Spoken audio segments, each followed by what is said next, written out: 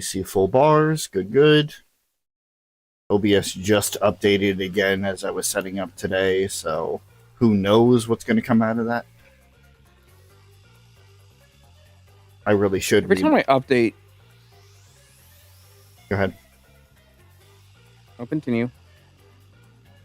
I'm just saying, I really should read the patch notes instead of just saying, okay. It's just like... It was an interruption. It was in my way. Anyway, what were you saying? Every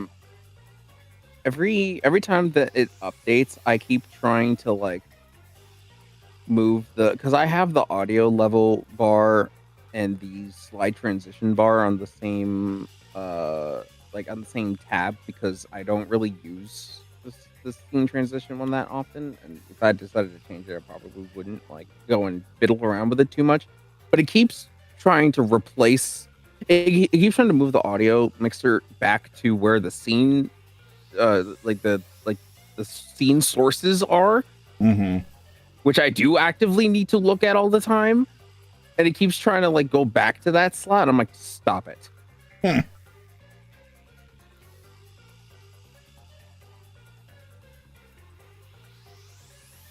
Okay. It's another Monday, which means that it's time for some more rain code. Hooray. Don't necessarily know if I have really many or anything to announce aside from the fact that in terms of the streaming world, finished up Octopath last week. It ended in a colossal failure because of course it did, because fuck that secret boss. I love the theme, but I hate the fight. And we are going to be starting off with Octopath 2 this week, probably on Thursday.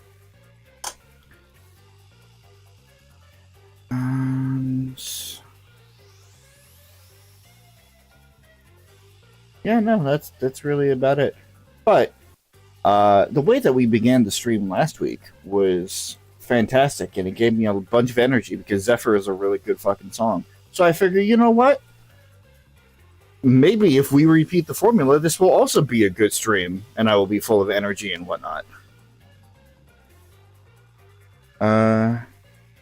Only time will tell. Only time will tell. That being said, I can't remember which of these you guys were talking about last week on which one that you liked. Was it Formations or was it Majesty? It was not Majesty. It was and not. It was just me. I mean, it was Formations. It was Formations. Okay. Sure. So we'll start off the stream. Let's mute the thing so that the music doesn't interfere with each other. Done that before. It's not a fun thing there. Some Formations from where the fuck is this from? Whatever. It's from Fez. Fez, right? Hit indie video game of the first set of indie games to ever pop off. Dang. The OG.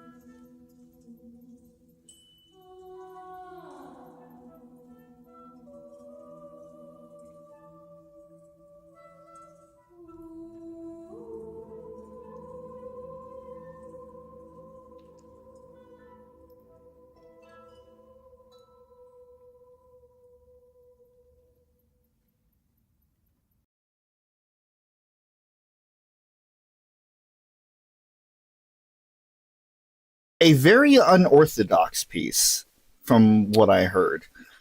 It really is. A lot of it required us to intensely count, as there are not a lot of cues in this piece on where we are. So it really required us to count. That second half is just pure dopamine. What? That second half is just pure dopamine. Once the words kicked in, that section, especially when it gets to expanding our minds, fuck, every time. Yeah, it got easier once we hit the word. Right. But because the beginning is atmospheric and very quiet, we have to count and know where we are. It was a very challenging piece for everybody, from the choir members to the instrument. Fun fact. Yes. Because as you know, every solo has an understudy. Pooja was the understudy for this song. Really? And more than a couple times during rehearsal, when the actual soloist wasn't able to make it, Pooja filled in and did a damn good job. I believe it. And it's a shame that I keep missing these moments here because of the situation, but just got to make up for it in the future.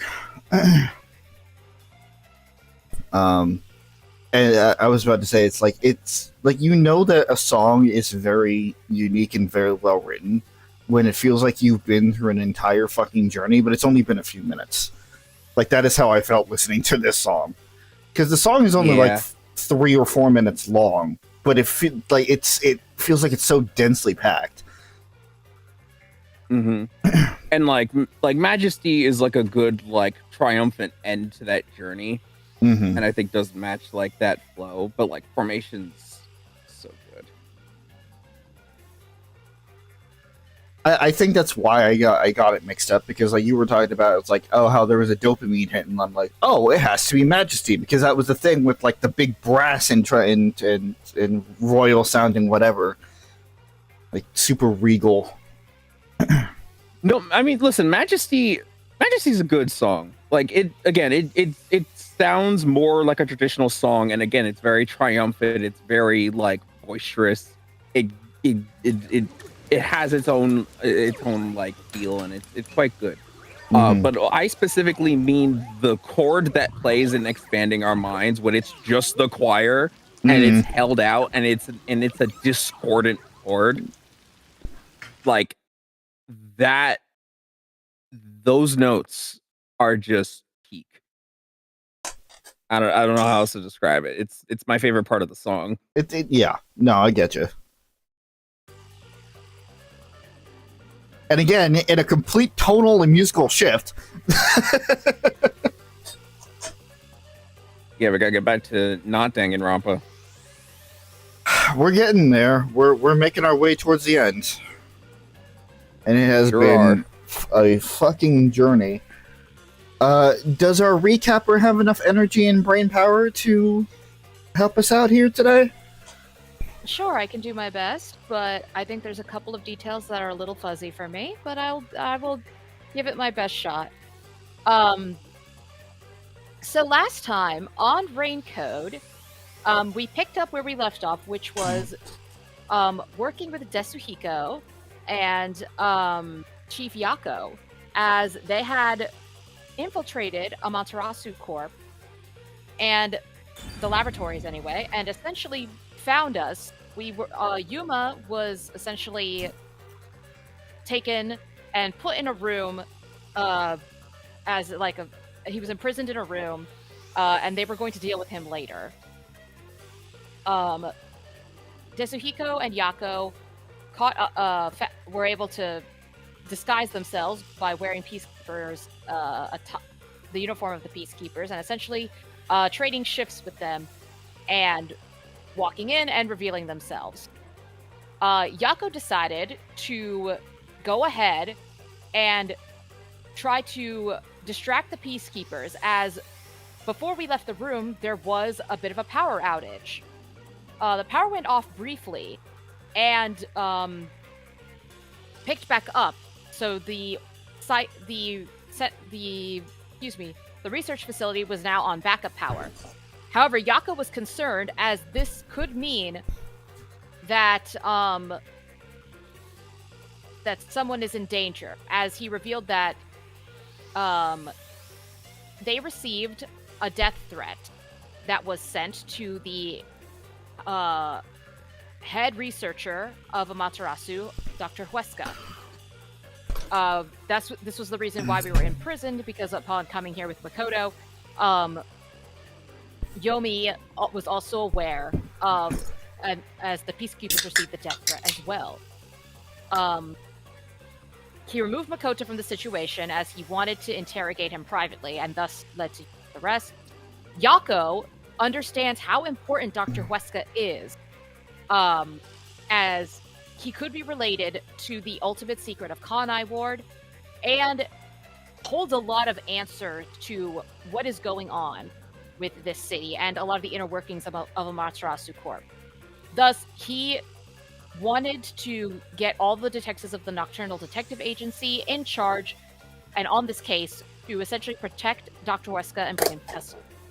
With the power gone off, the peacekeepers were a lot more active and at large outside of the room we were being held, so Yako decides to distract them by letting them know that the assassin, think the slaughter artist, was supposedly in another direction. By getting all the attention onto him, Desuhiko and Yuma were able to leave the room and meet up with Fubuki, who was also disguised as a peacekeeper and who got lost, because everyone looks the same in their peacekeeper outfit. Together, the three of them, along with Shinigami, go back to Dr. Huesca. We were able to talk with him earlier before becoming imprisoned. And after some comedic moments, he was fine with shutting down the security and letting us come to see him to deliver supply. However, he suddenly panicked on the video intercom, saying that someone was in the room with him, and calling out for help. We don't know how that person got in, because the only way to get to Dr. Huesca is through his security, which we talked about last time. It was one ventilation room, followed by a room that had a biological pathogen that could poison you and kill you within 30 minutes, followed by a room full of panels that you have to step into a proper sequential order that only the doctor knows the sequence to. Stepping on the wrong panel will kill you instantly because you will be shocked by electricity.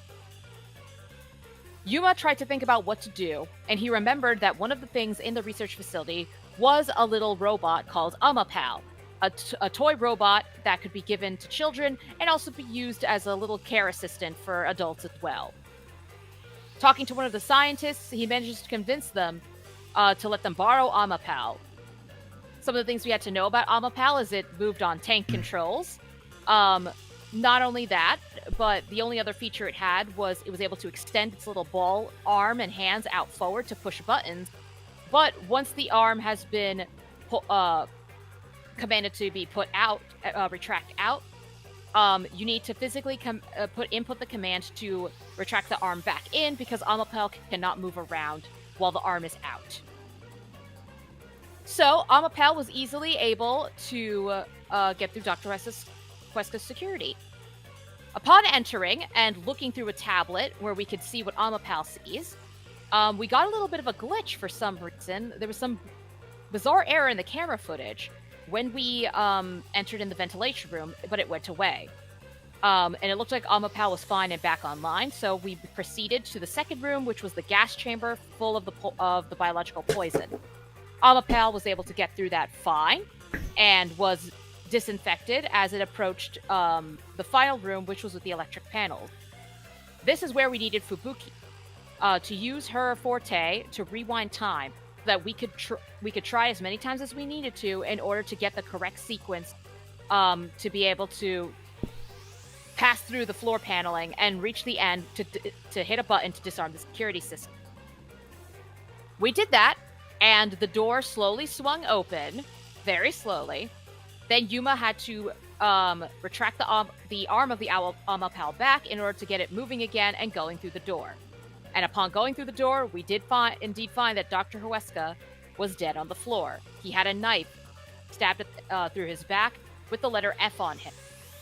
which indicated that it could have been Fink, the slaughter artist. At that point, Yuma, Fubuki, and Desuhiko went to go investigate the doctor's body themselves to confirm that he was indeed dead.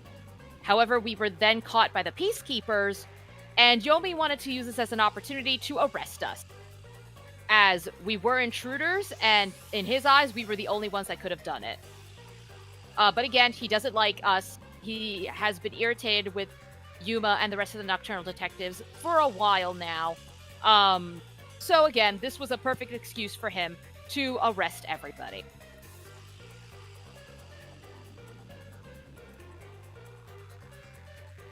Before Yomi could make his arrest, we heard Chief Yako shout out for help.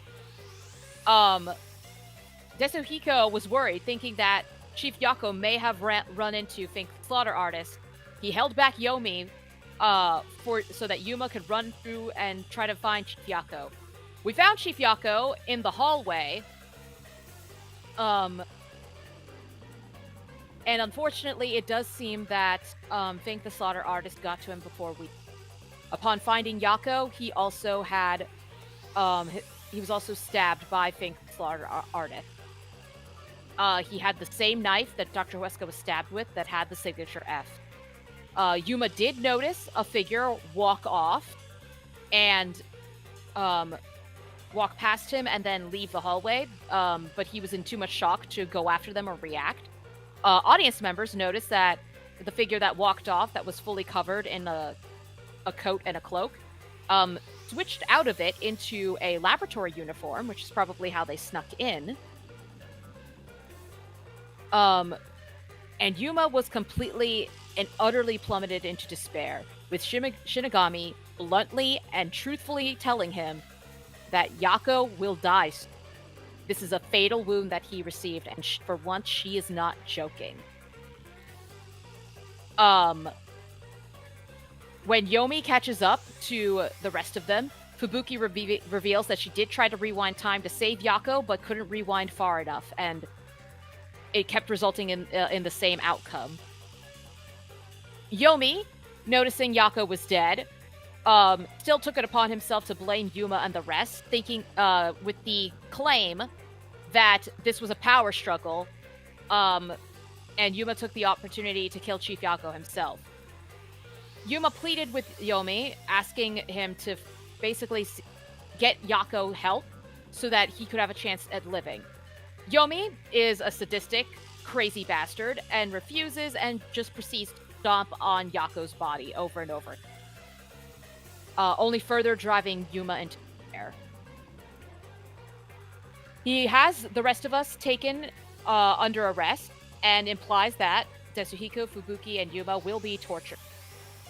We are rescued, however, thankfully, by Halara and Vivia. Vivia had paid Halara to essentially help essentially fight against the guards. But when he was charging her they were charging too much, he decided to get into action, thus proving that he has about the same physical prowess as Halara, despite being asleep all the time. Both of them moving very quickly and disarming all of the peacekeepers and knocking them out. Yomi ran away, as apparently he doesn't like to do any of the dirty work himself and requires all his underlings to do the work for him. We all then met back up in the room Yuma was held in, which does turn out to be a security room that has computers and monitors with cameras of the facility. Unfortunately, that hasn't come into help in our investigation. But the rest of the detectives are trying to figure out what to do, as they are also in shock and don't know what to do with Chief Yako looking like he's close to the brink of death. Yuma encourages them to find the truth, as it is the only form of defense that they have for themselves as detectives. If they can prove their innocence and prove that this was Fink the Slaughter Artist, then he is hoping that this will allow them to be the peacekeepers to let them go and Yomi to let them go. We think it's unlikely, as there have been very few times where revealing the truth has actually helped us. And with someone like Yomi, we don't even know if he's going to be willing to listen. But this is the best shot that we have. In order for Yuma to investigate, he uses his coalescence with Vivia. And we finally know what Vivia's forte is. It is essentially the ability to go into I forget what they specifically called it. Go into a spiritual form and be able to investigate as a ghost. I think astral projection. Yeah, Yes. astral projection. No, it was spectral projection. Spectral projection. Thank you. Spectral projection. This answers how Vivia was able to investigate in the previous chapter and essentially have an eye in the sky, as he can control his ghost form very effectively. This was still new to Yuma, so he could only go through doors and essentially walk around the facility to try to investigate more information. We were joined by Vivia, who seemed who didn't want to help us out at first. He was trying to urge Yuma to look away from the truth and not solve the case. Yuma refused, as this would just cause all of them to have to surrender to the peacekeepers and be imprisoned, and not be able to get any help for Chief Yako. Vivia is serious, though, about not wanting Yuma to find the truth, and thus tells him to back off from finding the truth or else, and he threatens to stab Yuma with essentially a pocket knife that he has. He says, I can get back to my body faster than you since I'm using spectral projection, so I will just get back into my body and slit your throat. Yuma tries to chase Vivia down, only for both of them to suddenly hear Chief Yako's voice telling them to knock it off and that the truth is very painful, but living a lie is even more painful. And at the end of the day, the best thing to do is to live for the truth and to also do your best at the very end. That way, when your back is against the wall, you can at least go down knowing that you did everything you could. This shocked Vivia, as he didn't think it was possible for them to hear Yako. They go back and see his body and see that he is still in critical condition. So Vivia is still...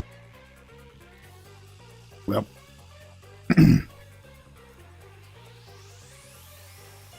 I think you got disconnected. Yeah, there was some. Oh, Hello? Oh, there you go. What was the last thing you heard? Vivia was still... Yeah, Vivia, did you hear the part where I said that he was convinced to help Yuma after hearing Yako? No, let's go from there. Okay. So, yeah, they heard Chief Yako, encouraged them to seek out the truth and to do their best at the very end, and do it with a smile. When investigating Chief Yako's body, they saw that he's still in critical condition. So it was at that point where Vivia was surprised, seeing a phenomenon he has never seen before, and thus decides at this point that he will help. He will investigate side by side with Yuma. Upon investigating in their spectral projection forms, Yuma does have to walk around the facility carefully, as there are other deadly specters that if he touches can drag him to the afterlife and trigger like a little temporary game over, but it just resets the player back to where they were. So they're a little bit more of like some obstacles that we have to walk by. We found a side room that served as a storage space for documents in Amaterasu Corp that only Yomi has access to. Upon investigating, Vivia sees that a lot of documents are missing. So he thinks that Yomi has already gotten into this room and disposed of any critical document. The only thing we were able to find was a map that laid out the research facility of Amaterasu Corp. So there was a layout there. Other things we were able to investigate was more details on Amapal in the Amapal Research Lab. A lot of it confirming what we already knew about Amapal. And then we tried to investigate Dr. Huesca's office one more time, going through the security area. Before we ran into Vivia, Yuma did some investigating already and found that in the hallway with the vent, that first room in Dr. Huesca's security, he was able to look into the other side, as there was space for somebody to essentially fit into. Shinigami wonders if this is how someone was able to get to Dr. Huesca and bypass the security system. Yuma says no, there's not really a way to get through the back of the ventilation chamber to Dr. Huesca, as there's just giant fans blocking the way. And that was what we investigated before running into Vivia. Yuma and Vivia eventually return to their bodies, and realize that they don't have enough information yet. Shinigami even tells Yuma that he is missing information and shouldn't be entering the mystery labyrinth so hastily, because he could just risk getting trapped there forever without enough solution keys. Yuma realizes that the last bit of information he needs is in Dr. Huesca's lab, specifically his computer. His computer would have security information that could be critical to finding out how the killer entered his facility. So, but they can't interact with that computer in ghost form, so Yuma has to go there physically. Yuma sneaks around and manages to get there physically, but before getting to the computer, accidentally alerts the peacekeepers that are there. We were saved again, this time by Vivia, who had a syringe he knocked out the guards. Yuma was then able to get into the computer and found some important pieces of information. One thing Yuma found was that there was apparently a very suspicious email exchange between Dr. Huesca and an unknown person. He thinks that this leads to Makoto's suspicions, which is the reason Makoto wanted to come and investigate with Yuma. The suspicions that Dr. Huesca, the head of Amaterasu Research, may have been working with somebody outside the corporation. Or somebody was leaking information, and it seems that Yuma figured out that Makoto may have suspected Dr. Huesca. But this does confirm Makoto's suspicion that someone in the company was leaking sensitive information, as the emails did say that Huesca and somebody else were selling important research information. When it looked like it was no longer going to become fruitful, as they were falling under suspicion, the mysterious person told Dr. Huesca that we have to give up. But the email exchange implies that this person realized Dr. Huesca was trying to escape Kanai Ward. And telling Dr. Huesca that this is a very big mistake and you will pay for this type of betrayal if you go through with it. Upon investigating the computer logs even further, we do know that based on what Peacekeeper said, that Dr. Huesca has been holed up in his laboratory for 3 months. And according to the security logs, we do know that Dr. Huesca's lab and his security had its own power, thus wasn't affected by the power outage, and that the only time the security system was deactivated was, I believe, 3 or 5 months ago, essentially before Dr. Huesca isolated himself in his laboratory. Other than the time that we disarmed the security system right now, that was the last time the security system has been temporarily shut down. Meaning that the security system was still active when Dr. Huesca was calling out for help. Yuma now still does not know how the assassin managed to get to Dr. Huesca and how he died. And with that, we unfortunately ran out of time, as the Peacekeepers and Yomi came back. As Halara warned, Yomi did come back with more forces, and he is still bent on arresting us. Yuma asks for Shinigami's help, as she does feel that we have enough solution to go into the Mystery Labyrinth. And we proceed to the Mystery Labyrinth with Vivia in tow, as whoever we use Coalescence with is going to join us in the Mystery Labyrinth. That is it. As always, these later and later streams start to become a lot more jam-packed with things to remember and things that happened. The only thing that was not mentioned was the fact that when we found the map, which was actually hidden away near where Chief Yako's body was, it wasn't in the side room. In the side room, we found a folder where the map was supposed to be, but it was empty. We also found a picture of a couple with the husband, with the side of the husband being splattered in blood, but the woman was still very visible. Yes, that was in the plant, I think, near Chief Yako. Yes. As I There was believe, a trail of blood leading to it. yeah, there was a suspicious trail of blood leading to it, and I believe it was either Yuma or Vivia that noticed that Yako may have been reaching out to the plant. Yes. I think it was you. Yeah. Let me go over everything in my head, make sure that we did cover it. Because, as always, you do a fantastic job. But, as you said before, there's a lot to remember. So There is a lot, yeah.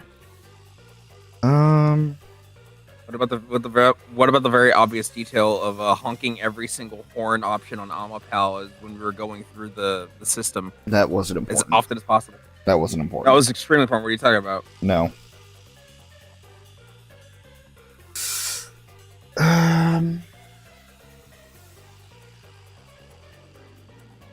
No, nothing else comes to mind. And if there is something else, I'm sure we'll see it in the solution case. With how vital this stream is and how vital this journey through the Mystery Labyrinth is, we're just going to jump right into it today.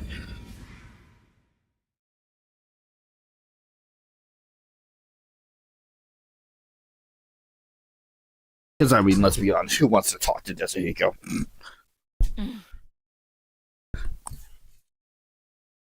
Even though, admittedly, he wasn't too bad last stream. He wasn't too bad in this chapter. As we've seen, when there's actual serious things to do, he can be very competent and helpful. But it doesn't excuse some of the really egregious parts of the care. Nope. And that is the only mention that we will have of it. Mm-hmm. He does not deserve to get any more spotlight, especially when he's not on screen. Yep, it's Vivia's time Again now. with the falling. Why can't it ever be a gentle landing? Oh, Vivia. This is called the Mystery Labyrinth. So, this place is a physical manifestation of mysteries from the case? You can tell? Oh, well, anyway, this actually isn't my forte. It's... Due to the power of death. Her, right? Shut up, Yuma. I have a brain cell this time. So you really could see me this whole time. Oh. Good? It's due to my spiritual affinity. Ever since I was young, I've been able to see otherworldly things. Yep. I had a feeling, but there's nothing to actually confirm. I could even see Bruce Campbell that one time. My forte was gained through training that innate talent. Though, I wasn't able to see her clearly like this before. I could tell you were talking to some haze following you around, but that was it. Until one day, I used my spectral projection at the agency. and saw that death got clear as crystal. Oh. After that, I did some research. I discovered that the WDO Underground Book Vault held something called the Book of Death. Oh, he already knows more than And all the also, other. Mm-hmm. someone had taken it. Did I take it? Before I lost my memories? I don't know. Since you're a rookie, I doubt you'd have access to the book vault. Only a handful of people have WDO clearance for that. So maybe Just you a must. handful? So maybe Yuma stole it from the person that originally took it out of the vault. Or he's not a rookie, or as much of a rookie as everybody assumes that he is. Well, I mean, that's who he is on file, though. On file, yes. But that could just as easily be a cover.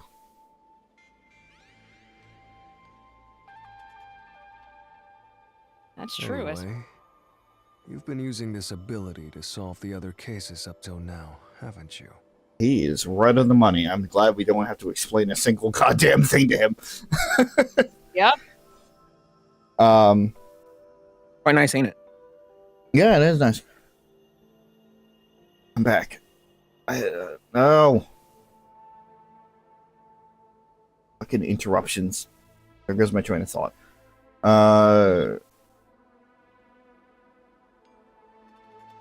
Because I'm not sure if I actually said this theory out loud or if I was still forming it at the time, but I feel like there is a very distinct possibility that Yuma was sent to investigate the WDO and its underhand and its dealings, based on the crack theory that I was working on before about how number one was not who he seemed to be. Oh, and you think he has something to do with what's going on in Kana? Yeah. Okay. Yeah. So, this is also related to the mysterious deaths of all those culprits? My guess is, clearing a labyrinth, a materialization of a mystery, causes its true perpetrator to die. Oh, wow. If that's the case, you've killed a lot of people with your own hands, Yuma. Technically, it wasn't me. I'm not the one No, that did the killing blows. Yeah. Well, I didn't really kill anyone. It's just what happens when... Nope. I may be the one reaping their souls, but the blood is still on your hands. Damn it, Shinigami, thank shut up! you. What? Hey! No point in pretending to be a goody two-shoes. You're risking your life to solve these mysteries. I see. So you're determined to do this, huh? Sorry, but I don't think I have that kind of conviction myself. So, I think I'll take a nap here while you go and risk your life. Oh, You so can there is sleep some stuff we if have to you explain want, to him. But you won't be able to get out. Is that so? If you're not with Master when and if he solves the labyrinth, this place will collapse around you. Well, if you don't have any regrets in the real world, you're free to die here. I do Oh, say he I might want to take that keep offer. dying. I do keep saying I want to die. Rats. I don't have any of those. But there are still some things I've left unfinished. Oh. Makes sense. Especially after you exposed the mystery of this case. What do you Did mean by imply that? I'll be perfectly clear. I'm just going to tag along. I'll leave the heavy lifting to you. I don't care what you do, just don't get in our way. That's Well, literally what he just Master, said, but whatever. Let's do the usual. Yeah, okay. He doesn't give a shit. Are you ready to give your life? Because Vivia stares directly into his face. I am. I don't think Vivia gives a shit either, though, to be fair. Welcome. Maybe his whole life is not giving a shit. Welcome to the apathetic mystery labyrinth. Welcome to apathy. Yay, we're gonna win this one today, folks. I mean, that's even if You Vivia can hear the wants. excitement in my voice. That's even if Vivia wants us to win. He's made it clear that he kind of doesn't want Yuma to find the truth. I'm don't pretty know sure. if I'm he- pretty sure he's shifted his stance on that. He is still curious, though, what we'll do if we discover the truth. Then. That's the thing. Where he's just like, Yeah. I don't. He's like, I don't necessarily care about the truth, or like, I'd rather prefer the truth did not come to light.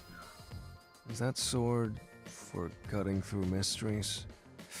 This place must be pretty dangerous. I am actively trying just to fight through all of the sensory input and keep my Fair. train of thought.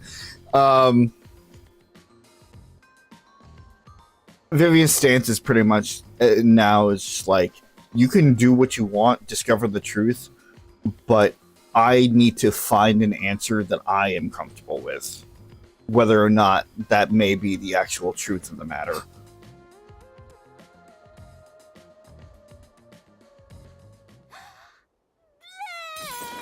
Yeah, a lot of mystery keys. Mystery keys? Yeah.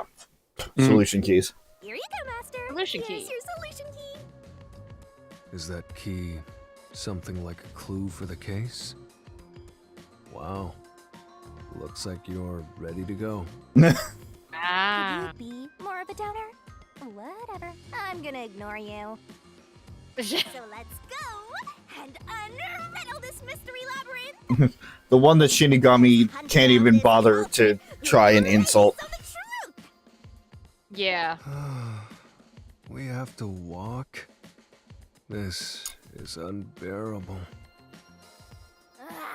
Come on! You're bumming me out here. I thought you said you were gonna ignore I thought him, you were girl. gonna ignore him. Oh, there we go. Thanks. Again, Yuma and the player are on the same page. Yeah. Also, you know what? This is karmic retribution. They're Shinigami, so you deserve every fucking Say, Vivia, minute of this. do you remember anything about the case? Nope. You mean Dr. Hueska's murder? Or are you talking about when Chief Yako was attacked? Oh. Oh. Huh? You remember? Everyone else that came here lost their memories. That's pretty rare. Must be because of his whole spiritual thing. So the others lost their memories. That's why no one remembers this death god. How rude of them. It's thanks to yours truly that those cases got solved. That reminds me, I used my coalescence with Fubuki before Vivia. But Vivia is the only one who came into the mystery labyrinth. To be fair, Vivia was the only one that was nearby. Which was convenient, because I really would have liked to see what happens if two of them were able to come into the labyrinth together. But no. I guess coalescence got overwritten. Maybe it only takes the most recent ability. I don't know either. You don't know? But coalescence is your power, Shinigami. Relax, will ya? Minor detail. You would have been better off with Fubuki. She would have been far more useful for this case. Yeah, but I don't think I could take another fucking mystery labyrinth's worth of Shinigami bitching about Fubuki. Well, she seemed to, in a tsundere way, accept her friendship offering last time. True. I just don't know if I could count on it lasting. It's more so with Fubuki's memory, honestly. I meant more toward, like, that was more towards Shinigami's personality. It doesn't matter anyway. No one can use their forte here. Oh. So now I really don't have to do anything. Thank You're pretty much goodness. already a spirit in the labyrinth anyway. Eh. Your forte would be I redundant. think your lack of motivation could be contagious. Hey, relax. Actually, you know what? I don't want to do anything either. He has the right idea. Shinigami is so full. Oh man, that laziness is contagious.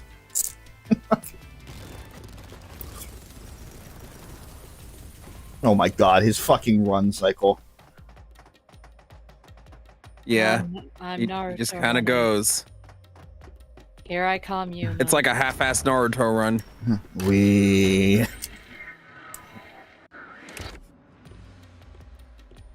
Ooh, there's that mystery! First question.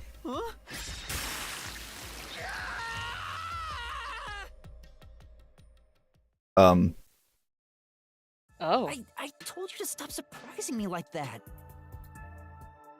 I thought this labyrinth would only require your wits, but it looks like it's going to take more than that, Yuma. Yeah. Well, he doesn't have a whole lot of wits, so he doesn't have a choice. Bruh. Nah. Oh. Mystery Why Phantom? didn't a problem appear? I don't know. Not only was there no problem, no choice appeared Let the wait either. Hughes show up. Master, No. you don't even know which mystery to start with to solve this case. I was just like, okay, so everything's locked off, so it's like the next logical piece would be a Mystery Phantom showing up, but no, it seems we have no direction here. Yeah. True. Yeah, there's so many unknowns. I'm honestly feeling lost right now. Come on! You gotta know where to start with this stuff, or you won't be able to solve a single thing. Let's decide that for now. What's the first mystery of this case? Okay. I'm so glad that 5 cases in, we're finally getting the lowdown on how the mechanics of the labyrinth actually work. Yeah. Unless I've forgotten them explaining it, I don't think I've ever heard the explanation of like, yeah, you need to know where you're going in order for this to work. Well, I think every mystery has been different, and we've been entering with different information every time, different scenarios, and also there's just different mechanics every time. But also, we've kind of had at least a little bit of guidance as to what the main mysteries we need to solve would be. Right. Yes.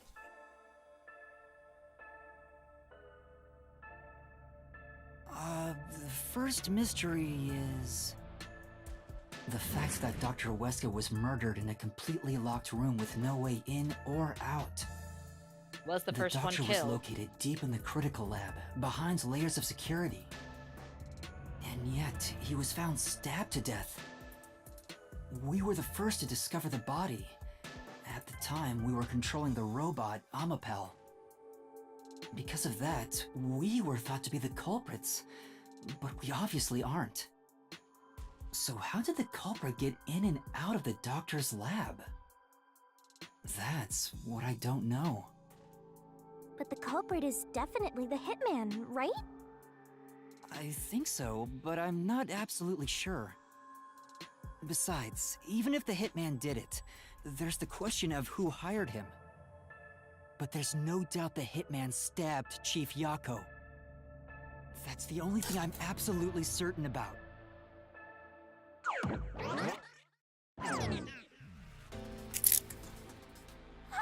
Peacekeepers? Oh. My ward's garbage. Yep. What are you doing here? What are you doing Yeah. here? Yomi Hell Smile. Well, So the should we have director of the expected anyone else? Peacekeepers is here. No. Yeah, but he's just part of the mystery labyrinth. He's just a bitch. I figured. In other words, he's a monster created from the labyrinth, right? Yep. Right. You pieces of shit. Ooh. He's got a cool form. Piece of con I want. Yeah, welcome to the best looking mystery phantom in the game, by the way. This guy doesn't seem like an easy Damn. opponent. But we have no Yeah. choice. For Chief Yako, for everyone. Rowan would bang this thing in like a second, I'm sure. Doesn't look like they're the only one. Jesus. You killed Dr. Wesker, didn't you? No. Turn yourselves in so I can torture you to death. Also no. Just Monokuma, but redesigned. Yeah, also, don't mind him having a not Sword of the Creator. It's fine.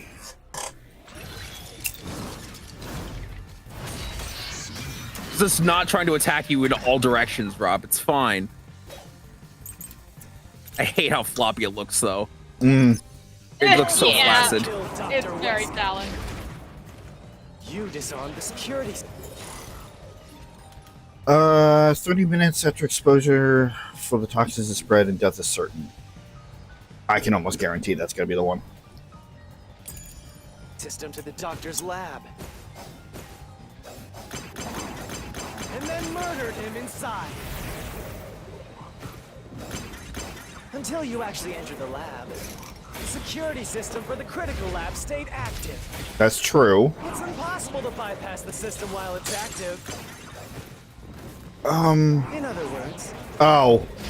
No, I was wrong. no one can enter That was the wrong doctor's key. lab. There couldn't be an intruder. Which makes you the culprit. Okay, there are a couple of statements there that we can use. Yeah, it would have been pretty tough to get through this security system. Sure the Okay. Some adjustments need to be made on your mic. Oh, what? You cut out for about half of that reading there. Okay, 1 second. Let me. Specifically when you got softer. All right, let's see if this helps. Yeah, it would have been pretty tough to get through the security system to enter the critical lab. That's better. But But the doctor died before we got inside, which means there had to have been an intruder. Anyway, let's take another look at the solution keys to see if any evidence. Oh God, I tried to do that in one. I tried to do that in one go. Bleh. Bleh. Anyway, let's take another look at the solution keys to see if any evidence stands out. She got yeeted partway through. And let's take a look at the solution keys to see if any evidence. And there she goes. And there goes Yuma with her. Oh shit! I forgot about that. What?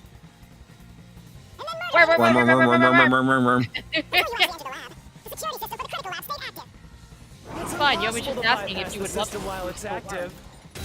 Nope. I rushed it. That one's on me. Moon, no one would love him either way. yeah, There are some people, I'm sure. Okay, no one sane would love him. You disarmed the security system to the doctor's lab. And then murdered him inside. Huge murderer. The security system for the critical lab stayed active. It's impossible to bypass the system while it's active. In other words, No one can enter the doctor's lab. There couldn't be an intruder. There we go. Yeah, no, I rushed that one. It's all right. Because I was You were on thinking, the right idea. I was thinking of. I'm gonna wait because I know they're gonna was talk. first discovered. Amapel was about to enter the doctor's lab. Okay. I was thinking of the wrong solution key, because what specifically we're going here was the specific shoe print, not the fact that we were using Amapel. Because if it was the fact that we were using Amapel, then that absolutely would have been on the previous statement. Right, yeah, because then it's like you could use Amapel to bypass all that, but like, you know, Right. that doesn't necessarily. That's not what he's arguing. Yeah. But something bumped into it and knocked it over. In fact, there was a mark on Amapel's head, like someone kicked it. That mark wasn't there when we borrowed it. It's proof that someone else was in the lab. Well done. You call that evidence? Is bullshit the only thing that comes out of that mouth?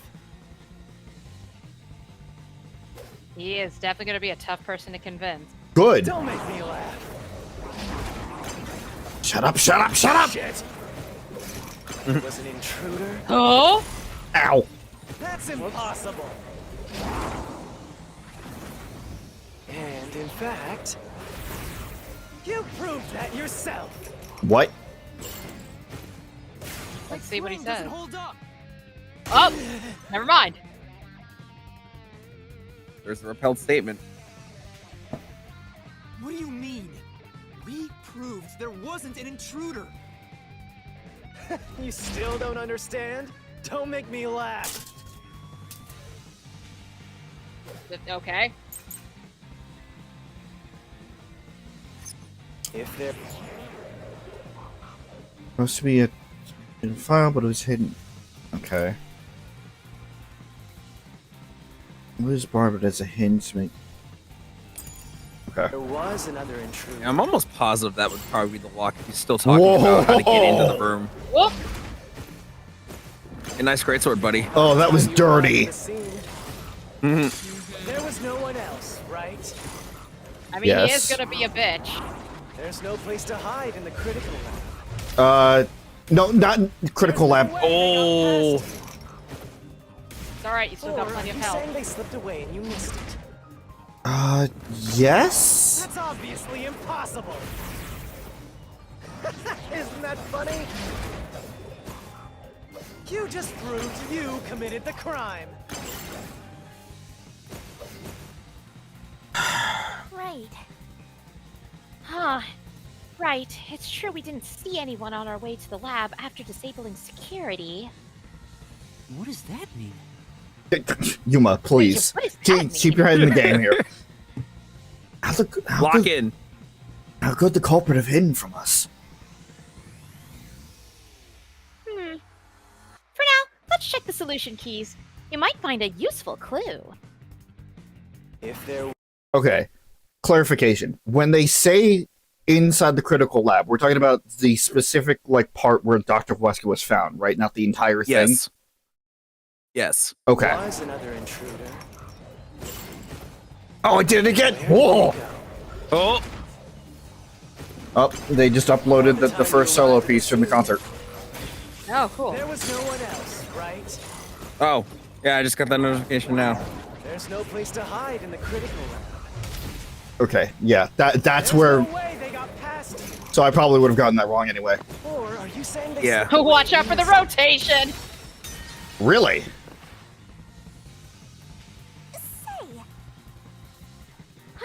Say, Shorty Detective and the sheltered skank were there too, so no one could sneak by without being seen.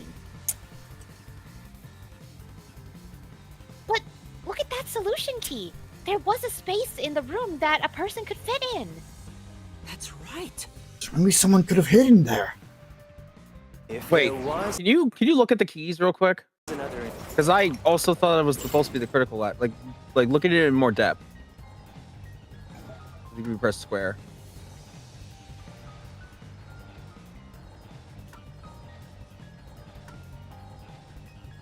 That's why I was asking for clarification. I'm just like, does the critical lab no, specifically refer to just the part Dr. Wesker was found in, just that back office, or the entire thing as a whole, security rooms included?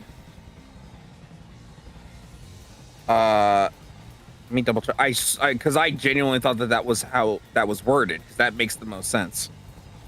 I'm just gonna go on my theory here while you do that. Yeah, go for it. intruder. I'm gonna get some clarification. By the time you arrived at the scene, there was no one else, right? Correct. There's no place to hide in the critical lab. I'll slash through this mystery. I had it first time and I fucking double. It's fine. That's some bad wording, but like, yeah, that is the idea of it. Decontamination device. Because that's what I went. I went for the swing at first, and that's when I got hit, and then I started like doubting myself. Mm. So I would have had it first try. You know what? Fuck you, game. I'm counting that as a win.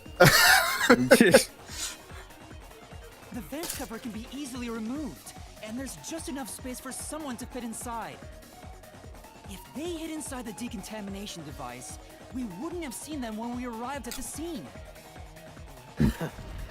So what? You've got it all wrong anyway. Everything is wrong. Your existence is all wrong.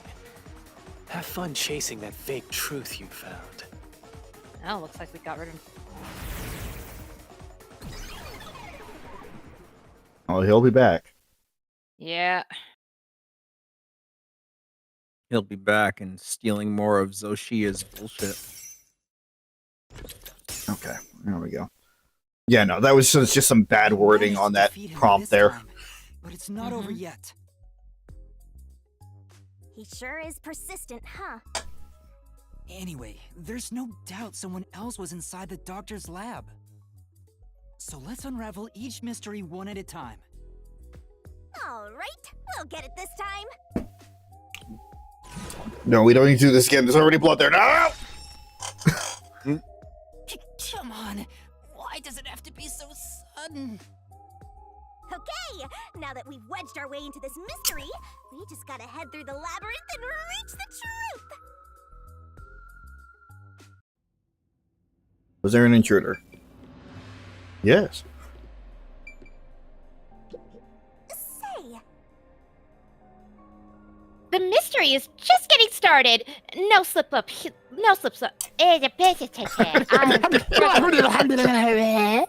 No slip ups here, Master. Even though Shinigami is slipping up here. That is an ironic word to slip up on. Can I try that again? Can I try that again, please? Okay. Thank you. All right. The mystery is just getting started. No slip ups here, Master. There we go.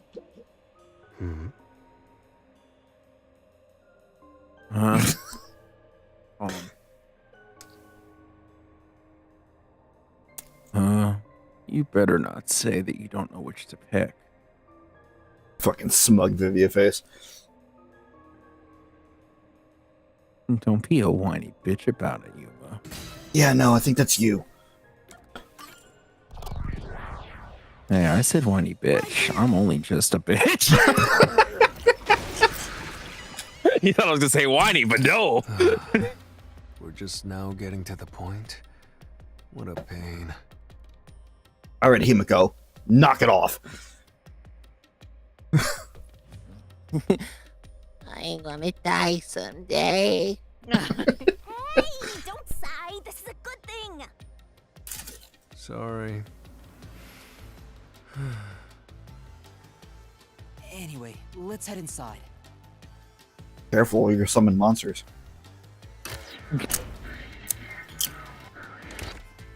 You know, in a game like this, he would absolutely be like happy in that regard. Mm-hmm. The culprit probably hello. hit Amapel on their way out. Hello. After that, they must have intended to No, leave the no. lab. No, there you go. They couldn't because we were in the front Yep. chamber. Oh my god. So they hid inside the decontamination device to avoid us. So, if you checked inside the decontamination device on the way to the scene, you would have caught the culprit then and there. Yeah, but it was an emergency and we had no idea they were in there. It's super lame to make up excuses, Master. It's not an excuse.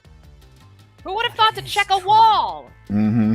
If I had thought about why Amapel was knocked over at that time, I would have realized the culprit was in there. We could have waited in ambush or searched for them. And if I'd caught the culprit then, Chief Yako wouldn't have gotten stabbed. Master, wallowing in regret is even lamer. If you have time for that, you have time to keep going.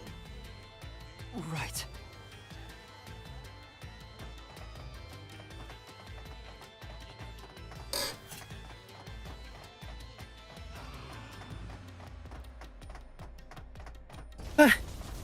There we go. Goodness. Again, they designed it so that you would be experiencing the dialogue while walking. It's not a necessity. It's not. That's ideally how it's supposed to Really? work. Another fork in the path.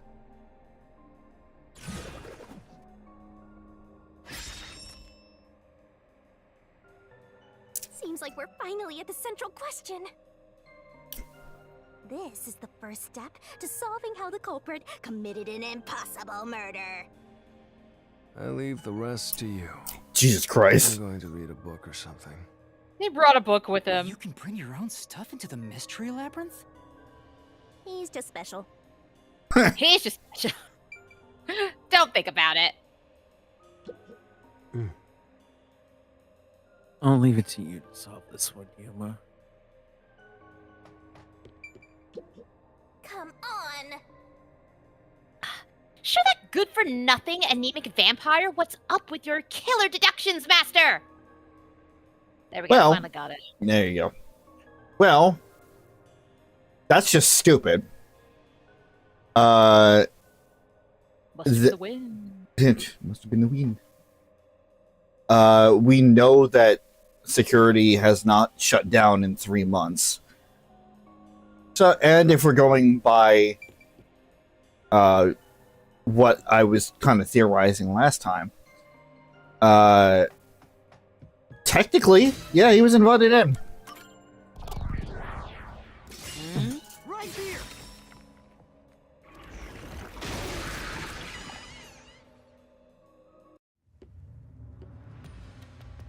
The doctor invited the culprit in? But why? Things are so muddled now because we're assuming the culprit forced their way inside. If the culprit was invited to the lab, then he easily would have been able to enter. Ah, so you think the doctor disabled the security? Nope. He wouldn't need it if he was expecting a guest. Not quite.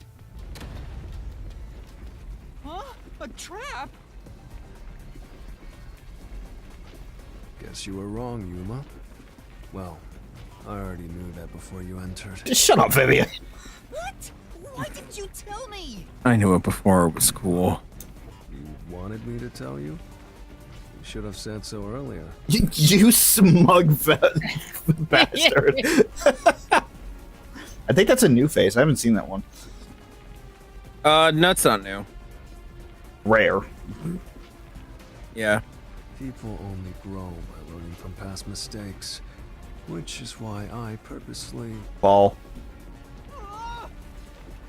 Master, we have to get out of here! This fucking puzzle thing. Use logic to show how this route is the wrong one! All right, I'll try.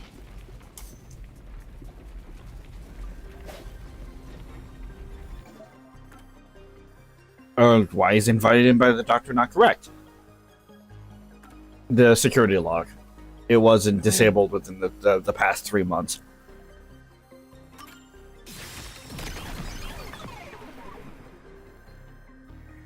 The log on the doctor's computer didn't show any signs of security getting shut down.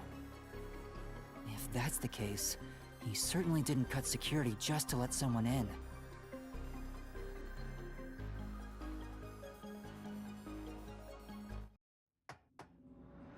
Well, I may have messed up, but at least we got a little closer to the truth. Maybe, but if you hadn't messed up in the first place, you wouldn't have to come up with such a lame excuse. I know. I'll do better next time. At least we didn't die. It is interesting how they let us through regardless. Because usually they'll punish us then and there if it's the wrong one.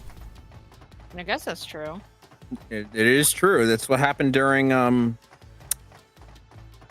this is more akin to what's happened during case 2. Yeah. Or I guess 3. No, 2. The girls. The clock tower murder. Yeah. No, I was talking about the theater murder. Yes. Yes. Yes. Yes.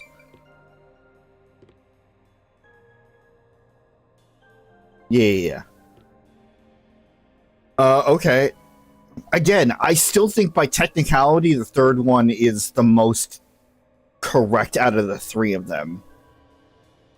Well, if you know that never entered is not correct, and that deactivated security power doesn't seem correct, and you're told that the third one is also not wrong, or sorry, not correct, then, you know, there's probably a chance that the game wants you to just process of eliminate everything else. Yeah.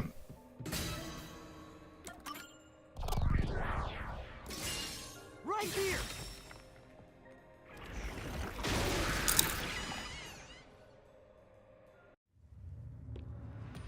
We gotta go the long way Use around. the blackout to slip past security and into the lab.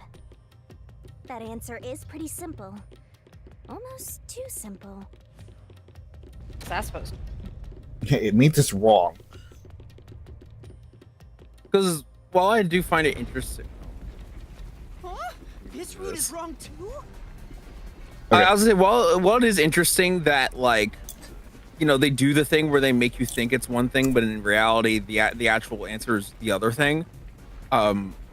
Like, for the player, it makes sense for us to already know what the answer is, or like know what isn't the answer, but to still have to click it anyway because the characters don't know, or Right. like like that disconnect could be annoying to some. Yeah.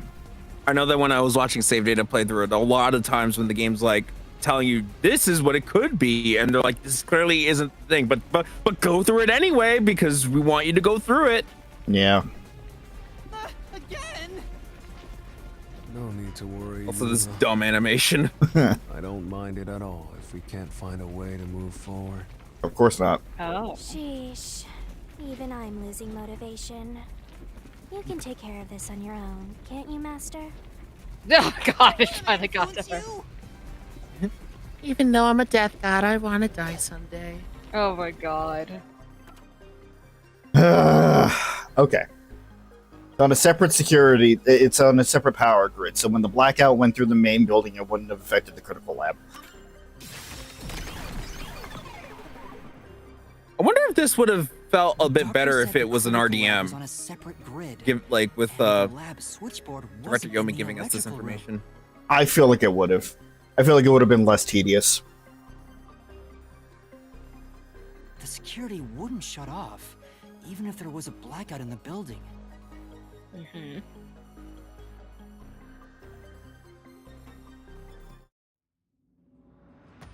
No excuses, Master. Do it again. You're tired. Well, again, I was Levi. looking. Why don't you lie down for a bit? This isn't Persona 3. Shut up, Vivia. Resting here wouldn't help me at all. I made myself sad with that one. Good job.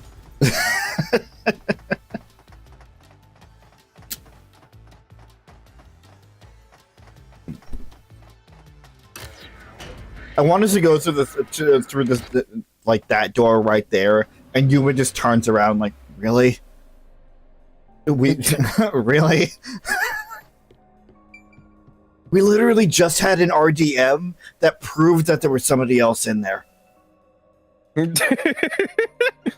Really? Right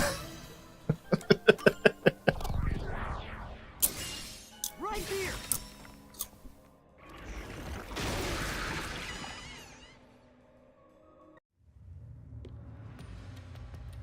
Culprit never entered?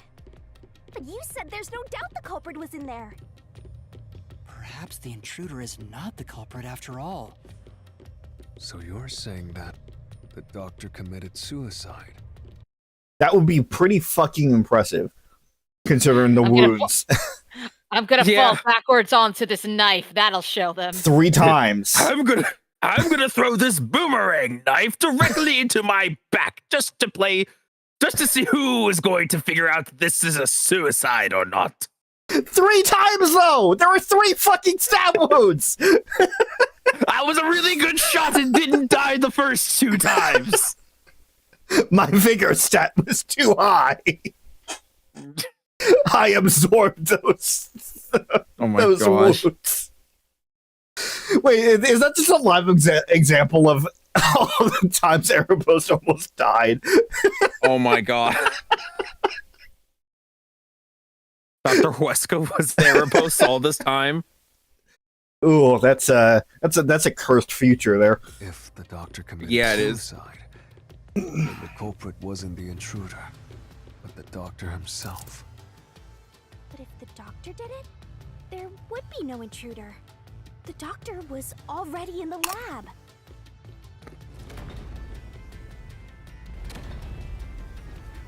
Huh? What? This was the last route! This labyrinth is a tricky one. It's like one of those old detective novels. Oh. Perhaps you're the real culprit, Yuma. Okay, Vivia. Also unrelated. Unrelated. I very much like this face. Like out of all the faces that he has, I feel like I like this one the most. That sounds about right. Yuma, you're the murderer. Of course not! What do you mean, really? Should have got it. Focus! We need to get out of here! Oh no, but this room is red. It's Not the very red. room. That's not the reference. Again, there were 3 fucking stab wounds. That boomerang knife was really efficient.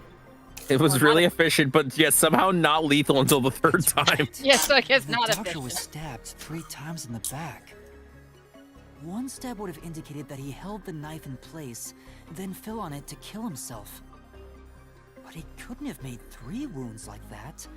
There's no way it was a suicide.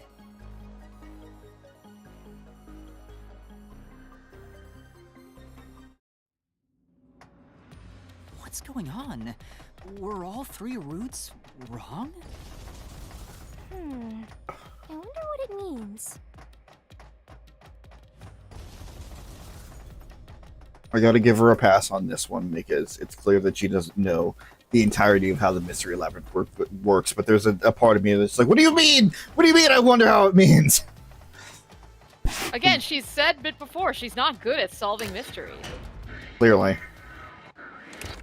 Yeah, having a detective that actually knows what he's doing is part of the reason why she's Oh even my able to stay alive in the fucking labyrinth. god. Door. I get it! Since we proved that every possibility was wrong, a new one has appeared. Well, there you go. Interesting. The mystery labyrinth not only materializes the case, but also changes based on your investigation. Right. Something felt off about those other routes. It's almost like we were forced to choose the wrong way. What? No. Why would the game devs do that? Why would the mystery labyrinth want to mislead us? Oh my god, it's almost like it's what it's been trying to do the entire By time. eliminating each wrong answer one by one, you opened the path to the right answer. You sound disappointed. Who cares? Let's just see what's in the final route. That one is wrong too. Yeah, just everything you do is They wrong. used spectral projection to enter and Everything you kill pick him? is wrong.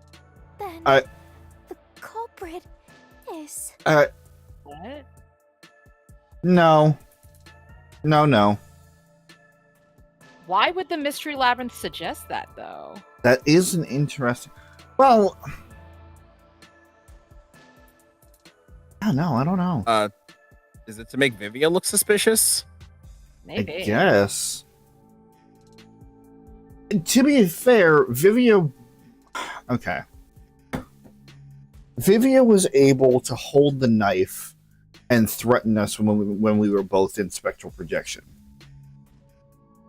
Mm-hmm. But he also said that particular knife is just another manifestation, which makes me Yeah. believe that while in spectral projection, it would have the same properties, which means that nothing in the real world You could would be just- interacted with. Or like if it did like touch Yuma, it would be the equivalent of him being pushed by a razor blade. Right. But it wouldn't do anything to him. I can't believe the culprit entered the labyrinth with us. That's never happened before. How dare you trick me! There is I no don't feel like escape. telling this, but Once she's mystery wrong. labyrinth is solved, the culprit will be judged. Master, let's finish up this mystery labyrinth and boom kill this dude. Hold on!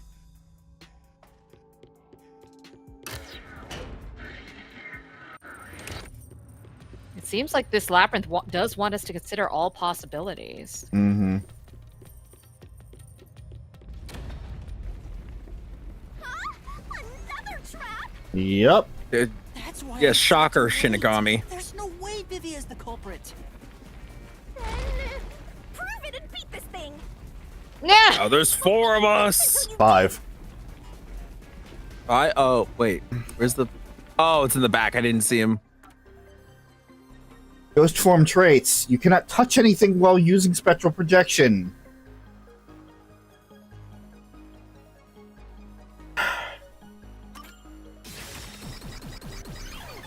Feckwolf. Quintuple kill. To begin with, nothing can be touched while in ghost form. He couldn't have held the murder weapon, the knife. So it's not possible that he stabbed the doctor. Now do you trust Vivia?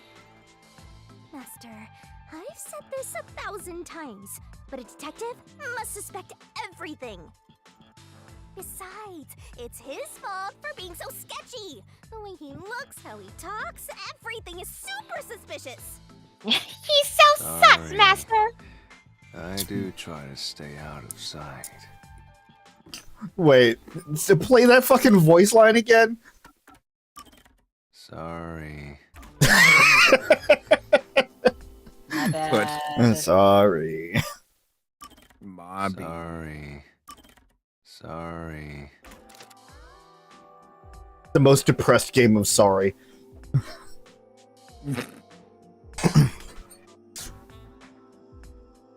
It does seem like... So, the Mystery Labyrinth does have a will of its own, to a certain degree. Looks like it.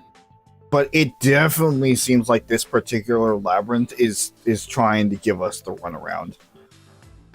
Mm-hmm. Yeah, there is absolutely some level of sentience to the Mystery Labyrinth. Like self-awareness Yeah. to itself. But at the same time, like, it's never pulled us in this many directions before. Hmm. Anyway, let's go back.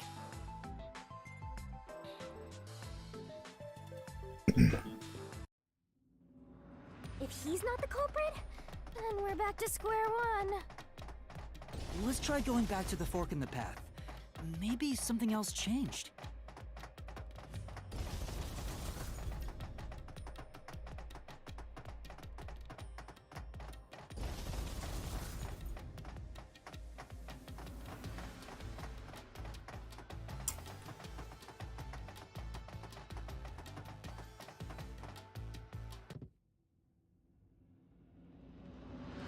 Nothing's changed. Except the doors were lower quality rendering for a second. Oh god. Every time we go through a door, the frame rate goes down. Oh god, the textures are becoming less polygonal. There aren't any new doors. What? There's nowhere to go? What was the point of eliminating all the other paths? Come on. Don't start with that again. How about you help us for a change? You better cooperate, unless you want to get chopped up by Master Solution Blade. Oh, hold on, Shinigami. Okay, first of all, you can't make me do that. Second of all, I don't want to do that. I don't want to get chopped up. I dislike pain immensely. Oh. And you know, the journey up to now wasn't a waste. We did eliminate many possibilities. But that means nothing if we can't reach the truth. Nothing. Why do you want the truth in the first place? Huh? It's easy to say you want the truth, but are you sure you can handle it? I'm entitled to the truth. You can't handle the truth. Yeah.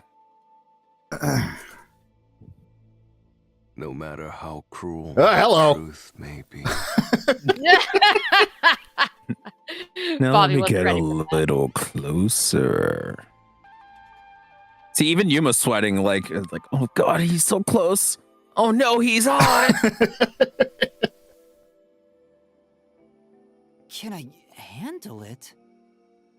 You can't say that line immediately after I said that too. Like, come on.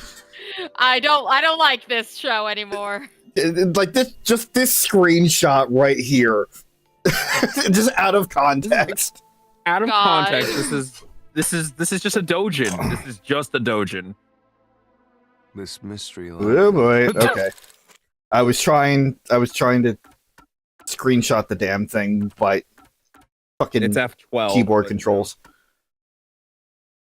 or print screen, whatever you have set to. Oh yeah, this is a Steam game. Shit. Yeah, it is a Steam game. No, I was trying to like put it on my clipboard, and then I was gonna post it in the fucking group. Oh, I'm still not sure if you're the kind of person who can. I bet you're not sure either. That's why you're still so hesitant. This mystery labyrinth also reflects your reluctance.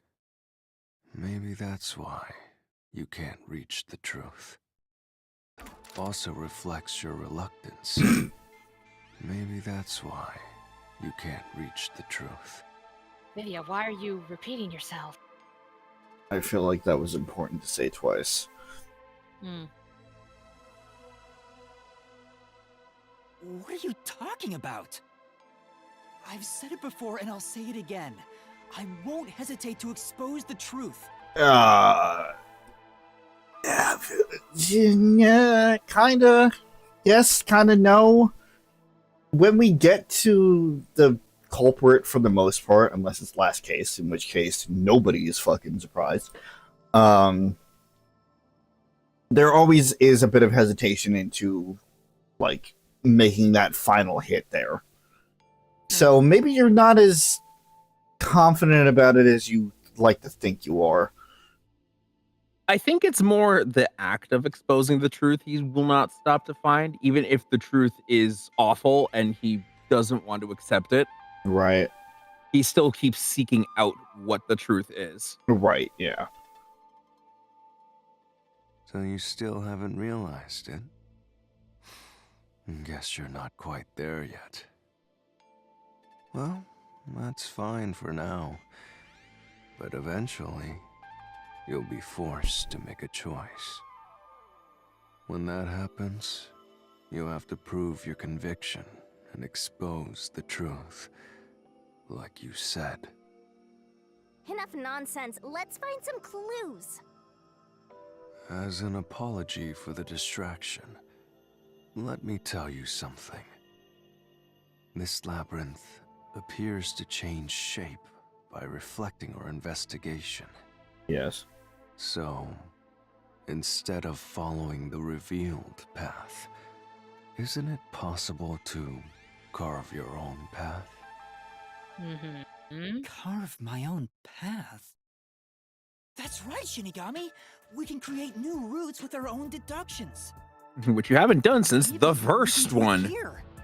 Oh, yeah. Sometimes, just a slight change in perspective is enough to completely change how you see things. Kind of strange how an ability in the very So if I change beginning my Mystery perspective Labyrinth here, only shows up I now. might see something new. I It's almost like they see. forgot about it. I was so focused on how to overcome the security system. But that's not right. I need to change my perspective and think about who could have overcome it. Don't box yourself Who are in with you? your own assumptions.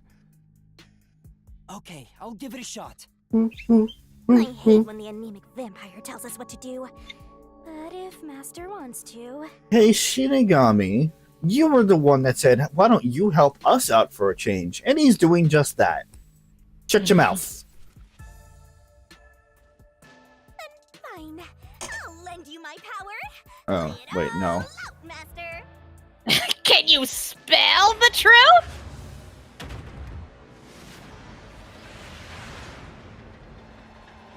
Make sure you spell it correctly.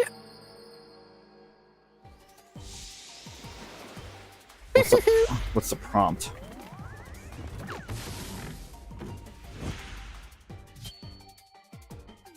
Teeth. Fuh. F you. That's the prompt. Yeah. Who is capable of? I have 2 minutes. It's okay. Twirling, twirling. Hmm. We did kind of mention this earlier. Right.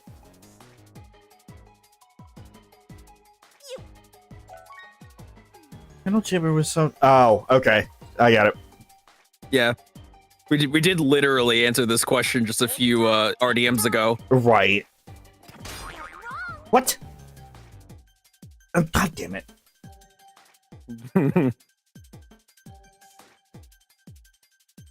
Nice. Go, go, go. Fucking semantics. Great. That's right. Also, I like how fucking PI and ZZ are there too, right before the A dash. Hmm. I'm a pal.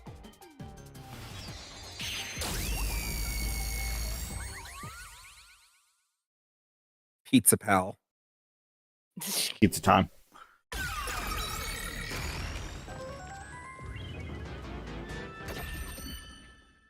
Whee! Stairs. A new route It is appeared. Castlevania now. This is all thanks to me. Perhaps I said too much. Well, nothing has been solved yet. Why did you Maybe help could us express then? yourself a little better. How can we tell if you're happy or sad? Also, who's opening a bag of chips in the middle of my depressing speech? I've never been happy or I don't know. sad It was me. in my entire I, life. I was seeing the Yeah. bar go nuts. I wanna Well, die Discord didn't pick- someday. This guy's There's the line. hopeless. Anyway, let's explore this new route. It's funny that you brought that up, Rob, because Discord did not pick any of that up. Yeah, well. Discord has better fucking sound filtering than OBS does, I guess. It's because the sound filtering you have on apparently also helps make you loud enough for us to hear you, and also doesn't like it doesn't make it everything worse for some reason. Go figure. You really plan on going forward? Fine.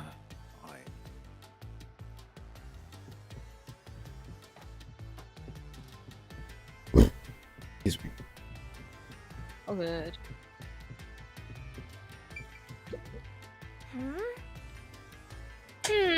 Hopefully it's the correct route this time.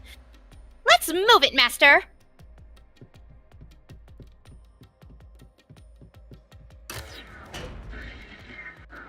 When you think about who could get past security, the only option we know of is Amapal. True.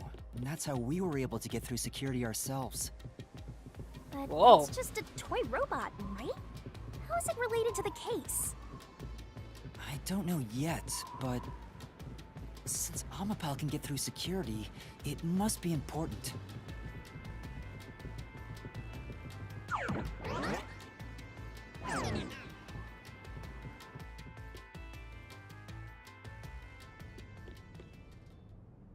It's sealed off here, too. That's a little Hey, dramatic, don't you there's an think? intercom. Hmm. Maybe someone will respond if you use it. No way. Yeah, what do you want? Oh, Oh, Huh? Doctor? it's Dr. Wiley. Wait. What the? Wait. Who are you? Help! Somebody come help me! Isn't this the footage of when the doctor was attacked? That is what we last saw, yeah, yeah. you're right.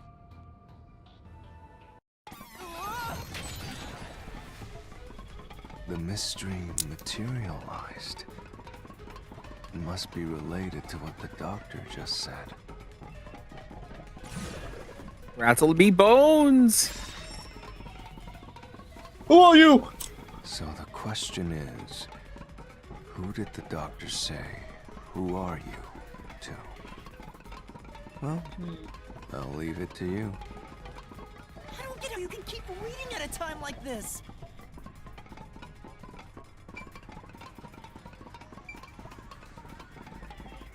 Okay. I'm up here. I'm up here. Yeah. I'm up here. I'm up here. I'm up how I can get in.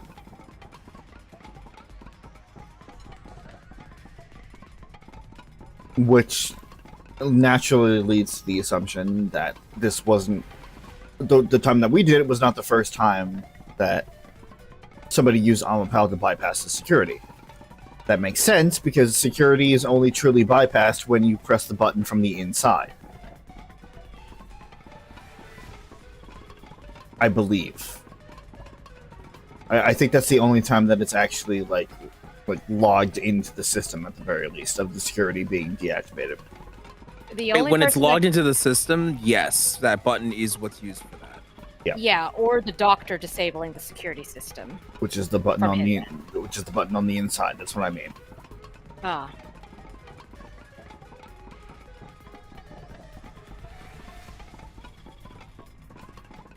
Which means that if somebody used Amapal to bypass the security and get in, it wouldn't register a security deactivation on the system.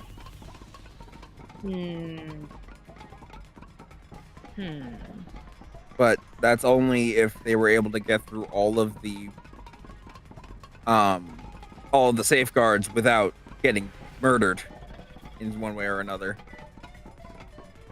Well, also have to remember the fact that when we went to borrow Amapal before, the scientist had mentioned that the one that we were using was the only one that was functional at the moment. True. Mm-hmm. Which could indicate the fact that they were all destroyed or not destroyed, but deactivated in multiple ways, most likely trying to solve that third room puzzle there. I think it's the culprit. But what were you gonna say? I mean, that is an implication, but like, do we have any like evidence to prove that it was because of multiple Amapal being used?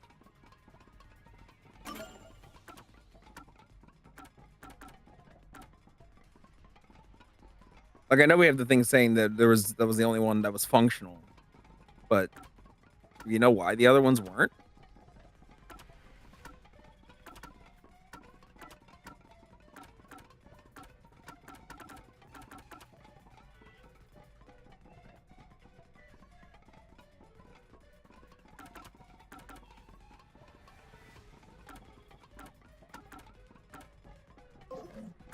We don't have a physical solution key, no. Okay.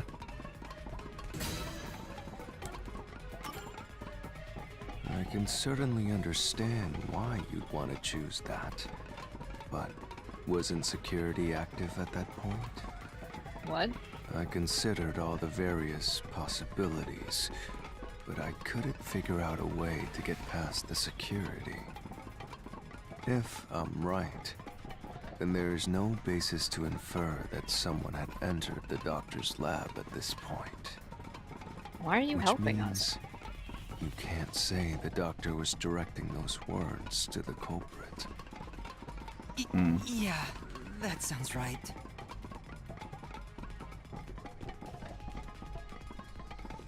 The other evidence to that, Bobby, is that if you remember, like, we did have to deactivate security to enter the room Dr. Wesko was in. And the last time security was deactivated before us was several months ago. Okay, that is what I was going at the beginning, and nobody corrected me. The button that we pressed is Amapal, the first one, not the second one. The first one to open the big door. Does that deactivate the security, or does that just open the big door? That deactivates the security. Both. I guess I missed that question. No, it does both. It does both. Then why did we have to press the button on the inside to Hold I on. see what you the mean. button Right, on the there were- outside opens the door. The button on Yeah. the inside deactivates the security system. That's what I was Yes, getting right. at. I straight up forgot that there were two buttons. So, yeah. that's a detail I forgot. Yes, there was one button that we could click to open the door. Then there was another button that once we got Amapal upright, we could use to deactivate security so that we could go find the doctor. And that's where we left Amapal also. So yeah, there is a button inside the office where the doctor is, and that is the only way to deactivate security. Which means the only person that could deactivate that is the doctor, or someone else who had supposedly broken in. But as of right now, we don't know how that person could have broken in. The reason why I was trying, that I was so specific in asking that question was because if nobody pressed the button on the inside, so we'll say outside is in the security panel room, inside is in the office. If nobody pressed the button on the inside, then there wouldn't be a security deactivation registered in the computer. Yes. Okay. At this point in time, you still hadn't borrowed Amapal, yes? Then Amapal itself has an alibi. However weird it may be to talk about a robot having an alibi. And normally, I don't believe anyone would shout out, "Who are you?" to a robot. Right. Yeah, he said that phrase before we even left to go get Amapal. Because it was specifically when we were with Desuhiko and Fubuki. True.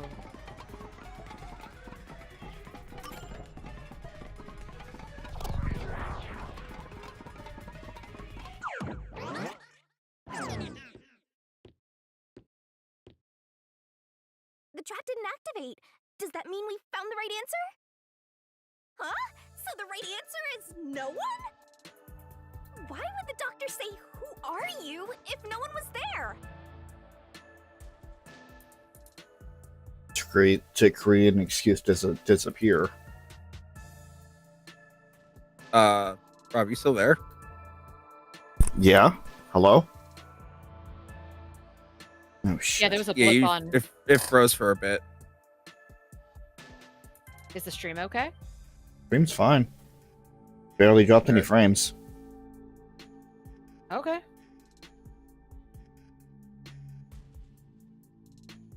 Anyway. Huh. I will admit to getting frustrated right now, as is the nature of this case.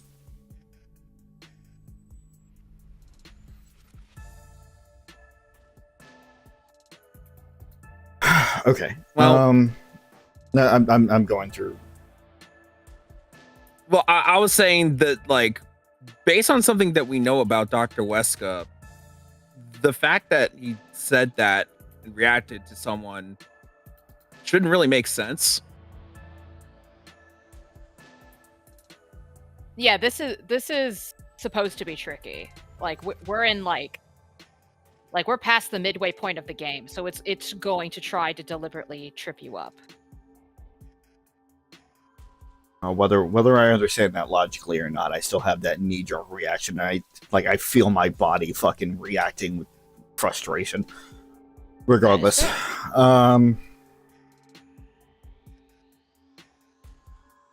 I'm pretty sure when I went through this, I also went through all the options because I didn't think that no one was the right answer either.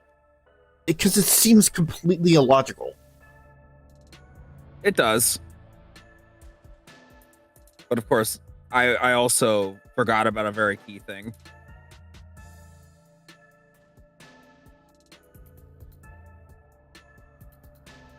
Also, regarding what you were saying before, Chris, if you were talking about, well, there are two things. About it's like knowing what we know about the doctor. Okay, so his hearing isn't great, so he has to be able to read lips to communicate. That's fine. If he sees somebody out of the corner of his eye, that would still elicit a reaction to who are you? I guess. Well, we don't know how the culprit got in there to begin with. If there was even a culprit in there to begin with. But what I was saying before, when Shinigami initially asked that question, was to not create an alibi per se, because obviously he's dead. But like to create a scenario in which he did have to cut off all contact to fake somebody being in there. The security So, was like, still active at the time, so no one could enter the doctor's lab, right? So like Yeah. creating a fake culprit so that anyone listening could get in there. Something there was a reason that he had to go off grid. Hmm. Well, we do know that he before I was trying to borrowed leave Amapod. Kanai Ward. Was this part of it? So what? Like he would slip away as soon as everybody was scrambling to try and get in or try to find a way to him. Maybe. So the only explanation is that no one was there. Why would he say that if no one was there? I think if we go there, we'll find the answer. What? That route's obviously just a side road. Who cares what the old geezer was thinking anyway? But it looks like this No, is the only it's way we important. can go. Besides, I am curious about what was going through his mind. It could be an important factor in solving the mystery behind this case. Still, being forced to take a side route is too much trouble. Makes me wish I was dead. I'm kind of with Vivi on this one. And don't get me wrong, I like the idea of having more information and getting to know the ins and outs of this case, but having to go a completely like backwards fucking route in order to be able to do it, it seems so unnecessarily patty. You were saying No, something? Chris? I understand. It was more that I was thinking about what you said earlier, and his when you said the doctor's hearing isn't great, he's completely deaf. That's the thing we have. So he can't hear at all.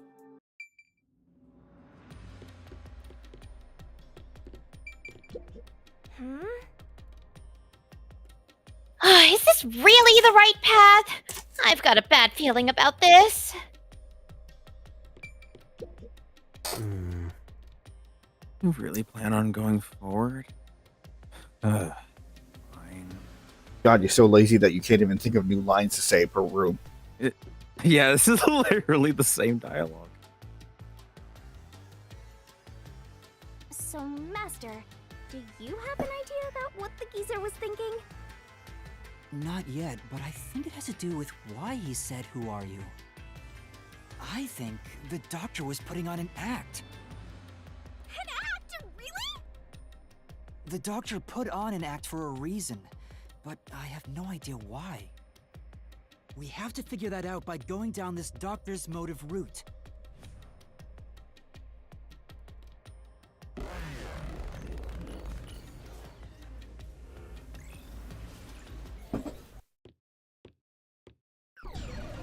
All right. Hey, Yomi. Geezer too? You rats keep scurrying around. Do you really think you'll discover Dr. Weska's motive this way? I mean, the path was literally labeled Doctor's motive. So, I mean, never said the mystery fandoms were very intelligent. Good luck with that, morons! He had no motive at all! Well, he said there's nothing here. damn it, Vivian! I guess we'll We go can't home do now. that. If he's trying to block our path, then this route must be important. Excuse me. Nah, fine. I'm only here because you maggots piss me off. Get some new material. So, I'm gonna end you here and now! Get some new material, Yeah. Yomi. I don't think he knows anything else. He's a one-trick pony. Clearly. Okay. This one. Was all part of the doctor's plan? He didn't have a plan at all. Oh, That fuck exchange you. on the intercom wasn't an act. There was no reason to put on a show. The doctor misunderstood. Misunderstood what? Yeah, what did he misunderstand? He's secretly You probably stupid. don't know this. What? Wesker put his Hey! soul into his work. The research was going well. Yeah. Nope.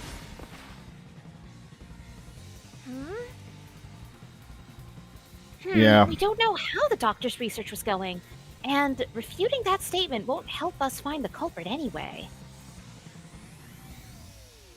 But that solution key seems really important. The doctor had an exchange going on with someone via email, right? Yeah, These emails suggest he was planning to flee Kanai Ward. That would mean the doctor wasn't loyal to Amaterasu at all! This was all part of the doctor's plan? He didn't have a plan at all! That exchange on the internet wasn't an act! There's no reason to put on a show! The doctor misunderstood! You probably don't know this. Wesker put his soul into his work. The research was going well. The doctor Was loyal to Amaterasu. Literally the next fucking statement. God damn it. It's alright. Whoops. I actually forgot it was the immediate next statement. That's so Doctor was funny. planning on betraying Amaterasu Corporation. He was trying to escape Kanai Ward. He said so in the messages he wrote. You little...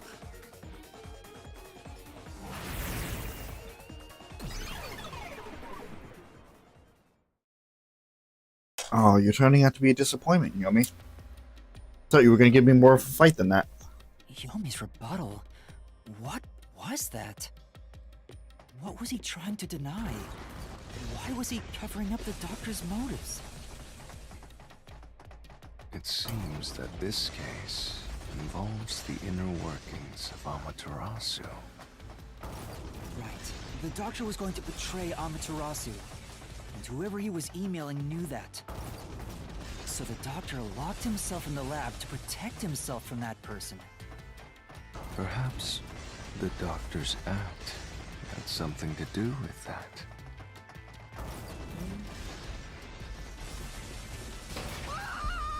Okay. Whoop. There we go.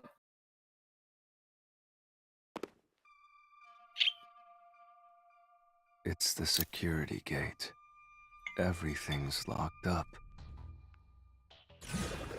Thou shalt not pass. Which means this is a complex problem. We have to choose the right door and insert the correct solution key. This is way more hassle than before.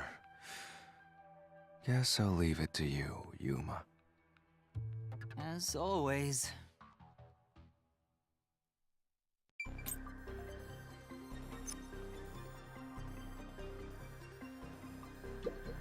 Oh!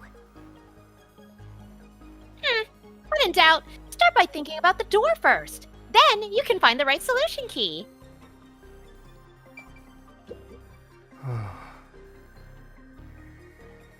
I was muted. I'll leave this part to you. Okay. I see. Swapping places. That's an interesting one.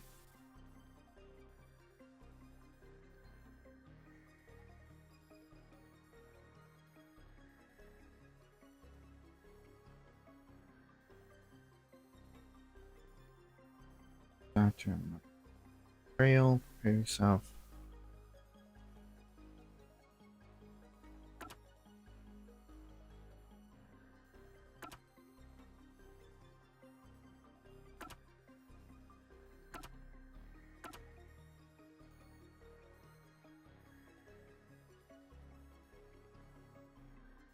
Hmm.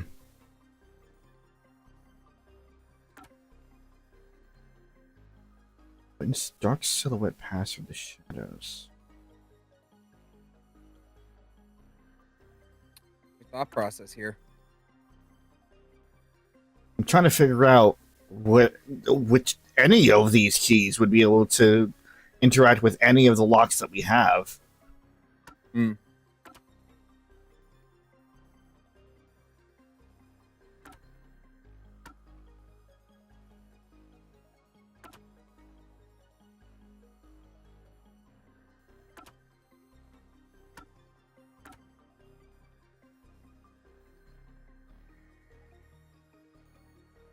Oh.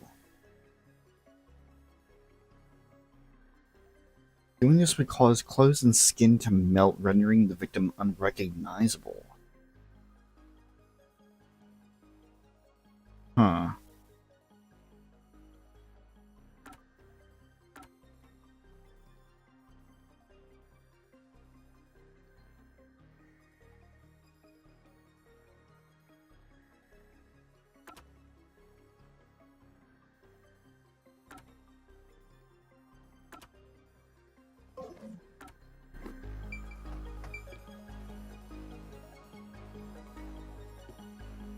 And the...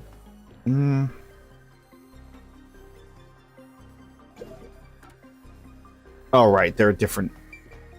Right, there are a selection of solution keys, so I should probably actually look. Mm-hmm. One of these will make sense. Not per door, but like only one of these will make sense for one. Yes, yeah.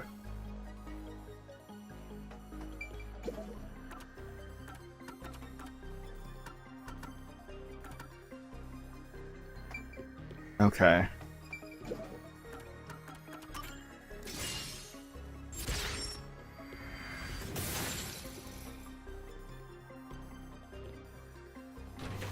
Definitely did not read that. The door actually opened. I knew I could let Yuma handle it. Definitely missed that part about the effects of the acid. Yep. I also did when going through this.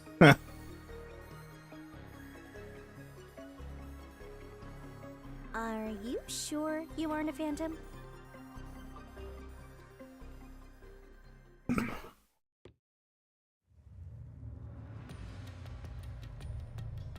Back to the lobby. We're getting closer, technically. So the doctor tried to swap places with someone else to escape from Amaterasu. The notes he left behind in the lab hinted at his plan. You mean the diagram with the sulfuric acid being poured on someone? Yeah, he was going to swap places with a corpse, then melt it with acid. He wanted to disfigure it beyond recognition. That's how he planned to fake his own death. Oh, gross. At the very least, Mhm. it'd buy him enough time to escape Kanai Ward. Really or gross. so he thought. Wow, melting a corpse with sulfuric acid? Yay, so cool! There it is. So who was the substitute supposed to be? That's the question, isn't it? Yuma's Maybe touching his the head. hitman. The doctor was under surveillance by Amaterasu, but he was still looking for a chance to escape. When he learned a hitman was after him, he figured his chance had arrived. The doctor was hoping to use the security system to kill the hitman and use the body as a decoy. That actually checks out. Because he knew that he was safe within the critical lab, but every time that we talked to him through the speaker, he's just like, all right, when's the hitman coming? Where is he? Almost like he was expecting him. Well, I mean, he Now that I did get think that about death it, threat. The doctor did seem to be waiting for the hitman to arrive. So does that mean that the doctor came up with this plan on the spot as soon as he got the death threat? Or was this all pre-planned? Remember, he has been holed up in his office for 3 months. And he did mention he's received a death threat. Like, he got it, Yomi got it, the Nocturnal Detective Agency got it. No, I understand that. What I'm saying is that, like, considering the fact that he's been holed up there for 3 months, could this somehow be pre-planned, or was this just a spur of the moment idea?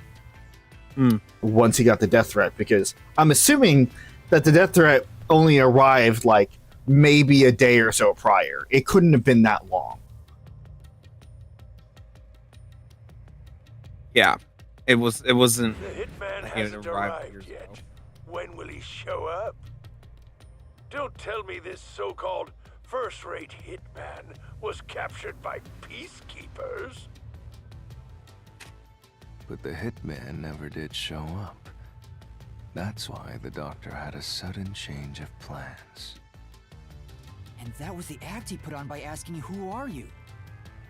Perhaps that was a trap to lure you in, Yuma.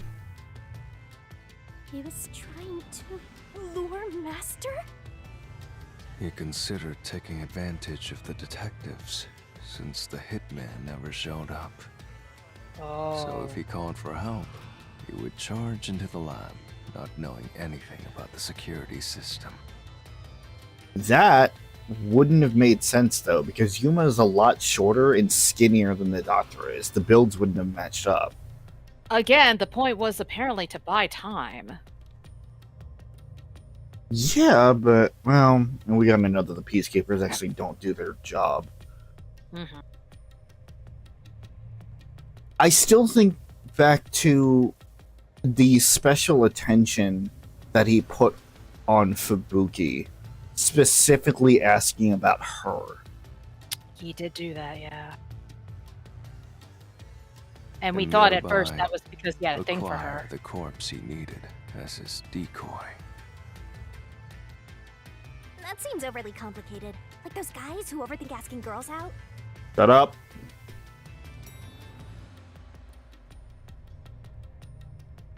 Well, he couldn't have used another researcher. Someone would have noticed their absence. He needed visitors. People from outside to pull it off.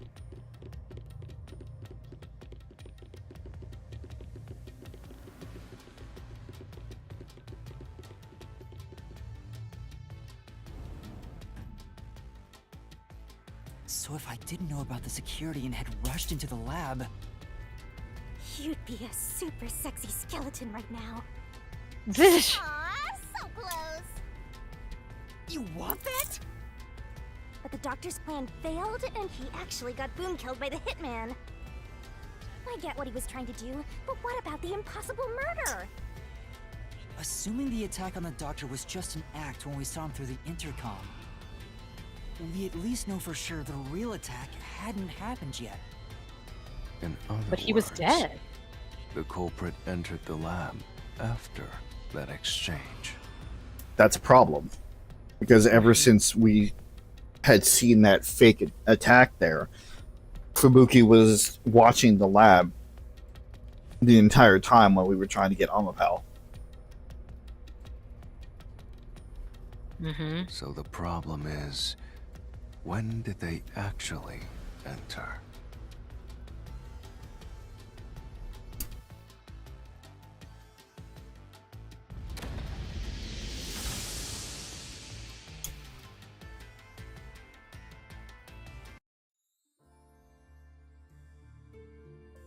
What the hell? Where are we? What the fuck? This place is a Welcome to a real change in art mystery. style randomly. Then again, I suppose that checks out. Huh? Shinigami? Yeah! Master, this looks like an important turning point! So, is that your final answer? I haven't said anything yet!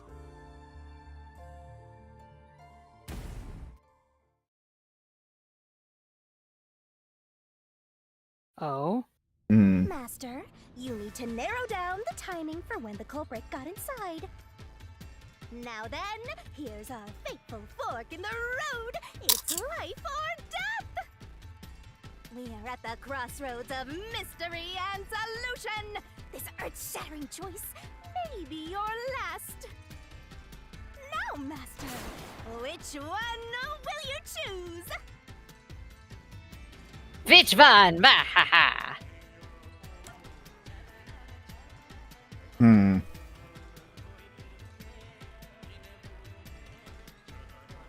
Well, considering that every avenue of trying to figure out how they would have gotten in beforehand has led to a dead end, they've been following Amapal the entire time? Hypothetically? Amapal's vision is limited. So that is possible. It's also really slow. So, like, True. it's on tank controls. Very, very true. It would have been very easy for them to just follow Mimic our movements, essentially. mimic our movements, and then especially as the door was opening very slow, just go in and stab the doctor real quick.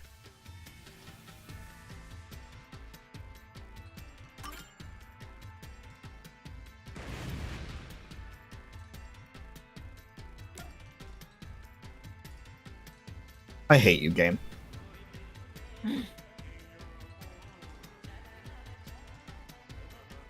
I feel like I'm wasting my fucking energy a lot of these times when trying to think this through. When I directed Amapal to go into the doctor's At least they're not making you go he through the already had a sequence. knife stuck in him.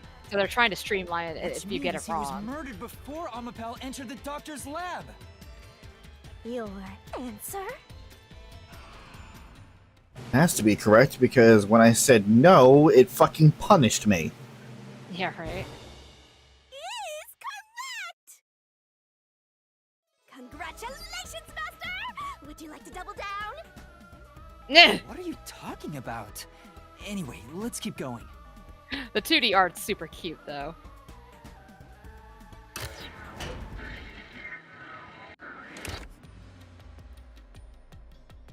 Little Or to by never little, see it again after this. we're narrowing down when the culprit entered. Yeah, but we still don't know how yet. It had to be between when we spoke to the doctor over the intercom and when Amapal entered his lab. During that time, the culprit entered the doctor's lab and murdered him. So the most likely time would be when you went to borrow Amapal, Master. The culprit had to have entered the lab then. But Fubuki waited at the front chamber while Desuhiko and I went to borrow Amapal. She said no one entered or left the lab.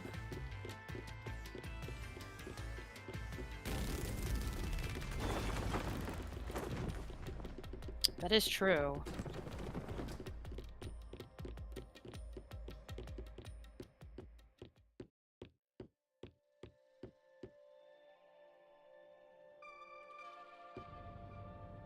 Huh? We're back on the original path. Maybe you're supposed to try opening that door now. I'm Okay. sure that from here on out, it's not just about when, but also how the culprit got in. Yuma, there's no need to push yourself if things get too hard. No, Don't I say can it do like it. that. I'm going to solve it.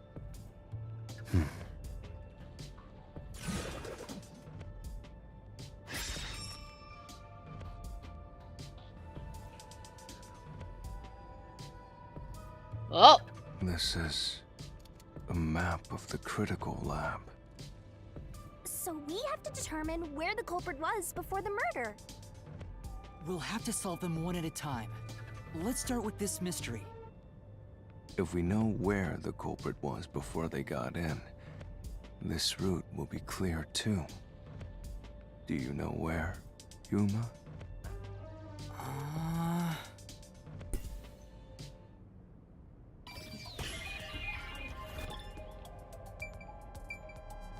Here. The culprit must have been here.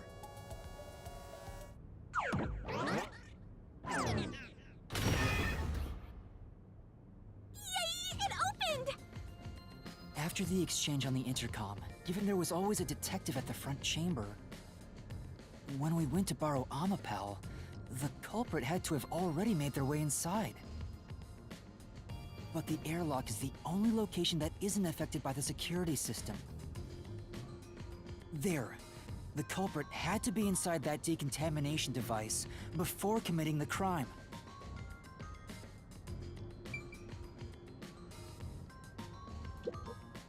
By the way,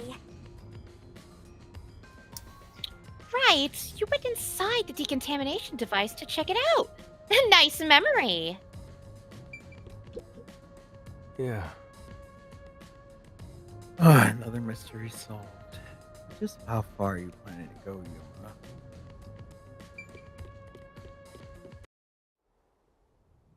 but I thought he was just hiding in there to avoid being spotted after the crime. So you think the culprit was in there before the crime too? Yep. Yeah. The culprit was waiting for their chance. But we had no idea when we sent Amapel into the airlock. Oh, And from God. there, Yuma, you guided Amapel to the doctor's lab. So the culprit entered the doctor's lab before then? How would that be possible? Only Amapel could get past security, right? The mystery labyrinth is falling apart. That's the next big question. Maybe the culprit Yep. used another Amapal unit. No. The researcher mentioned there was only one functioning Amapal. Which means the Amapel Yuma controlled was the only one that could get past security. So the culprit must have taken advantage of Master's Amapal to get into the doctor's lab. Yeah, that's the only way. But how did they use it? There's no solving the doctor's murder until we figure that out. Well, I have an idea. Will you hear me out? What's the What is it? idea? How about Ugh. giving up? I'm getting tired. I Nope, EP, motion denied. but Yuma, I have EP. Sorry, I tried. I just tried giving up. Another fork in It the won't let road? me. Such a complicated mystery labyrinth. It's just like O'Deal over the bridge. Hmm.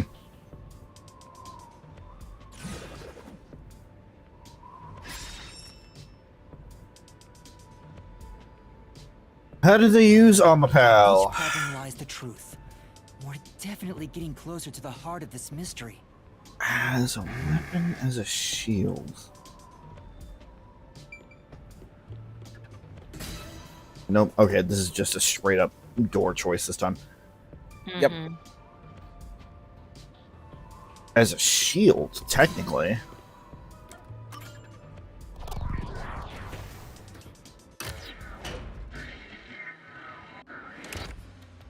Huh? What do you mean, use Amapal as a shield? Amapal is supposed to be sturdy enough to withstand an elephant stepping on it, right? The Yeah. culprit may have used Amapal as a shield against the security system. So, the culprit followed behind Amapel to avoid the toxic gas and explosions? I get it! You're so smart, Master! Oh. Okay. Knowing that, I might not have been too far off either. I was just getting the timing wrong. Because yes, Amapal would have had to go into the toxic chamber first in order to get it decontaminated. But if it has that much of a weight limit, the assassin could have just been like standing on top of Amapal as it was going through the fucking tile room. Just standing on it? Just standing on top of it. Is that Really? necessarily the same as using it as I a don't shield, think though? so. Hey! Master! Because, like, Well, you usually hold a shield in front of you, not below you. a shield for the first room at the very least. It was taking on the damage, or what the quote damage that the fucking toxic chamber would have given up. And Where would Master that person just be? showed then? off how smart. still in the airlock.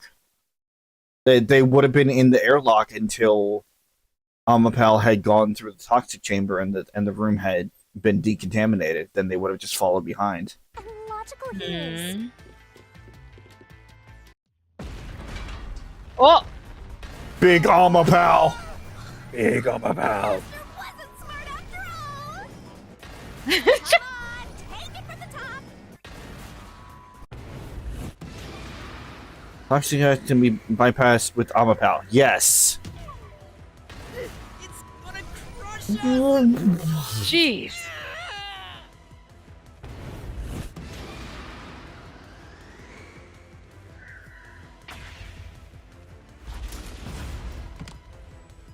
Yeah, even if Amapel itself is fine, it wouldn't be able to protect the culprit from the toxic gas.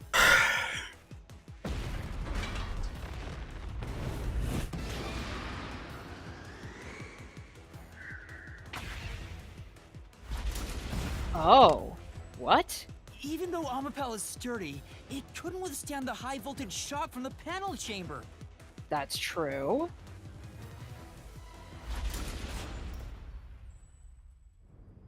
Yeah. The shield wording is very important here Which for means why that door it'd didn't be work. impossible to use Amapel to protect yourself. I'm so fucking tired of this game and its fucking technicalities with this wording. This case is supposed to be deliberately challenging. I know Chris and I were just yelling at each other back and forth, not arguing, but like exacerbating all options because we got really into this case and we were being like, this is impossible. There's no way. What is the game trying to tell us?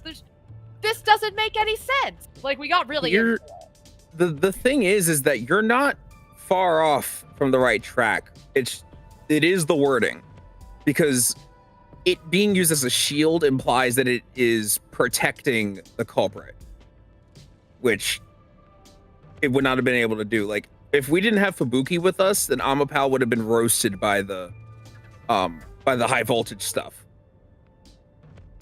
as we saw happen. And the toxic gas, Amapal technically can't be affected by it, but it still happened. So that still would have triggered. And the door shut, like completely shut behind it. So like even if like they were on the other side of the airlock, once it sensed another person, it would redo the entire sequence of the toxic gas, which we only saw it happen once. You're only realizing this now. At this rate, you'll be a grandpa before you stop being a rookie. Perhaps you will improve in the next life. I hate both of you. Trying my best in this life. Poor Yuma. It's not like either of you are being fucking helpful right now.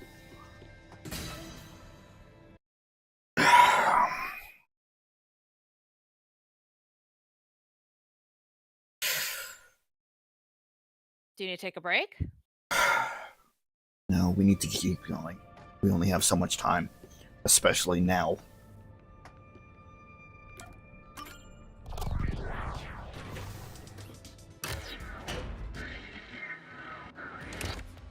Oh? He used Amapal as a weapon? What does that mean? Well, it means exactly what it sounds like. For example, what if it was already programmed to kill?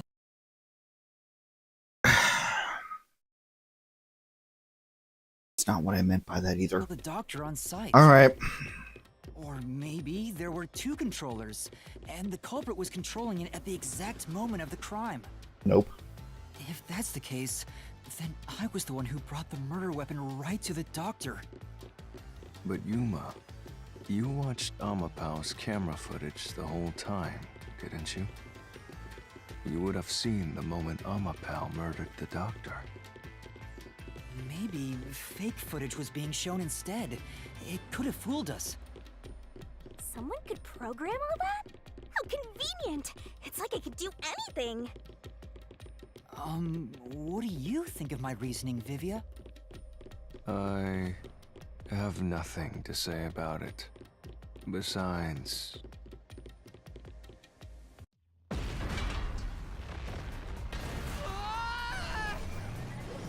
Gotta rule out all possibilities. I knew it. That run. It's so confident, and you got it wrong! Again, it's just a half-assed Naruto run. Get us out of here!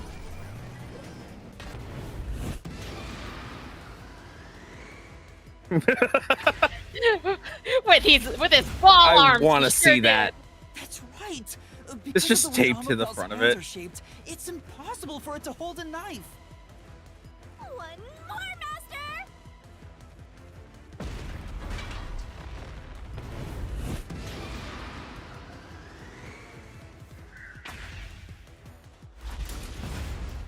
So when you picked this, did you think like they were trying to weaponize Amapal? One knife in his body.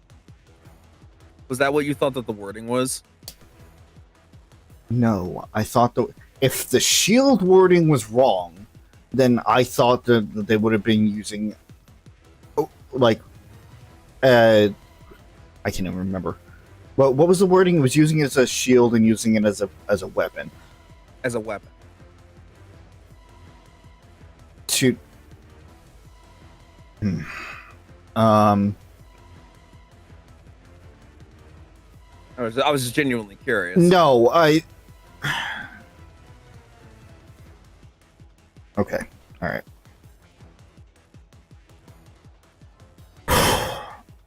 You know how in video games you can like shoot landmines and stuff like that to try and preemptively trigger them?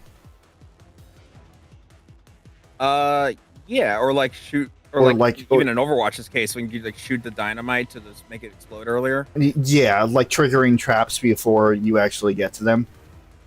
Mm-hmm. It was along that type of thinking, where they were using Amapal to just preemptively trigger everything, and then once everything was activated, then they would go in afterwards. Oh, I see what you mean. I did not think about it like that. If it had launched knives at him, I didn't think they would mean it so literally. Which after the previous story that we just went through, I don't know why I would have given this game any sort of fucking credit in that regard. Well, that means it could be only one. Of course, even if Amapal was programmed to move a certain way or display fake footage, if the knife is the murder weapon, then it's impossible for Amapal itself to have been part of the killing. Your life is nothing but mistakes, Master. You break my heart as your mentor. Vivia, are you okay? He's just chilling. I'm fine. Just a bit drowsy. Oh, great. Wonderful. Thank you for that message right now, PJ. We're gonna take 5. All right.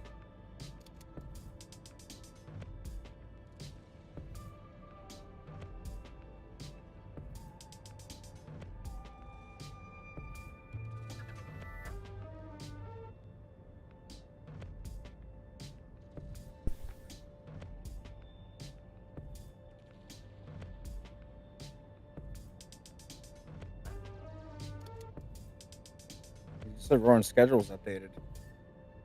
Yeah. Yeah, and then I got messaged separately. Oh, I see.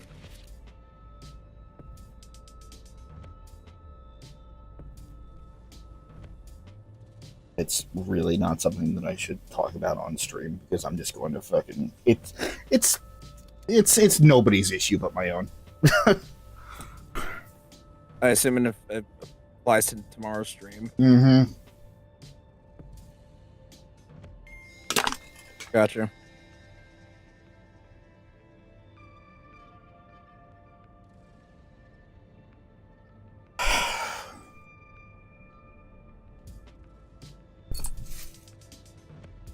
I mean, do know that if we do need to end at any point because you are getting more overwhelmed and more like upset, that is an option. We can do that still.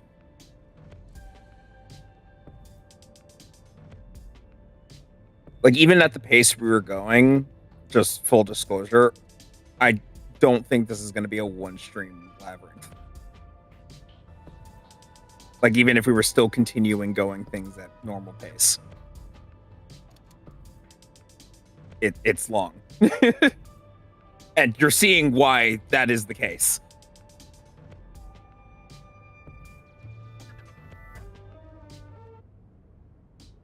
could also just like take time to just like take a walk, take a breather if you need to, just clear your head.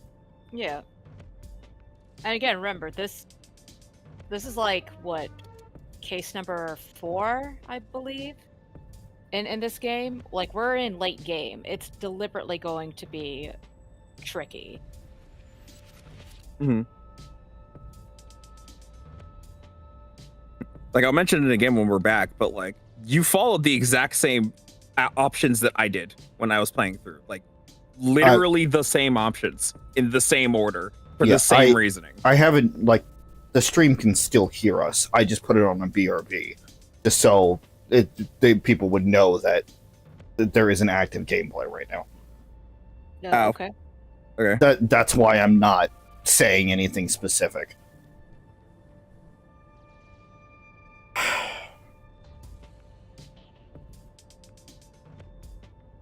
Just how do I word this in a way where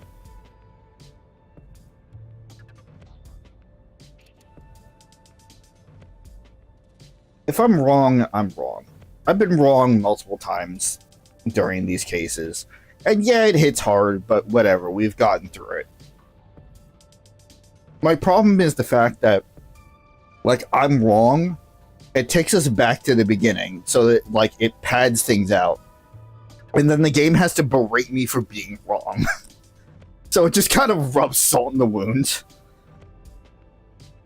Where it's just like, okay, like, I understand that this case is frustrating and it's going to be difficult. You don't need to remind me 5,000 times that I'm suffering because of the fact that this case is, like, mixed up and difficult. Well, I mean, the only other thing I could advise is to just not take it too personally. Nobody likes being told that they're wrong multiple times, especially in such a short amount of time. Nobody likes being corrected so many times in a short period.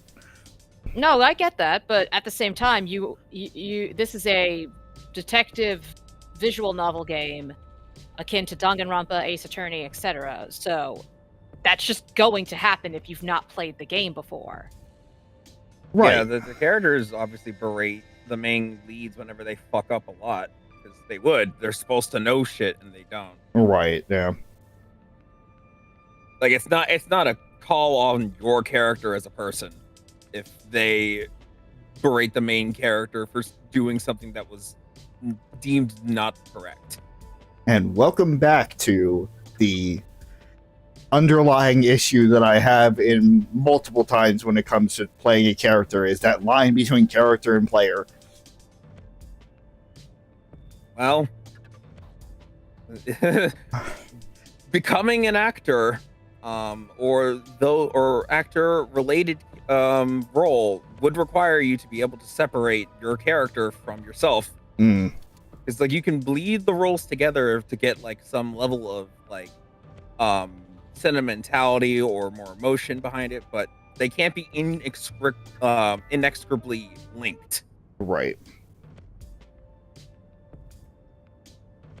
And the times that it really hits is during heightened emotions, when I don't have control of that thought process.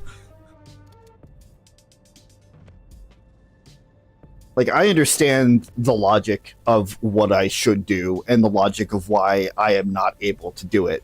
It's more of the question of, where is the solution? Where is my solution key? And unfortunately, even after all this time, I still... I'm sorry. Unfortunately, after all this time, I still haven't been able to find it. So, as much progress as I may or may not make when it comes to playing a character, it's not going to be a 100% success rate at this current time. Ugh. Again, all things considered, like, your reasoning is pretty solid for the most part, and you are on the right track for what happened. Right. Even if the wordings were weird in some places, and maybe some logic here and there is flawed, you have a solid basis to go to where the game wants you to go. From what I've heard you speculate.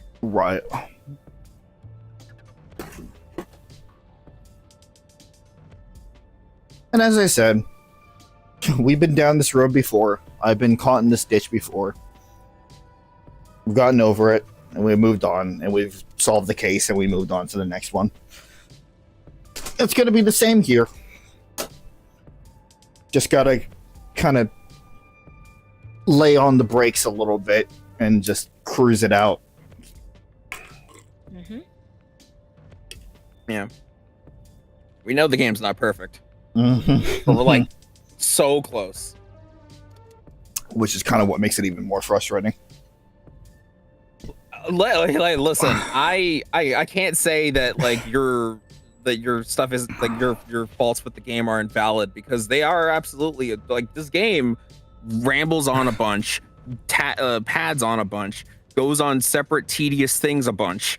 Yeah. Like, it does that. Like, you're not entirely unfounded in that. But also, like, you've also noticed good things about it. It's made you feel things, whether it be strong emotions one way or the other. Like, yeah, it would be a there lot. are absolutely Go ahead. there are absolutely things about it that are still worth looking into, and especially seeing how it ends.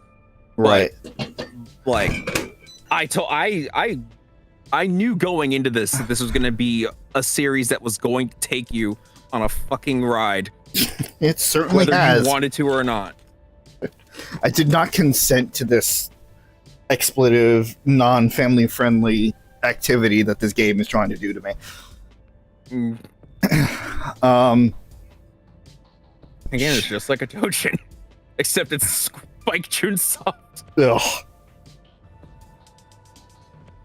No, it would be a lot worse if we've been through it up to this point and I just didn't feel a damn thing about the game. If it just didn't elicit anything in me. I would be genuinely concerned for your mental stability if that was the case.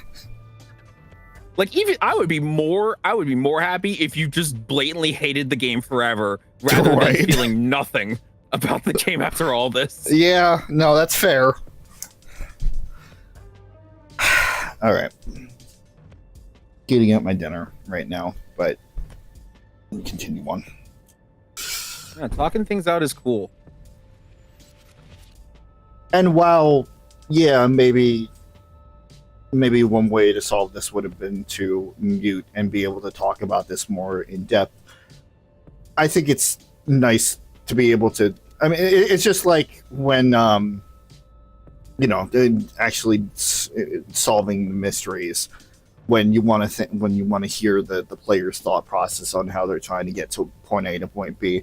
There's also just a reflection on the game and how the player is feeling about it in the moment, outside of the game itself, and just like reflecting on it as a whole.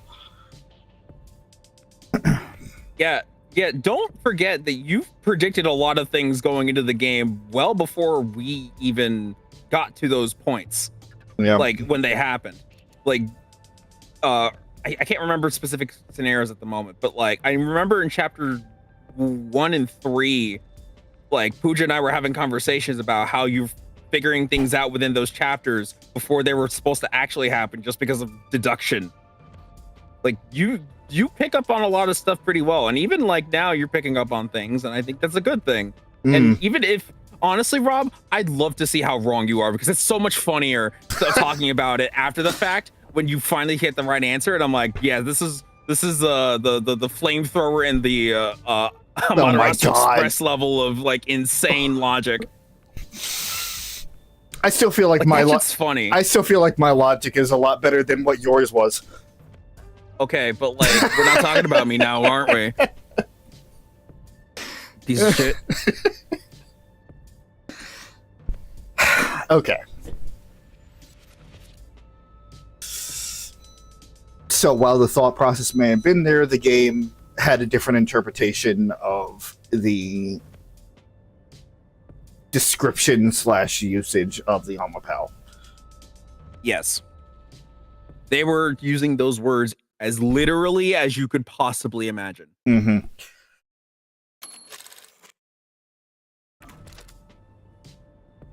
Anyway, now we gotta do it over. Time to pick a different route, Master. Yeah. I know, it says a shield! A shield again!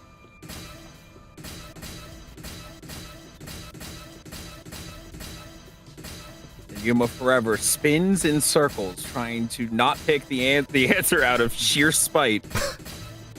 Maybe if I do this enough, it'll run out of electricity. I mean, the mystery labyrinth doesn't have bills to pay. I feel like we can just do this forever. Fuck, that's really lucky. Probably like, man, I wish I was a mystery labyrinth so I didn't have to pay bills. Do you think neither is really the right answer? It's the only one we have left! Process of elimination? That must be it. Amapal's hands aren't designed to hold anything, so it couldn't use the knife to murder the doctor. Which means Amapal wasn't the murder weapon. And the culprit couldn't have used it as a shield. It can't neutralize the toxic gas, and the high voltage shock would destroy it. So then, how did the culprit use Amapal?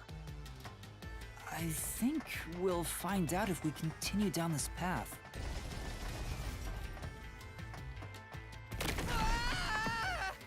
Here we go again. That was the wrong answer! Come on, Master! Game. It's not a weapon. It's not shield. It's not neither. The Amapal was just not involved in any way, shape, or form somehow. We've been here That'd be the before. worst. It looks like we've been brought back. But the door we opened earlier is closed again. Why's that? Yeah, I wonder why.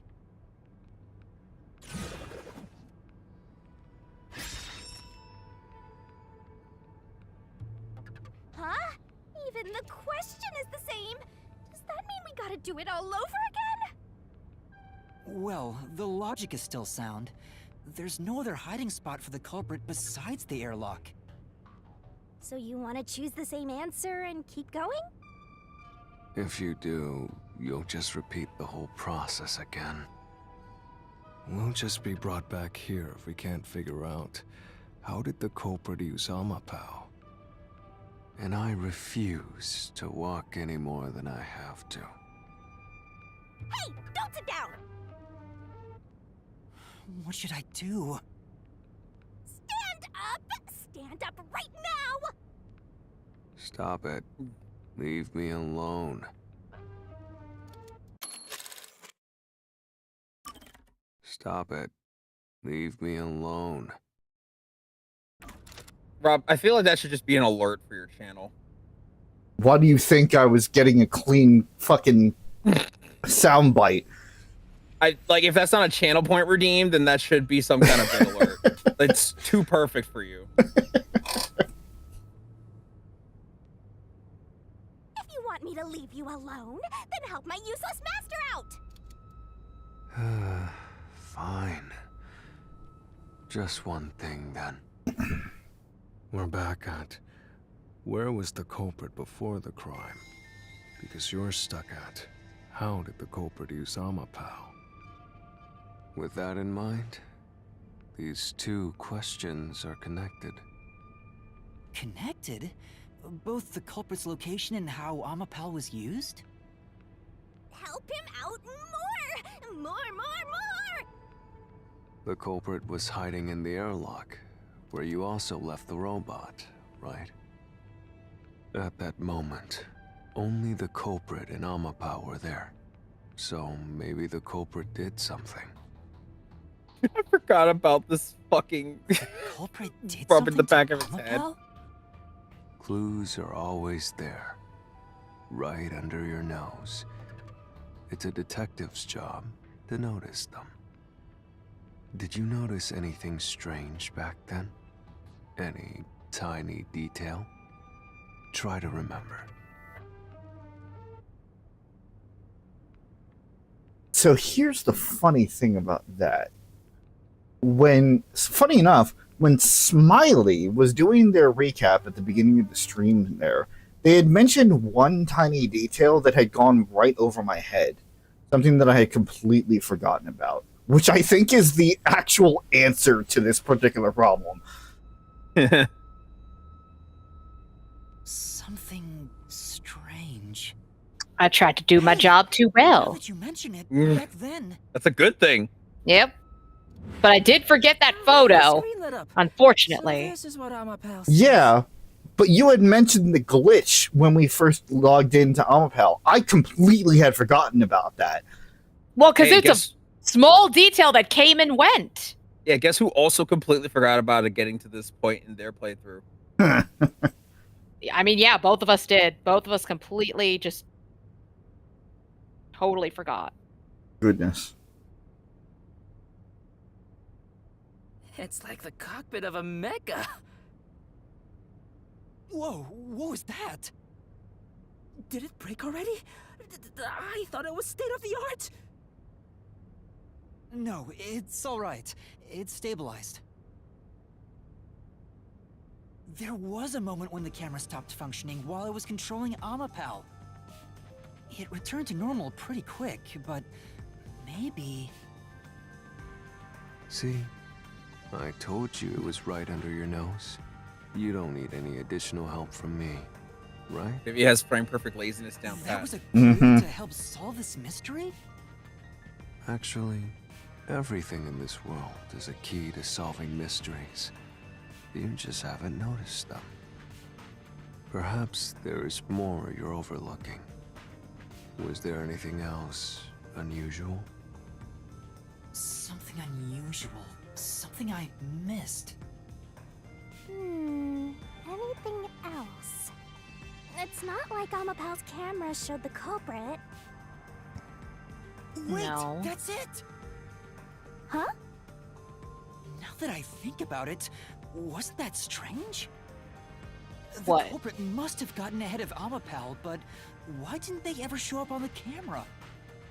If the culprit went past Amapal to enter the doctor's lab, they would have been spotted for sure.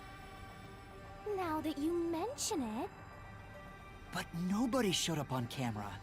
How did the culprit manage to pull that off? How can you move from the airlock to the doctor's lab without appearing even once on Amapal's camera? hey, aren't you just adding another mystery? No. All the pieces are here. Huh?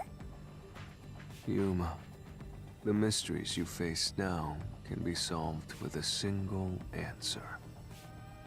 A single answer? Sheesh. I talk too much.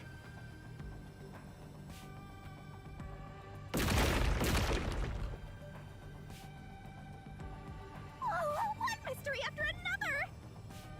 What'll you do now? It's a Pandora's box of mysteries! Let's stay calm and think about it. There's plenty of time. Sure about that? Or not. I'll keep reading while you wrap things up. Remember what he said, Master.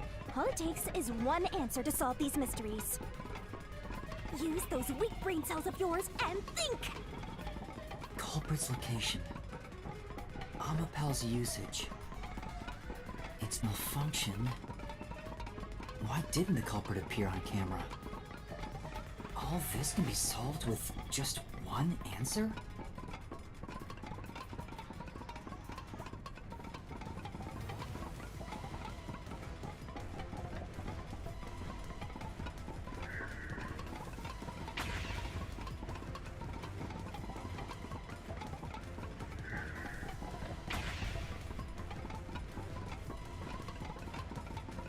It was totally a playmate.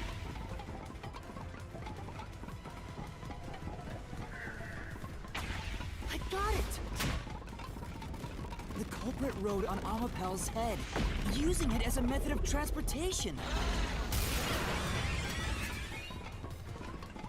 I Like said you mentioned that. earlier. I said that. You said it as a shield, though, which is not With every open what that door, was supposed to be for. But it will it be was harder the for method you of to turn transportation. back. Are you sure you want to keep going?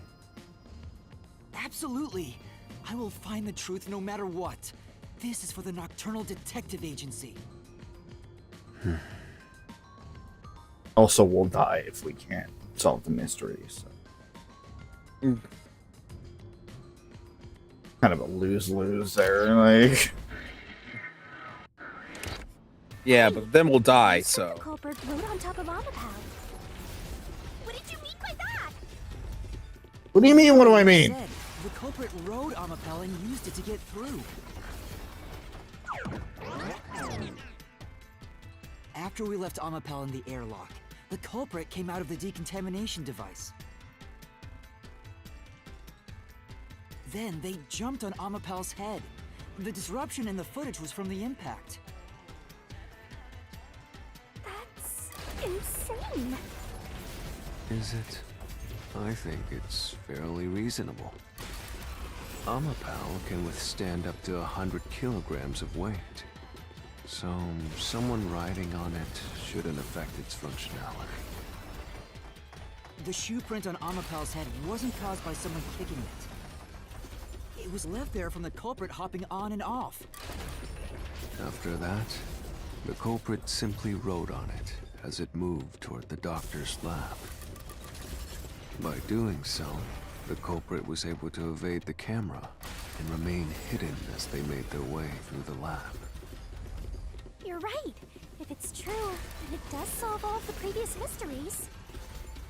Imagining the culprit riding on a robot makes me laugh. But Yuma, have you not realized it? You're still missing something. One major mystery remains.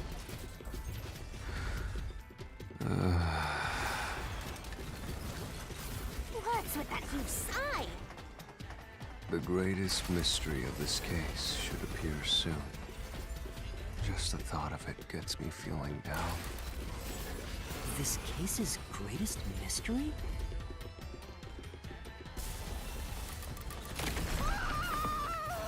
So tired of falling. Oh, Back in not this this room. fucking room. This is the panel chamber. That means the doctor's lab is just beyond it. If we can get through here, we'll reach the goal, yeah?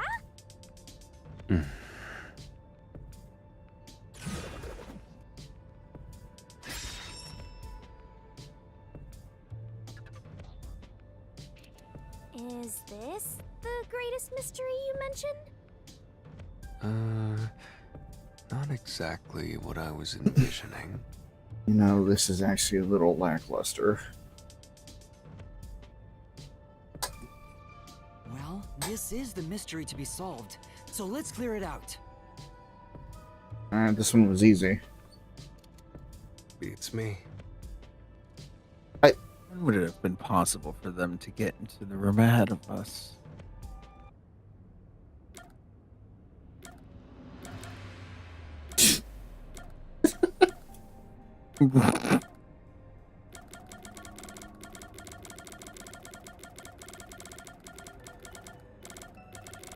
I like to imagine too that like because you're flipping through them so fast that like the door is actually opening in real time and it's just slamming into both Amapal and the guy just rapid fire, or just clipping through it.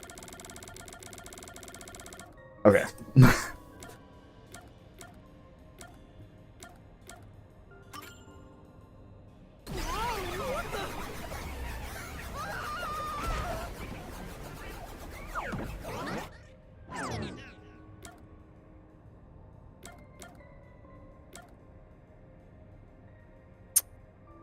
When we went through the door, we already saw the doctor was dead. When was Amapal kicked over? Was that before or after we saw the dead doctor? I believe that was right before we saw the dead doctor, but after we got into the room. That was my logic.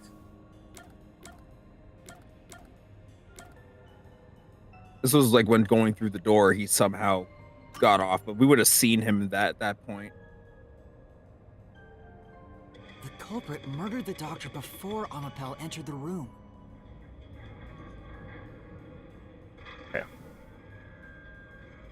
I need to trust my own fucking train of logic. I said this almost verbatim. Which means the culprit had to have gotten ahead of Amapel at some point. It was when the door first opened. At that moment, the culprit snuck into the doctor's room. Yeah, when the doors were slowly opening, just like this. That's when the culprit took their chance. Right. The moment there was enough space for a person to slip through, the culprit hopped off and went inside.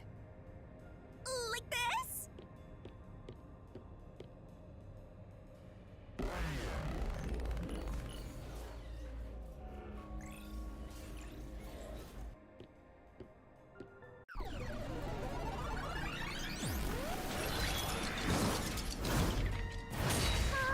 We still haven't reached the goal.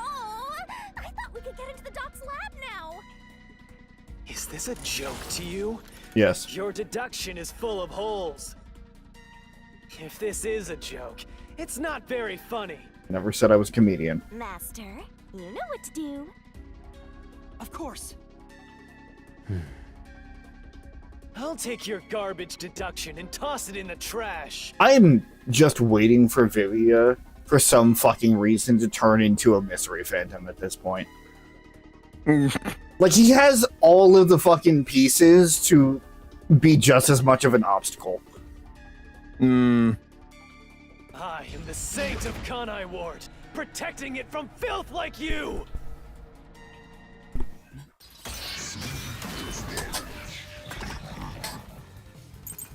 Blasted wiener sword. The culprit hopped off. No. Okay. Use Forte, turn back time, and is used for controlling pal. Resting time consumes a lot of energy, yes. Time has been turned back once, it cannot be turned back beyond that point.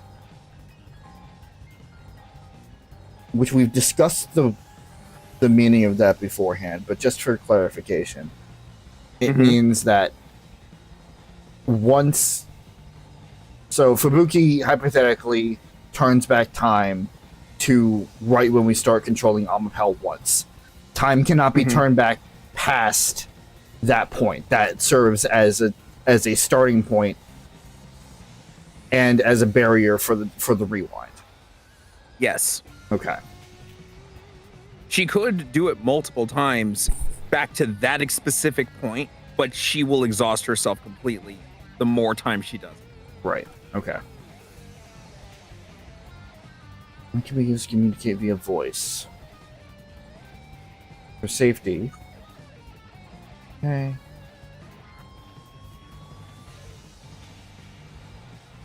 Okay. Alright. Al, as the door opened, then slipped Nice through the jump. gap in the door. That's impossible, even for Fink the Slaughter Artist. Think about it. So I said think about it. Al's line of sight changed just a bit. The camera would have caught it. No one would do something so risky. The crime would have been exposed. The culprit must be really lucky. What, did they use some sort of special power? Right.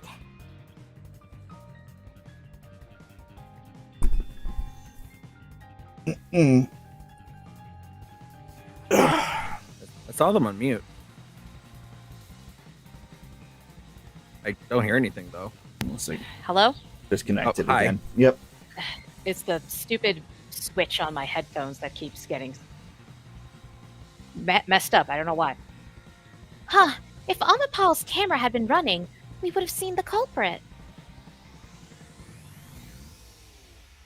Obviously, that didn't happen. But would they really have used such a risky method to break in? No. Is Amapal's camera even working? That might be the first thing you need to confirm. For now. Well, does something seem off to you, Master? Let's check the solution keys then. The culprit hopped off Amapel. How the door opened? Then slipped through the gap in the door? That's impossible, even to think the slaughter artist. Think about it. Yeah, he would be a dead ringer for an Animal Crossing voice. I'll slash through this mystery.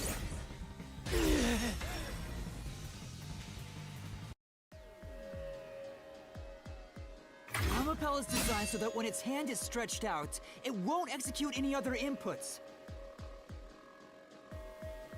That one's especially That's why when it mean was pressing the because button for the door, the culprit didn't show up on the camera. if you've like misread those last few, then you could think that Fubuki needing the like Fubuki's powers needing to be used would have been the right answer for that. But did I specifically say that the culprit used those and Yeah. Fubuki's not the culprit? So Yeah. You little maggots. Don't get so full of yourselves. You're not getting out of here alive.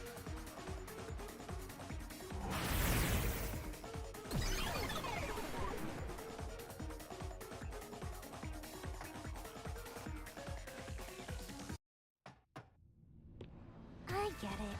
So Amapel couldn't move while the door was opening.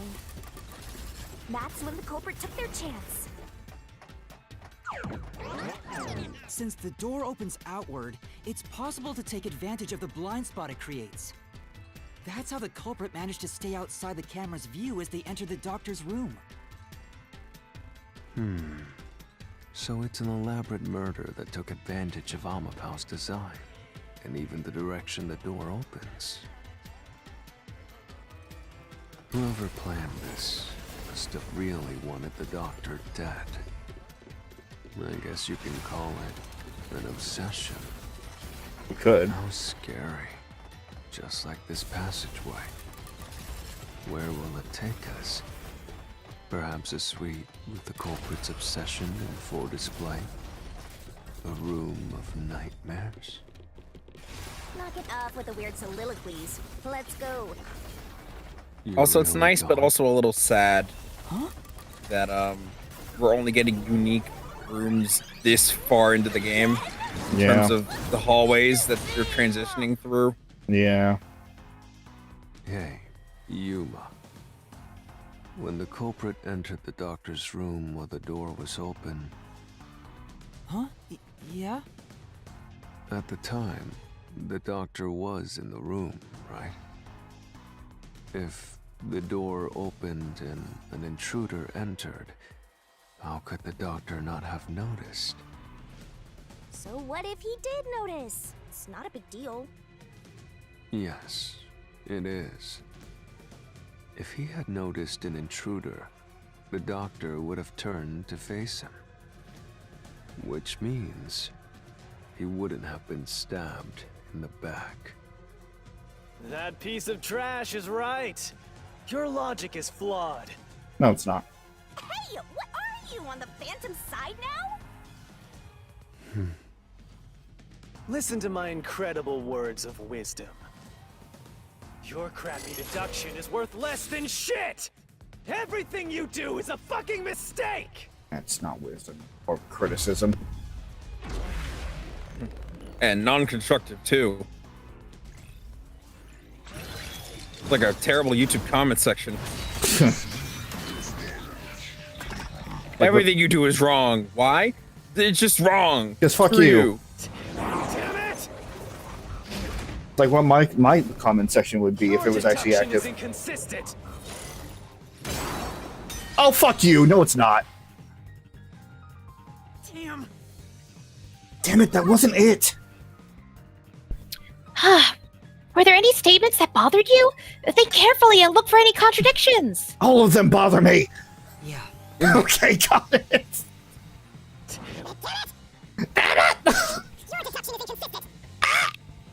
Consistencies! By your logic, even if the doctor could be stabbed, it Oh, wouldn't fuck be you. From behind. Yeah. Oh, come on. Possible! God damn it.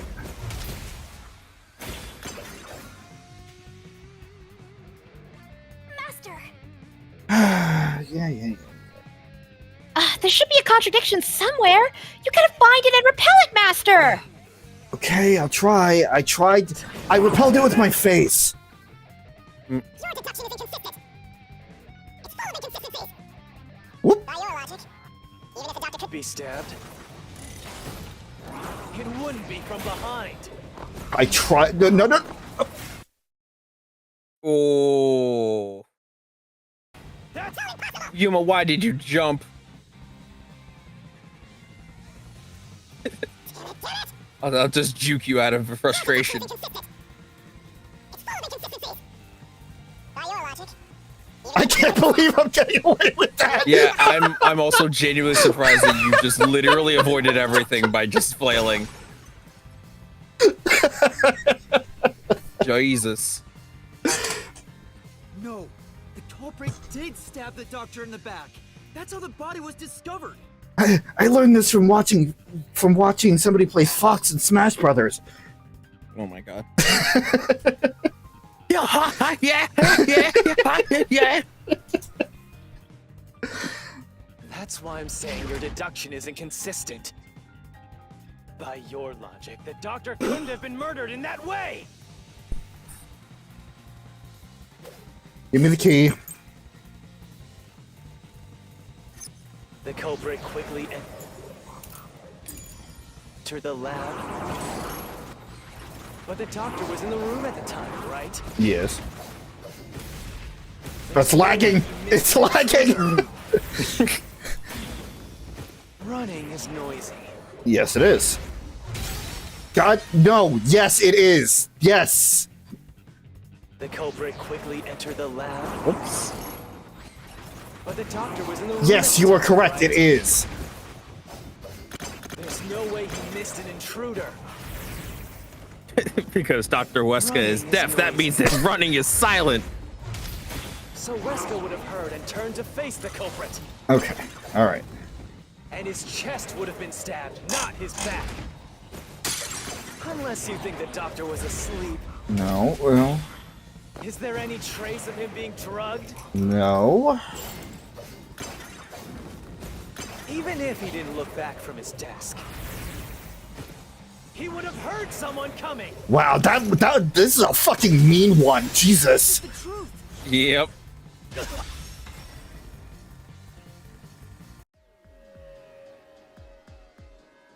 Wait, the doctor had trouble hearing. That's why he didn't notice the intruder. Now you're spouting nonsense. Say whatever you want, it won't save you. The doctor was deaf. Nah.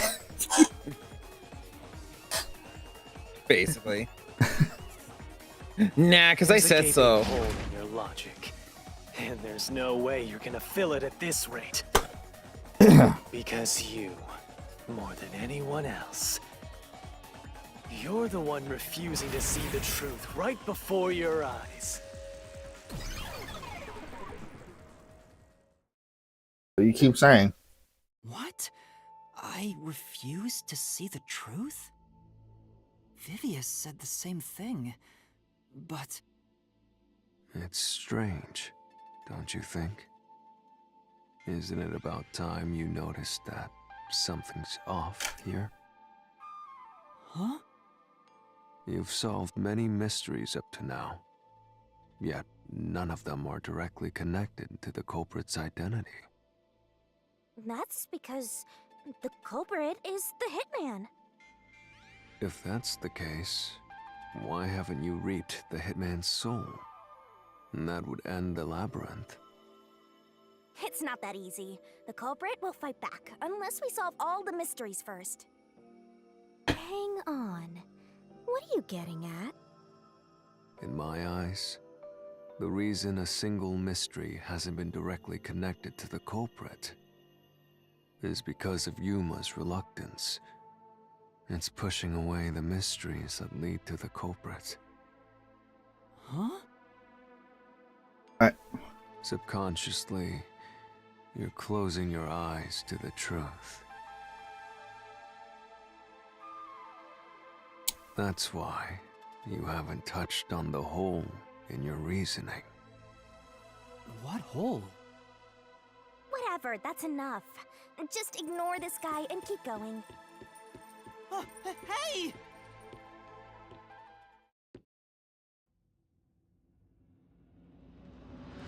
Yuma. Yuma. Jeez, go away! You know what I'm talking about, don't you? The huge hole in this investigation?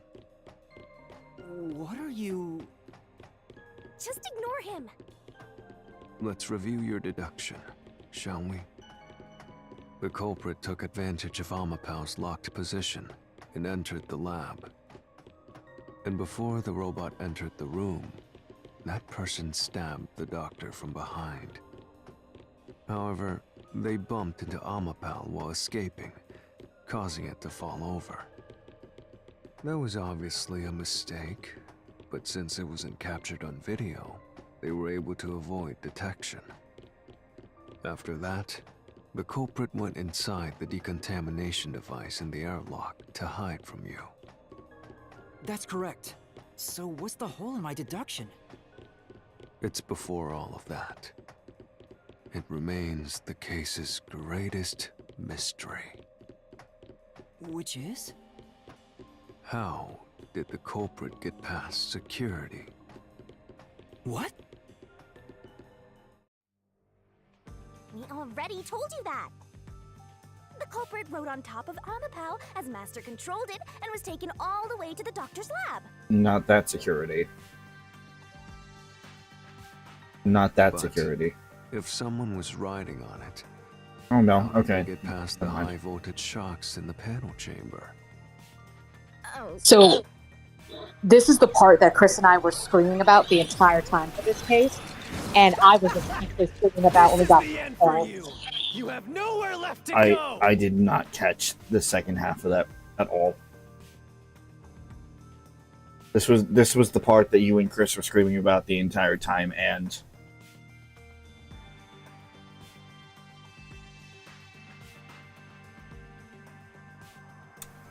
I was saying that this was the point that I was screaming at Chris about the entire time when we were like solving the case, while I was watching him play the game and we were solving it together. And at this point, I was also throwing my hands up in the air, like yes, like because no matter how you look at it, like it doesn't make sense. okay. oh, come on! Why now? I won't let you maggots ruin the peace of Kanai Ward. Yeah, there's no As peace the in king Kanai of Ward. Amaterasu Corporation and the guardian of Kanai Ward, I will stop you here and now. Oh, is that what you think of yourself as? Perhaps this too is an obsession. Why does he insist on covering up the truth? Tell me, what will you do, Yuma? Are you going to stay willfully blind? No, I'll fight. Whether it's subconscious or not, I won't look away from the truth. I'll find the truth no matter what. This is for the Chief and everyone at the Nocturnal Detective Agency.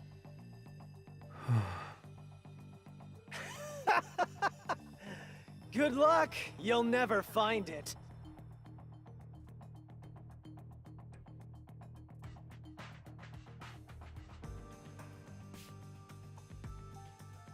Oh, I have a really bad feeling about this all of a sudden.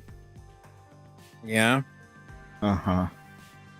Why is that?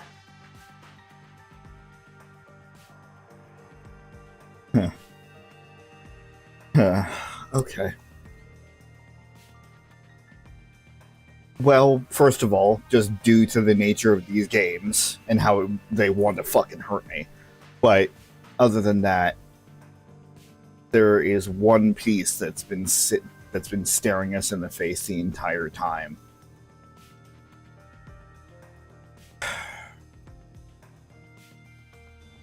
Fubuki. Shit.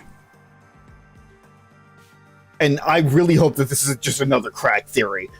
But, like, Fubuki was the only one that was in the chamber the entire time, even when we were like going to get Amapal. So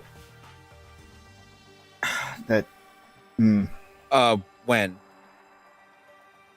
Like it was Fubuki alone that was okay. Please clarify when. Because I'm asking you to clarify when. My brain is reeling right now. Because if we're talking about when Amapal was being used, Fubuki was with Yuma and Desuhiko. Right. No. I'm saying like before that. After the doctor was like, "Who are you?" and then like exited out. Between that time and the time that we started using Amapal, it was only Fubuki that was in the chamber the entire time. Fubuki was the only one that had access to the chamber in that entire section there. Okay.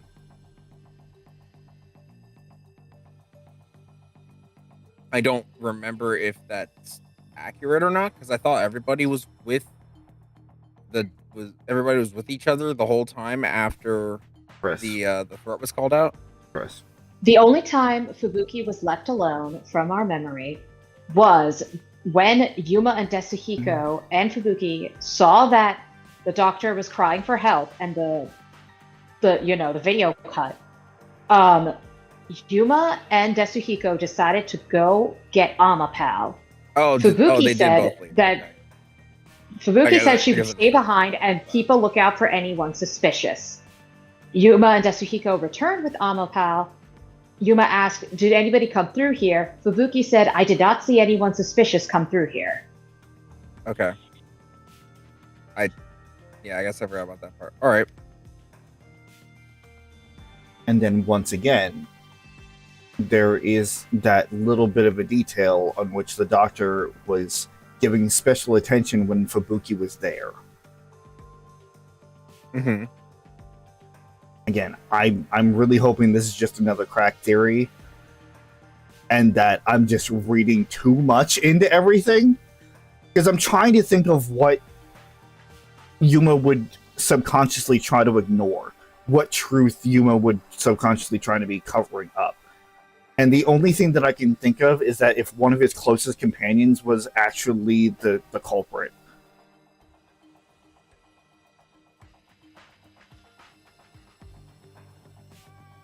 You'll scurry around this labyrinth forever, like blind mice. You'll rot away in it, looking for an answer that will never come!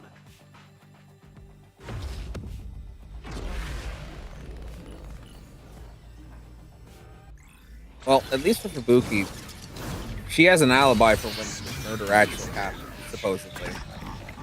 Does she? Yeah, she was with us.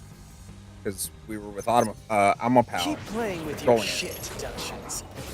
You still haven't solved the greatest mystery. If we are assuming that the murder took How did the place... culprit get past the security? The critical lab security system was always live. There was... Okay, I'm thinking of time. No!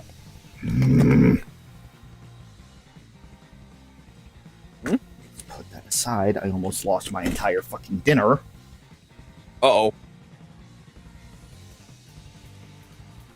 That's not good.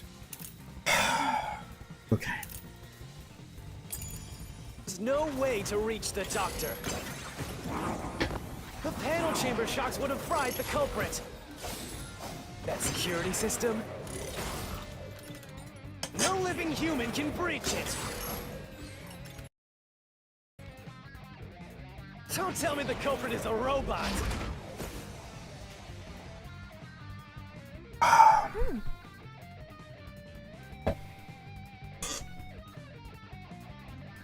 What is she saying? Oh my god, the text is so tiny on my phone. How did the culprit break through the panel chamber? But We at least had Amapal with us to disable the security system.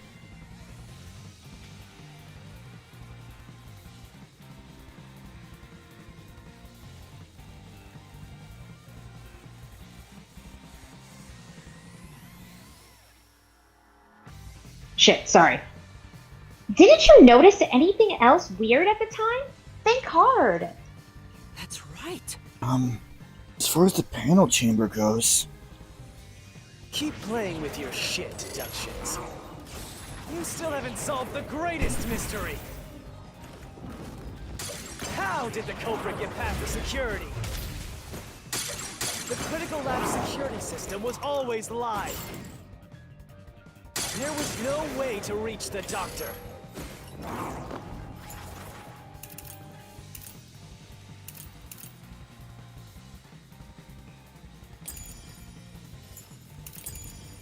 The panel chamber shocks would have fried the culprit. That security system? No living human can breach it. Don't tell me the culprit is a robot.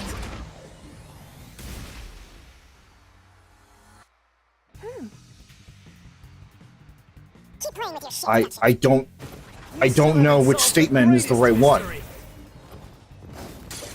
How did the culprit get past the security? The critical lab security system was always live. There was no way to reach the doctor. The panel chamber shots would have fried the culprit. Security system? Wait, let me take a look again. Well, think about what Fubuki's forte, if you're picking that, would have to do in relation to the case.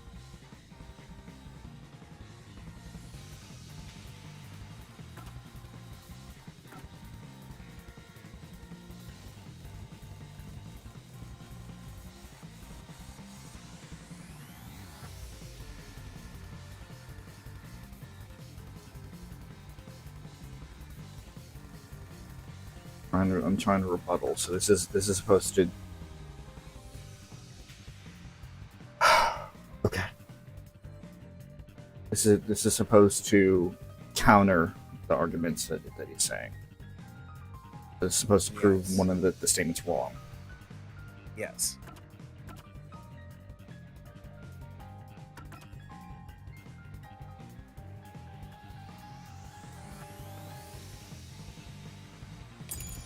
No living human can breach it.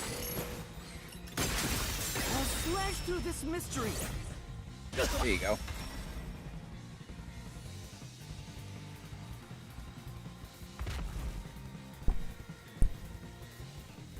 You have downed him. Time for an all-out attack. A human could get past the panel chamber by using Fubuki's forte. In fact, that's how we got past the panels. The high-voltage shocks kept destroying Amapel. But we reversed time every time that happened. Correct. So whenever it was struck by the current, you went back in time.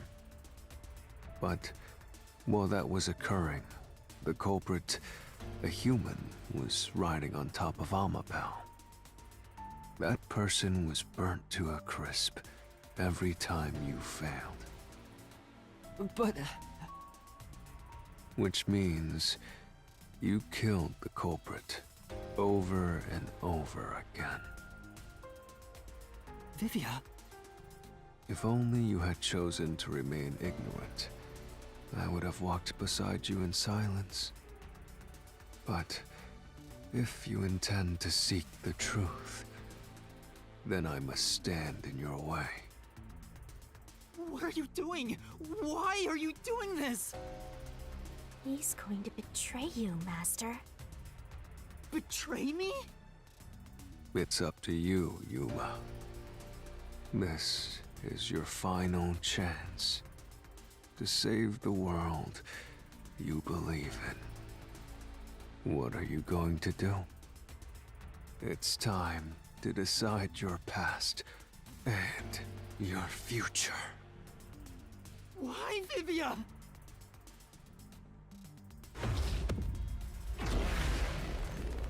Yeah, already in Vivia now.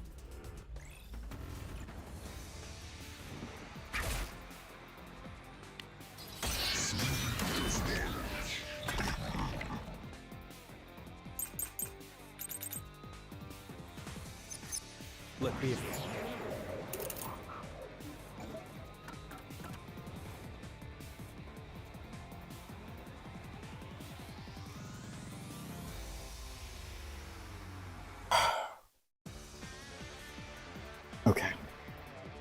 may have been the right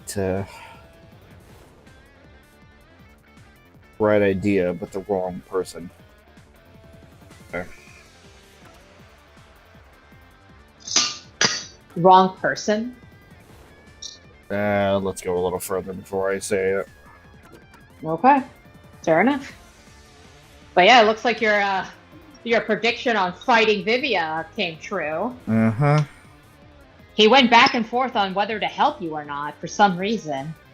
But it looks like he's decided now to get in your way. Ask you. How did the culprit bypass the toxic gas chamber? It's impossible to avoid the gas. The culprit would surely die. You should already know this, right? Keep spin. The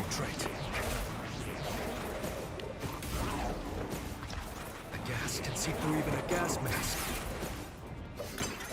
No ability can nullify its toxicity. Except a spacesuit! Once it hits you, you're done for. The culprit was an astronaut. You die before reaching Weska. This is the truth. Exactly. 30 minutes. We've clarified this over and over again, even amongst the conversations between ourselves here. Yep. If you pass through the toxic gas, you'll die. But you'll have 30 minutes before it kills you. Which means you could survive for 30 minutes. What? Don't tell me. There are no gas masks here that can block this toxic gas, and no fortes that can nullify it. There's This was only one determined way slaughter to get artist. through it. You do nothing. You endure it in hopes of Amapal taking you to the next room. Jesus Christ. Then the culprit didn't do anything to counteract it and just passed through the toxic gas? This is the It's part. the only explanation that makes sense. This is the truth. This is the part that Chris and I were screaming about over and over and over again. Like, we were debating with each other constantly. We literally were like, okay, the security system was active the whole time.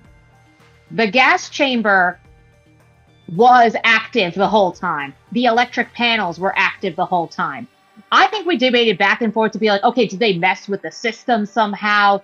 Did they bypass it? I think even Chris had the same theory where they just followed Amapal from behind, and I'm like, yeah, that makes sense, honestly. Like, it's only one logical solution, but the game kept, saying that's not right, there's only one truth. And it's like, okay. But we saw the slaughter artist walk away, like, at the end. So, like, it didn't make sense. And I even even after Chris and I pointed out that they could ride Amapal, like the game shows you could ride Amapal the entire time, we're like, oh, okay, that makes sense. But even then, I was screaming at the game saying, like, there's the toxic gas chamber. You cannot escape that. And I'm like, okay, was there a spacesuit somewhere? So for the game to, like, and keep in mind, us talking about this, I think exacerbated Chris's playtime. I'm pretty sure, like, I don't know, Chris, you can correct me if you're or not, but like when you were doing an investigation, like it took you a couple days to get through this chapter in particular, and getting through the investigation, it took you like what, 3 hours to get to this point or something or more? I don't remember, but like all I remember is like we stayed up late watching you get through this game. Like get through this chapter. There was a lot of 4-hour to 4.5-hour intervals, yeah. Yeah, like I'm pretty sure like it even became something crazy like 2 o'clock in the morning, and we're like, okay, we're done now. God, I can't believe it. but yeah, that is the truth of this If the chapter. really did just endure the toxic gas. They just took it. They just took it. There was no the mystery of how did they get through. They didn't. They didn't. That's the biggest twist. They didn't get through unscathed, essentially. Yeah.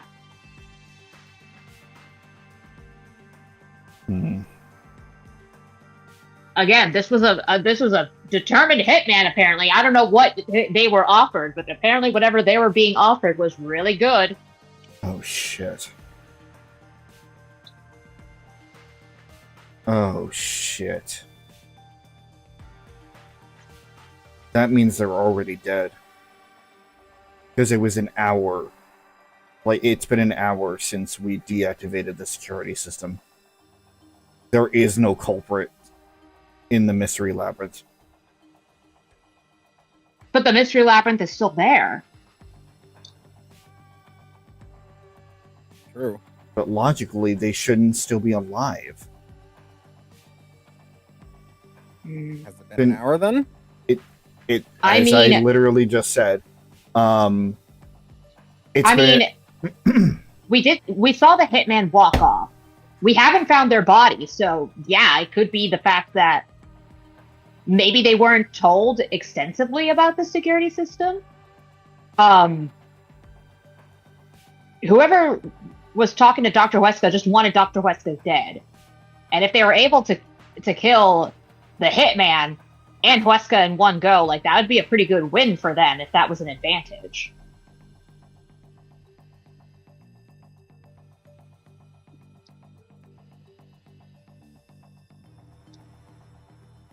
Then they... The culprit...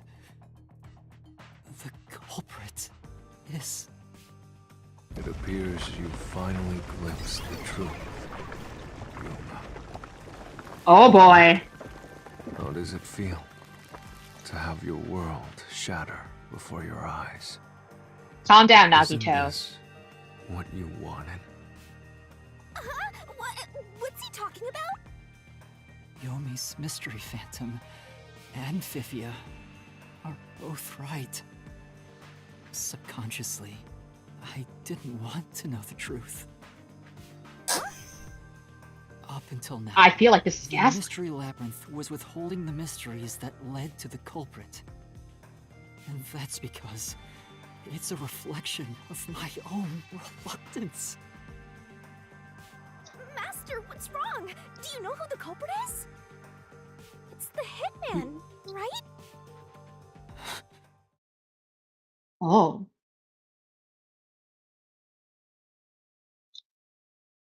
You must figure something out.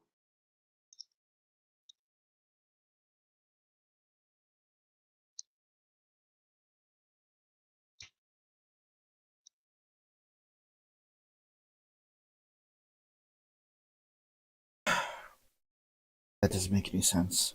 That doesn't make any sense. He would have been dead by now.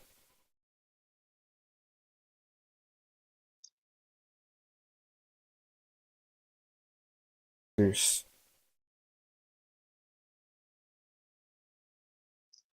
The truth is worthless. Oh, hey. Nothing has less value in this isolated, rainy city. No one wants the truth. Not even you! Uh-oh. Now, rot away and die right here! Oh, No everyone's one in will despair get in my now. way. Kanai Lord, Amaterasu! They both belong to me!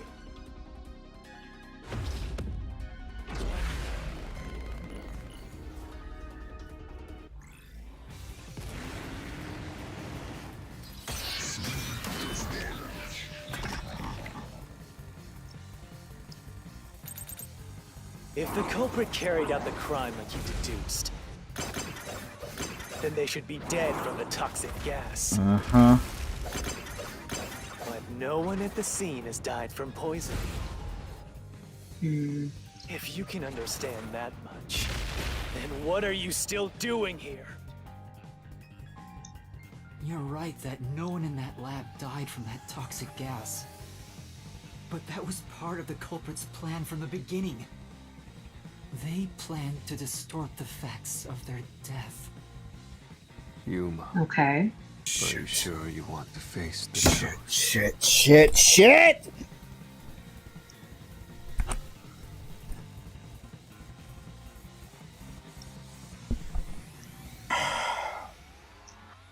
Well, That was the final I nail think- in the coffin.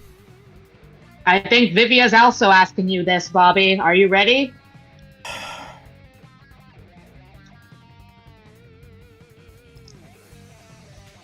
Your world will fall apart. The world that you believed in.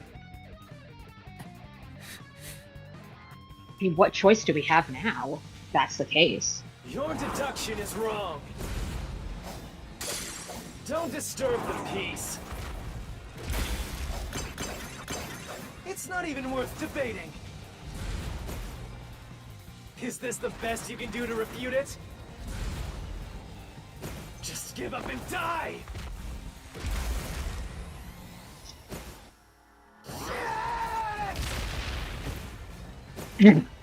No.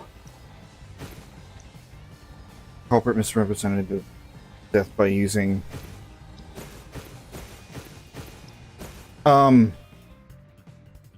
Uh-oh. Yeah. And do you think about the culprit's cause of death? Okay. Yeah, alright, yep. No, I didn't it. realize that was. I didn't realize that was timed. That's pretty generous in the game, I guess. How they were killed. There should be a clue there. Your deduction is wrong. Okay, I see what they were going for now. It's not even worth debating. Okay. Is this the best you can do to refute it? Just give up and die!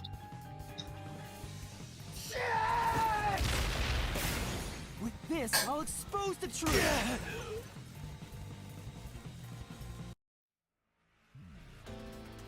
The culprit misrepresented their death by using...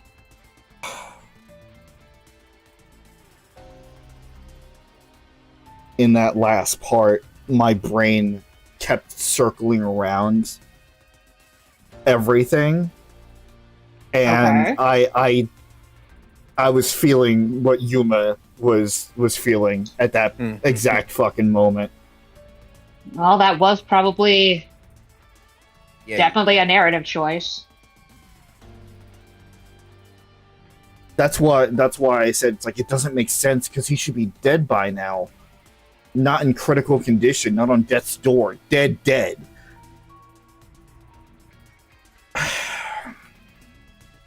hitman.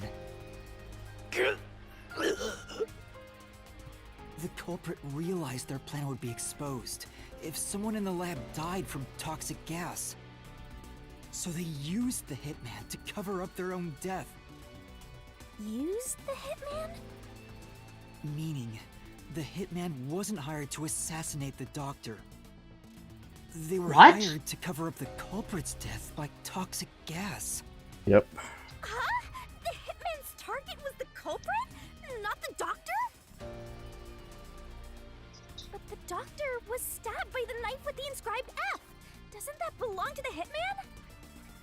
All you would need is a similar knife. True. The story of Fink the Slaughter Artist using a knife inscribed with the letter F is well known. Another copycat killer? Until we receive further No. orders. Did you see the knife Not stuck in his exactly. back? But it was along the same lines as what I was talking about beforehand. About just needing the knife and the reputation of Fink the Slaughter Artist to be able to pull it off. Hmm.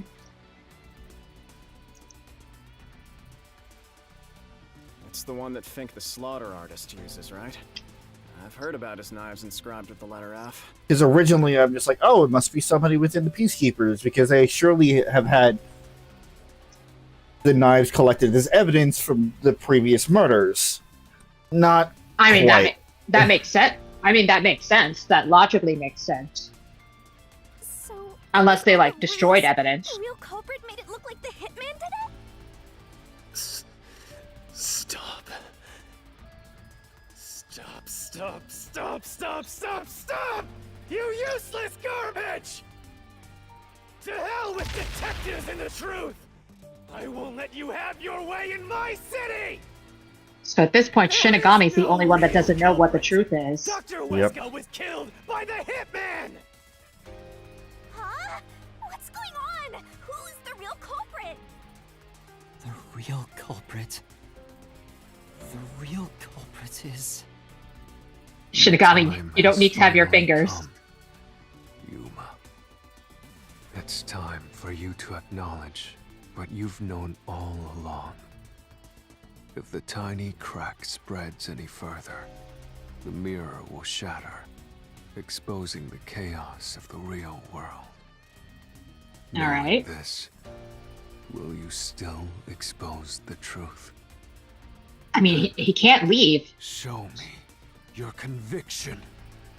Okay, Shadow the Hedgehog. Pointing to the identity of the hitman's target. I know. I've known all along. Now, expose the truth. Do it. If you want to burn the world down. Oh my god.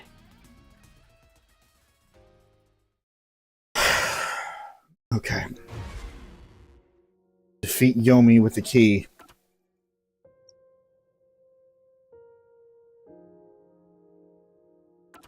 Oh, the music. Oh. Yep. What was the clue leading to the true culprit? Damn it.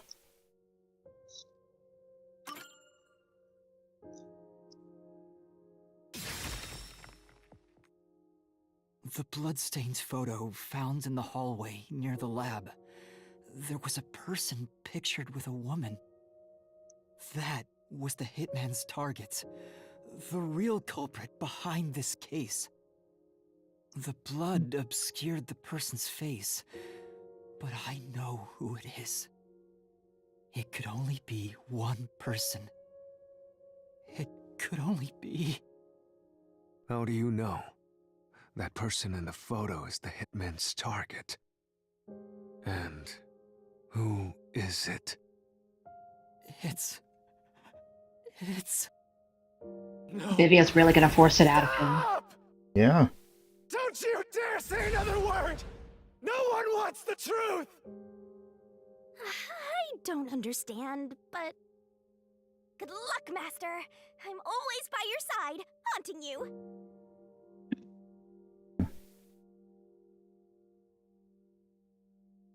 Yomi? Chief Yako? Or the Hitman? Been real funny, but Yeah.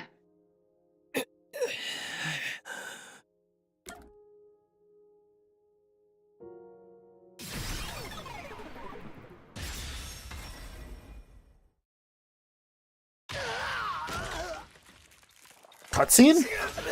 Oh. Yep, it was a Black Mirror.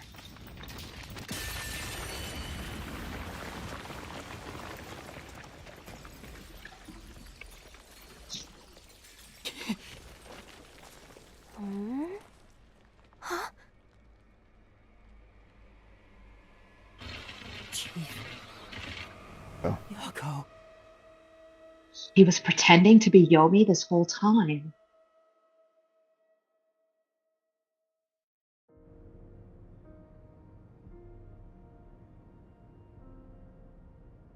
Huh? Why? Why is Fuzzhead here?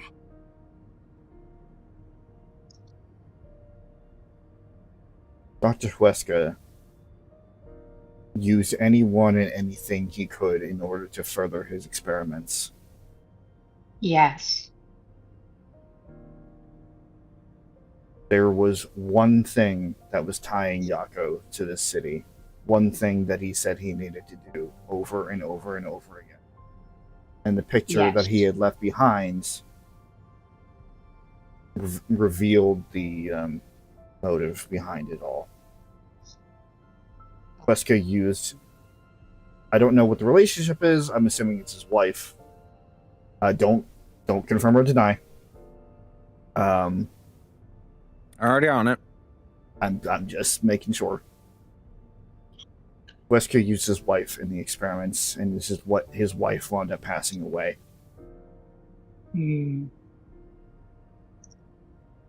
Revenge is something that anybody can get trapped in. Even the most innocent soul can get can drown in wanting to avenge their loved one. Hmm. When he said he wanted to save the city, he meant it. He needed to save the city from everything that Amaterasu was doing, including the weapons research that Dr. Wesker was doing. Hmm. Chief Yako was the only person attacked by the hitman in the lab. He In other was. words, the chief was the hitman's target. But Chief Yako tried to hide that photo by tossing it behind the houseplant. He hid it knowing it'd be an important clue. And that's because the person in the photo is Chief Yako himself. It was given to the hitman so he'd know his target, and the chief tried to conceal it. Which means the blood covering the face on the photo was likely done on purpose. Why not rip the photo? Are you serious? You're really saying Fuzzhead is the culprit? Really? I don't buy it. You think he actually put together this elaborate murder?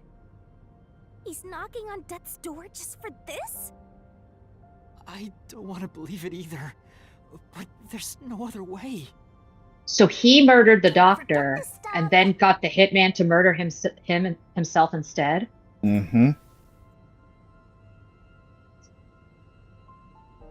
All right. Also, another another tutorial for a thing. It Battle Yeah. with Vivia. It also explains why the death threat. I don't know about Yomi, but it explains why the death threat was sent to both Dr. Huesca and the detective agency. It was to make sure that nobody could tie in who was really responsible for this. Right.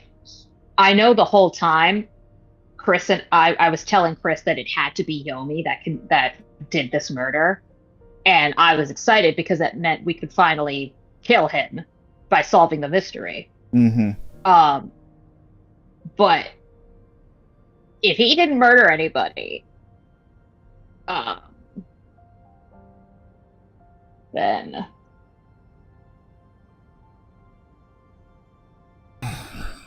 this is another conundrum we're in.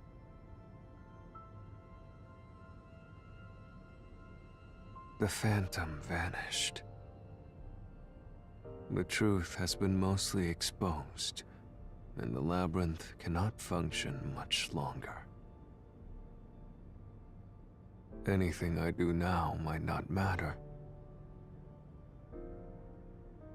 but I'll do it anyway. Oh. Because it's something I must do. While the chief takes his final breaths. Vivia. Yuma. If Chief Yako is the culprit, then what about that death threat?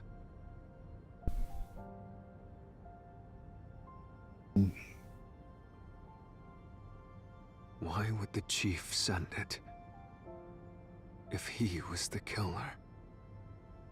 Leaving no stone unturned, I Answer guess. me, Yuma.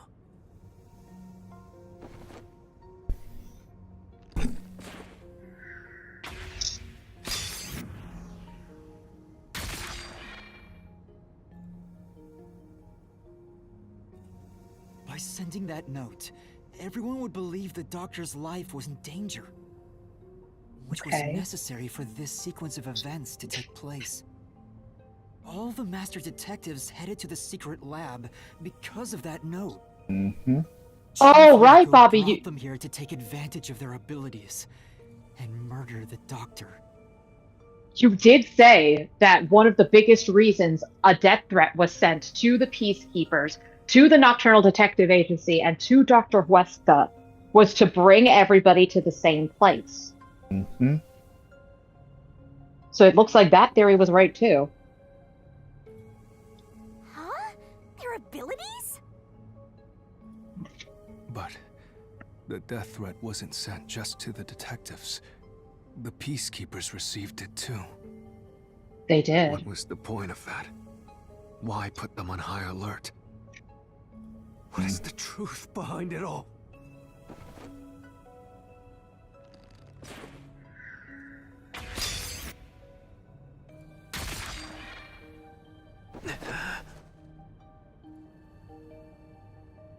The note was sent to the peacekeepers because they were also part of the plan. When the peacekeepers received the note, they dispatched a lot of their personnel to the scene. The master detectives were able to take advantage of the commotion to enter the facility. I They see. did by disguising themselves as peacekeepers. It would be convenient to have a lot of peacekeepers around if you want to get into the lab disguised as one. Which Tetsuhiko This could help is where with. the peacekeepers also received the death threat.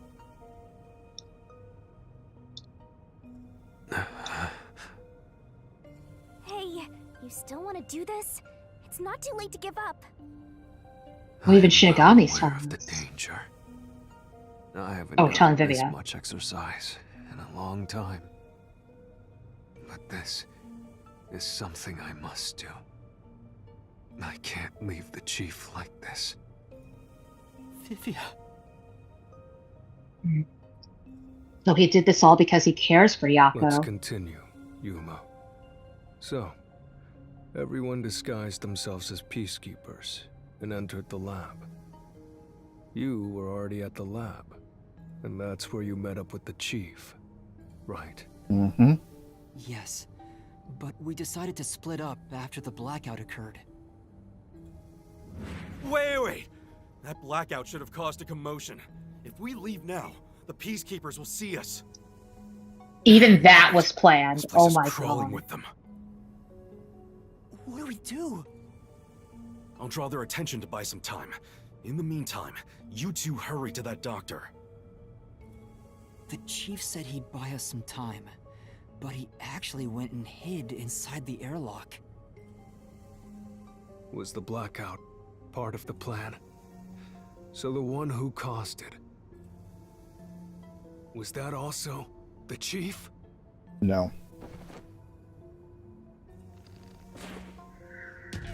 No. Oh, it can't be that every time. That's Nope. okay. I was gonna bring that up. You have to actually pay attention to the words, because there will be multiple options. Actually went and hid. Like he's rushing at us with the fucking knife. There's not a lot of room. Was the blackout part He of will the plan? deflect. Okay. So the one who caused it, was that also the chief? A shadow, a shadow, a shadow. No. Yako? No.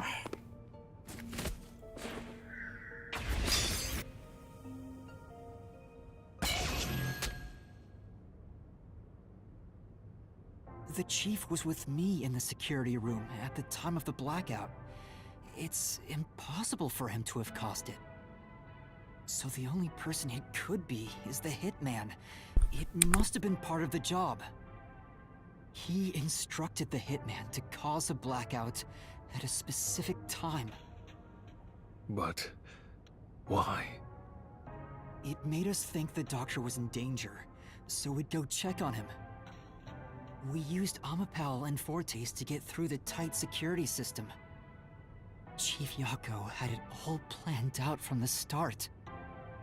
He used us to break through the security so he could kill the doctor.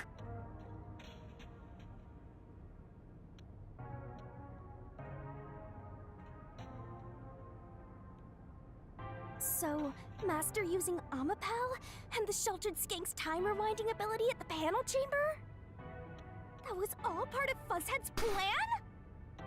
The only way to get past security was to use both Amapal and that Forte. The chief knew we'd figure that out. I think it's more like he trusted us. He trusted that we would arrive at that conclusion. I'm counting on you both. See you later. Trust? How could this be a trust thing? He was clearly taking advantage of you all. He gathered the master detectives using a fake death threat, then used their fortes to commit murder. What a scumbag! He used you all to get away with murder! That's where you're wrong, Shinigami. It's not to get away would with imply- murder. Yeah, that would imply that he would actually get away with it. Mm-hmm. No. No, he was planning to commit the murder, but he also left clues to try and solve it. Because this is what he had to do. But at the same time, he said it himself when we were in spirit form, where the truth is ugly, but living a lie is just as painful. He wanted us to find out what happened. Out of all the criminals I've ever met, he's the worst coward of them all! I wonder if he did that so that... I wonder if he did that because he knew Yuma and the others would try to solve the mystery. And by doing so, because he's dragging them all into this mess, they would be able to solve the mystery and walk away free from the peacekeepers and avoid arrest. I wonder if that's the reason why he intentionally left the clues behind. In addition to providing them all closure.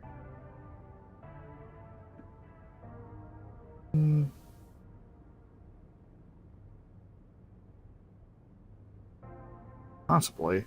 Enough!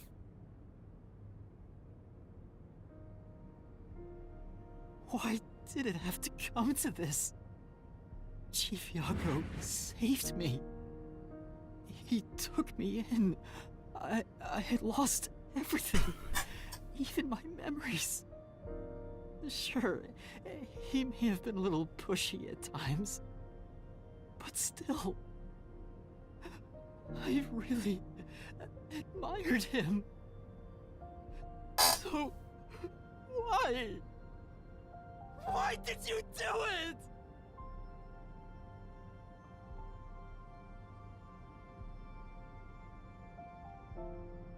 Is this about the woman in the picture? Chief, please tell me, or There's no point in asking. That's just a mystery phantom. It's not the real Fuzzhead.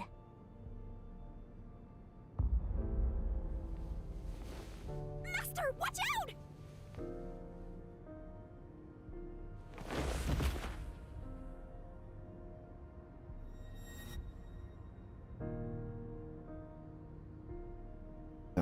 Oh.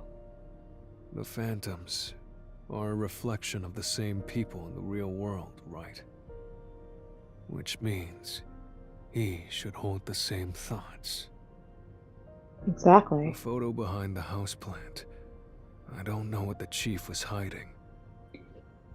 But that photo must have been dropped by the hitman after he was done with it. The chief picked it up and used his own blood to obscure the face. He knew the truth would be exposed if that photo was found. So, he hid it behind the potted plant. As opposed He to left destroying his blood it. on it. Almost like he wrote a dying message. But in truth, it was actually a secret he wanted to keep hidden. Master, I think you know this, but to exit the mystery labyrinth, you will have to eliminate the culprit. eliminate the chief? Are you really going to do this? And that's why Vivia was standing in our After way. all the mysteries are solved, the chief back in the real world will die. But you saw yourself, Yuma. The chief is already knocking on death's door. Yep. Will you still bury him in the name of truth? This is Yuma's most difficult challenge yet. The chief took me in when I had no memories, or anyone to turn to. I trusted him from the bottom of my heart.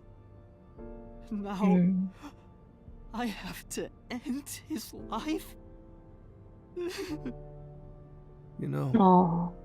I liked it, surprisingly. The little bit of peace and quiet I found at the Nocturnal Detective Agency. Vivia, you knew the truth behind this case from the very beginning. I had a hunch. Because of my spectral projection, I knew the chief had been planning something for quite some time. But I pretended not to see. I admired him and the world he had made. That's why you threatened me, and were so uncooperative in the investigation. I knew you would reach the truth eventually, Yuma. But I tried my best to keep you away. Exposing the truth won't save anyone. Neither the chief nor you.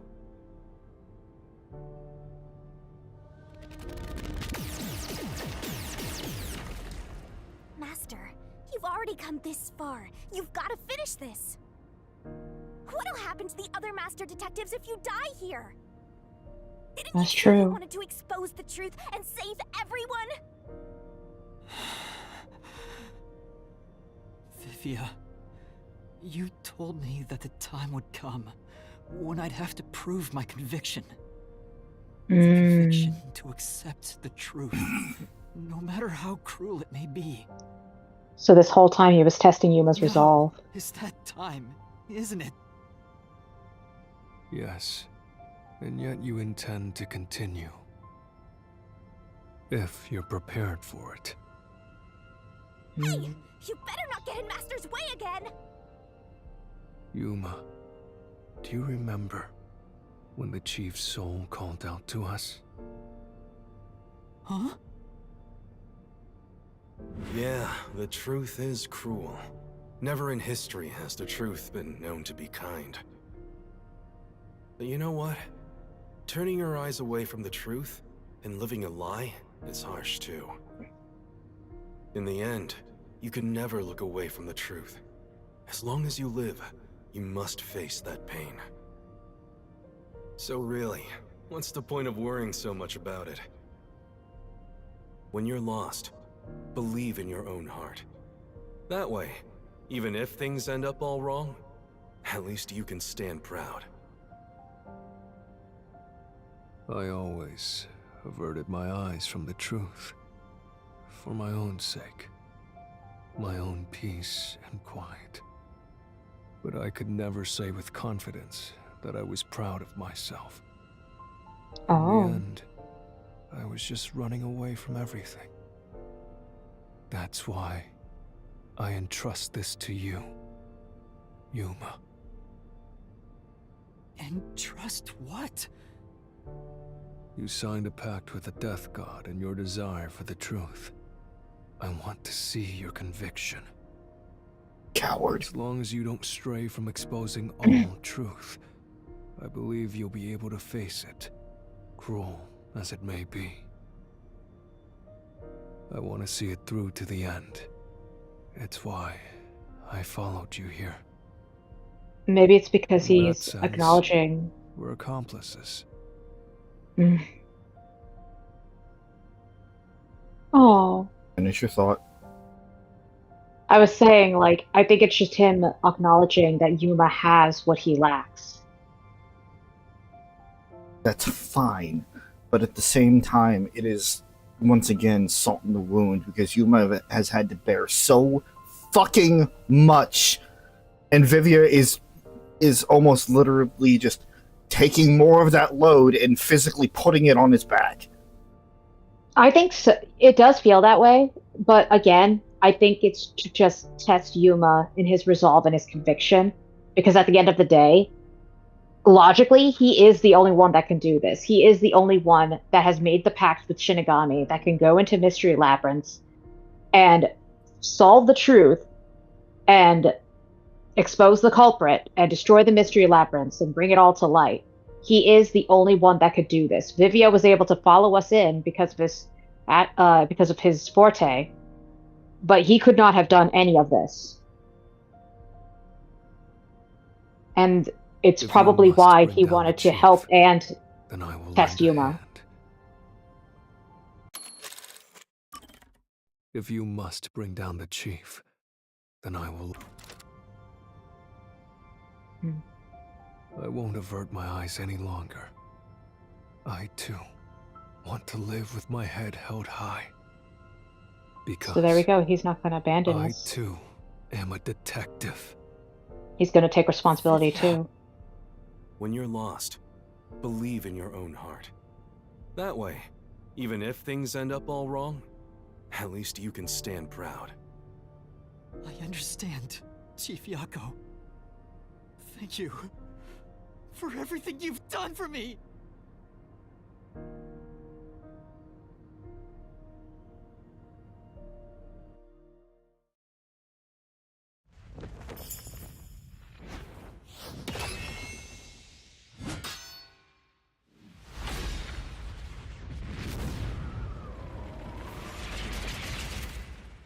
So no giant fortress battle either.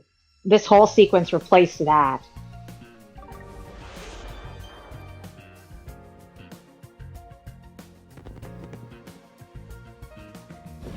The imperfect insider.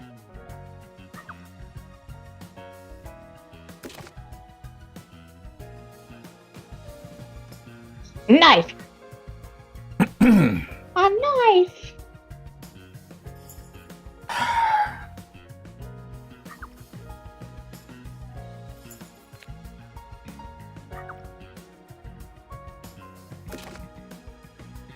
There we go.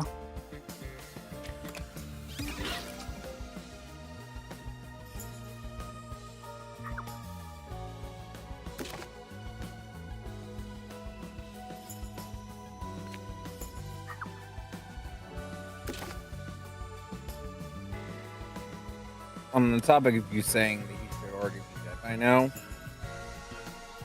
it has not been as long as it has been since the actions happened. But it is getting pretty damn close. I mean, yeah, time does stop in the real world, I guess. But yeah, the fact that all of this took place in 30 minutes is wild.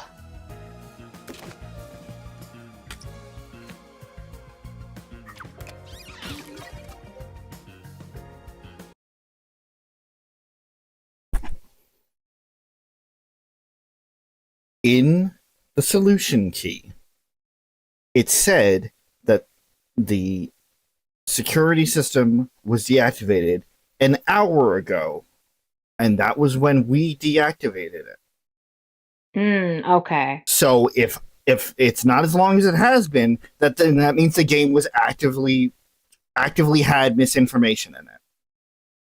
Probably, yeah, if that's the case. I don't know if the gas was ever tested on anybody. It was I don't know if the wording was specifically an estimated 3 minutes, or 30 minutes, or a guaranteed 30 minutes, but the 30 minutes was brought up over and over again.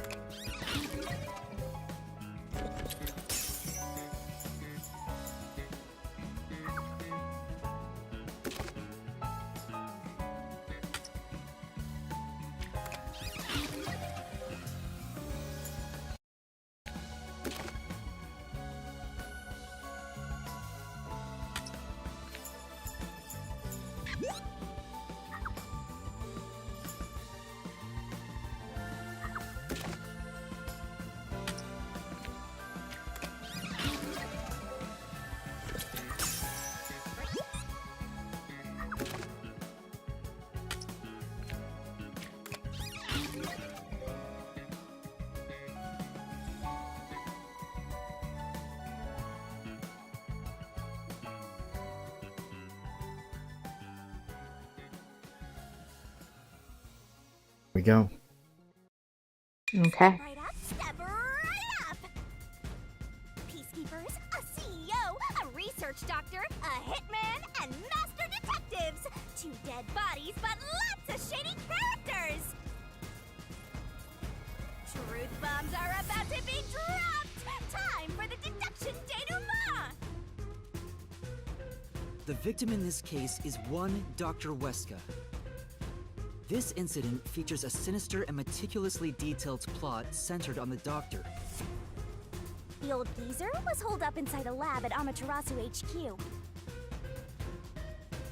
He was a total hermit in the critical lab, with a totally overkill security system. The culprit made thorough preparations beforehand to break through that system. Boom killing a shut-in is hard work. The humane thing to do is to reintroduce him to society first. Yeah, with that out of the way. Posing as a hitman, the culprit sent a death threat to the Peacekeepers, the detective agency, and the research lab. At the same time, they contracted a real hitman and had him infiltrate the research facility. They spilled the beans about Gramps being in danger to lure both the Peacekeepers and the detectives to the lab. You see, the Master Detective's presence at the scene was an indispensable part of the plan. It was how the culprit gained access to the research facility, after all. The hitman infiltrated the lab exactly as planned. And we arrived with Makoto at the same time. Stuff went down, blah blah blah, and Master got locked up by that Yomi guy.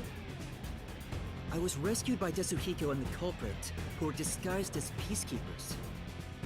With the real peacekeepers rushing around, the culprit took advantage of the turmoil to sneak into the lab. But after catching up with them, the power suddenly went out, separating the culprit from the rest of the group. The blackout itself was caused by the hitman, right? And getting separated was all part of the culprit's plan. Right. They used the blackout as an opportunity to hide in the vents in the airlock chamber. Afterwards, we headed to the critical lab to check on the doctor's condition, just like the culprit directed us. But since that lab used a separate power supply, nothing strange had happened. His whole "the doctor's in danger" spiel was an act, huh? He made a fool of you, Master! What a dick! But then, someone attacked the doctor while we were trying to talk with him over the intercom. We had to get into the doctor's lab. At that time, the old geezer was playing games with us. And he even tried to kill you and the others with a trap! That bastard wanted to use your dead bodies! He really got you there, Master! I don't see why you're so happy about it. The doctor's sham made the case even more confusing. Even if we tried to get to the doctor, the critical lab was guarded by tight security. The only way through was by using an Amapal. The culprit rode on it by emerging from their hiding place in the airlock vent and jumping onto the robot's head. All aboard the Amapal Express! First stop, a shower of toxic gas! Humans can't protect themselves against the gas, but since it's not instantly fatal, it wasn't a problem. Next up, the panel chamber and high voltage shocks! One wrong move, and it was insta-death! But thanks to that sheltered skink, we got all the continues we could want. So, we managed a perfect clear! The critical lab was finally breached! The culprit had anticipated we would get through this way. They also knew they would die over and over as a result.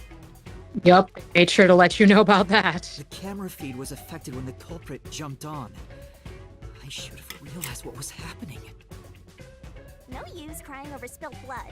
On to the next thing!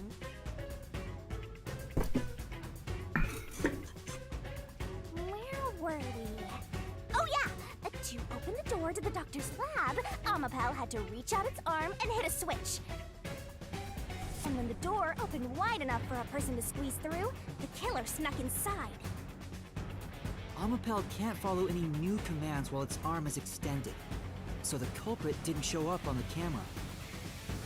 Then, the culprit boom killed the old geezer using the same knife as the hitman. Yep. Perhaps And there's that door pretty was much depth, open so for a... a backstab was easy to Yeah. do. It was Then, opening for a Margaret tried while. to leave the room before Amapel And it took entered. a while for characters to find track the arm move on. We were breaking up like crazy.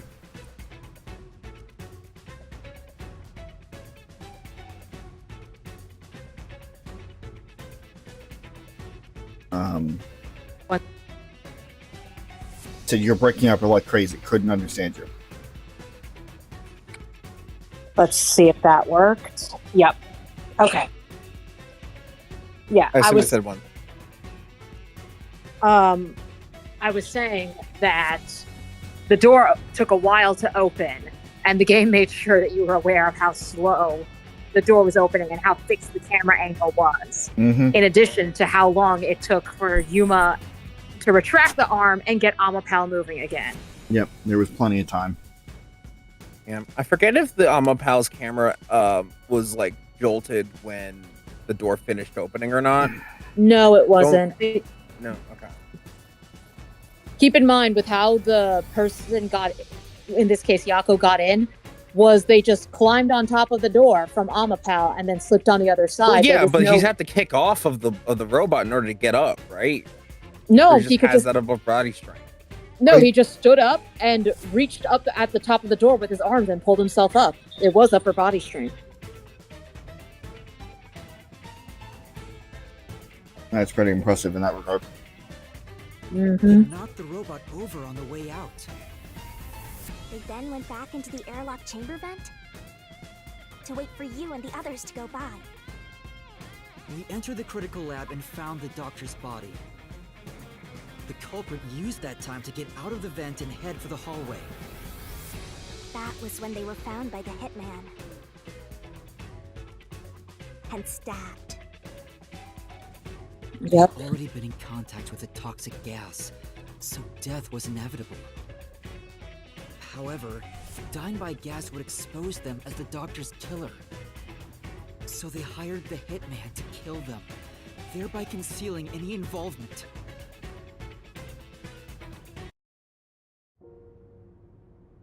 I guess that means the killer completely trusted in the master detective's capabilities.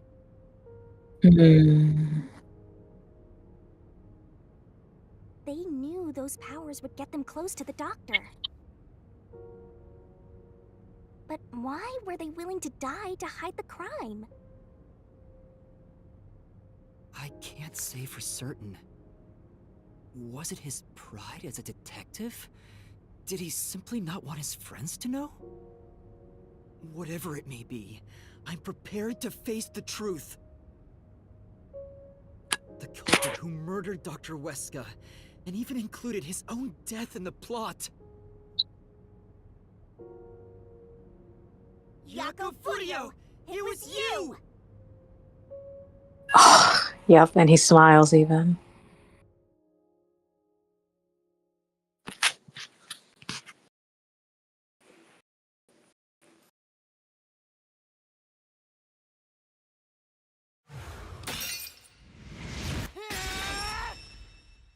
I will expose the truth! There he is. There he is.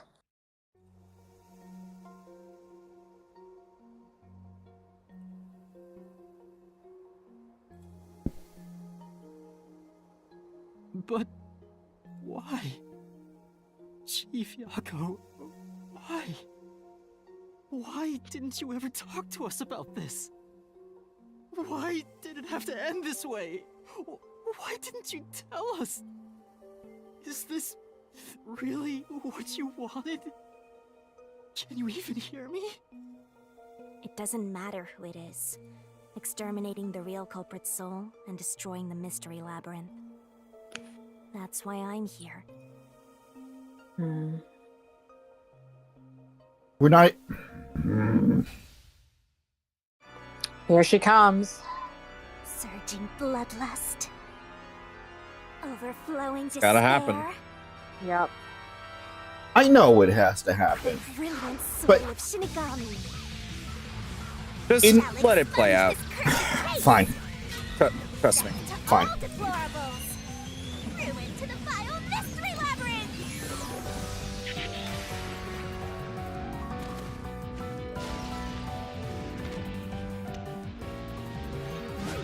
Starry, shining rainbow, glorious stellar spiral. That wrestle grand finale.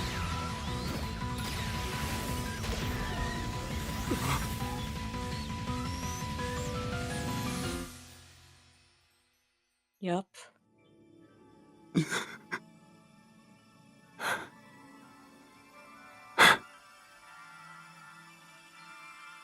This is my favorite part of the game, honestly.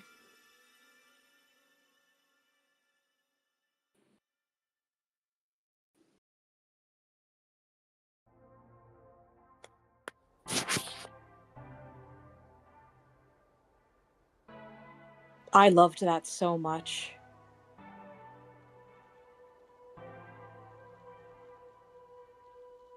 Master's naivete must be rubbing off on me. I mean, not even I hated Buzzhead. That's weird. Aw. This mystery labyrinth is falling apart slower than usual. I wonder why. We shouldn't let our guards down yet. Oh? Do you really think we're done here? Yeah, we have another murder.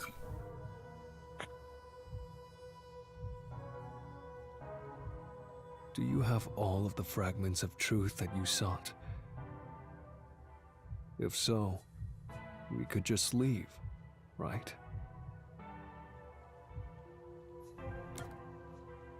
Nope. No, we haven't uncovered everything yet. Okay. No, there are still some mysteries remaining. Huh? What's remaining? I reaped the culprit's soul already. I know it's slow, but this place is starting to come down. Maybe it's not directly related to this case. I don't want to leave any questions unanswered, for Chief Yako's sake. Please, help me, Shinigami. Oh, fine. I can't say no to you, Master. You know I can resist helping you when you rely on me. First, we need to reveal whatever mysteries are left. Yep. Yep, this is pretty much where Chris stopped as Yeah, well. there's an extra. Yeah. So no, you can't save yet. Okay. Oh, okay. But I believe immediately after this upcoming thing, you will be able to. Because that was around when I could start being able to save. Yeah, this was like when it was like 2 or 3 o'clock in the morning. Yeah, and we're like, we're keep in done. mind, there's still 30 more minutes left on top of this of this entire chapter. It's a long chapter. Yeah. We won't be able to go through all 30 minutes tonight, obviously, but if you go like for another 2 minutes, we should find a better stopping spot. That's right, yeah.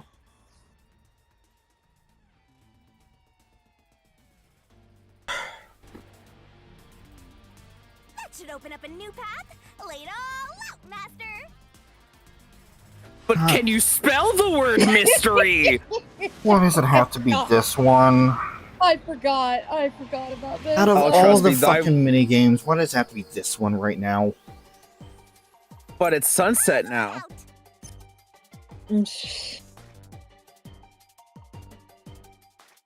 Uh, 5 letters. What belongs to Dr. Weska that could fit in this?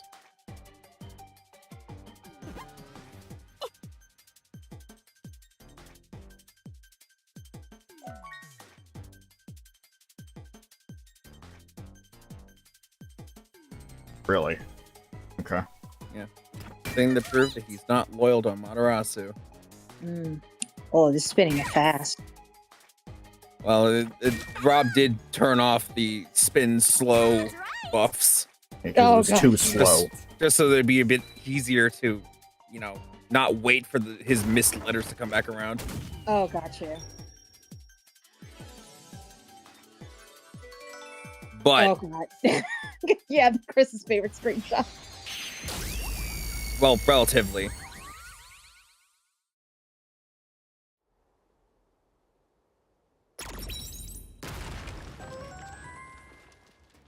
Sell the sound. Oh, it's a secret dungeon! The labyrinth must be breaking down so slowly because the identity of the culprit isn't the only mystery. But it's still definitely coming down, so you better hurry, Master! Yeah, got it. Yuma, I'll follow you to the end until you reach the truth. Thanks, Vivia. Thank you. Now you can save. There we go.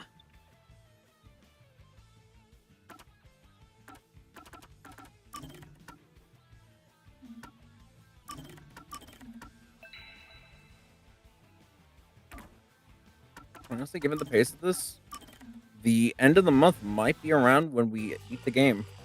Oh my god. Maybe, if not, the beginning of next month. So, I propose similar to what we did for Fubuki's thing.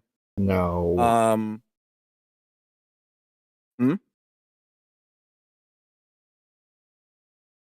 I know what you're going to propose. And I know that'll help with the pacing.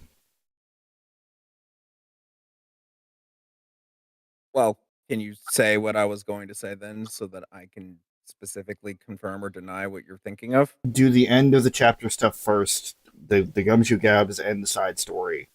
And then... No. Just Vivia's side story.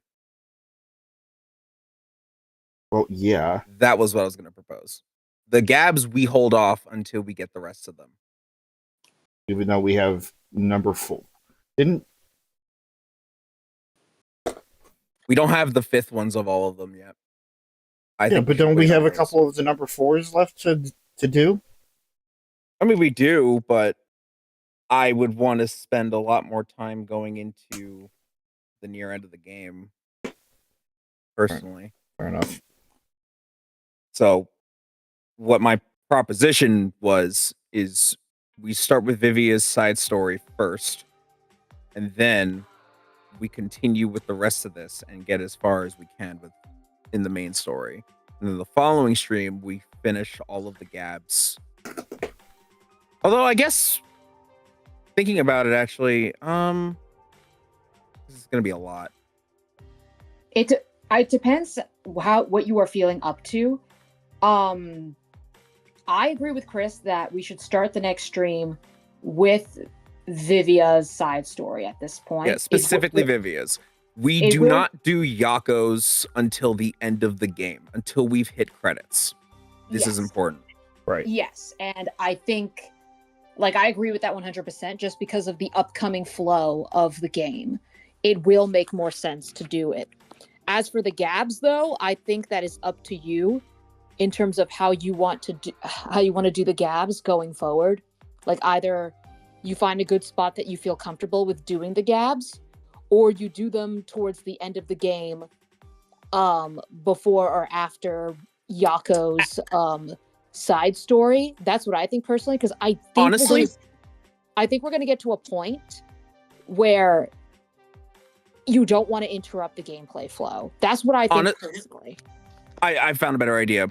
For the Gabs, the moment we start getting the last sets of Gabs, then we go through the rest of them as we get them. I guess that's another way to do it too, yeah. Okay, but again, what about the 1 or 2 of the number 4 Gabs that we have that we didn't do? We did the 4 and then the 5. Sure.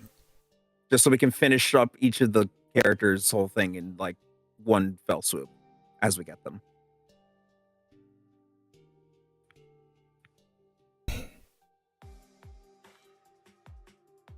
because I know how story flow is, and I know that you don't want to interrupt and break that. I think that would be the best way to go through all that while also still keeping the story going as much as possible. Okay. So yeah, we got a few more streams of this. Mm-hmm.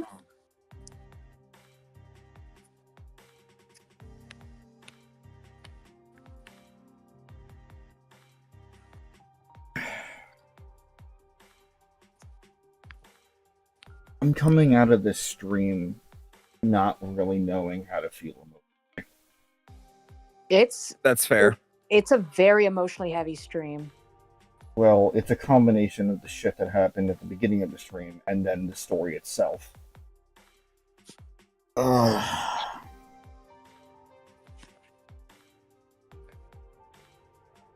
get me wrong, it was still a good stream at the end of the day. I still appreciate the storytelling and the journey and all that. Like, that isn't getting lost. Just emotions are overriding logic right now, so I will try to be as straight as I can for this end screen. For the rest of this week and beginning next week, the scheduling is going to be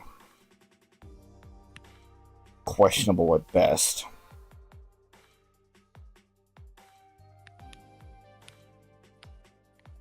Because real life decides that it wants to continue to change and not be consistent. I don't know when we're going to be doing Andromeda this week. I haven't had the time to be able to sit down and think about it. Whether it's going to be a shorter stream tomorrow or we're going to be moving the stream to Wednesday, we'll see. I was planning on beginning Octopath on Thursday. Now I'm going to have to see how I am. And if it doesn't happen on Thursday, then I will try and do it on Sunday. Specifically Octopath 2. And then next week, we're going to have to play it by ear going forward. In terms of rain code. Yeah, like we can see if you want to pick another day next week. Well, it's not like another day can really just happen.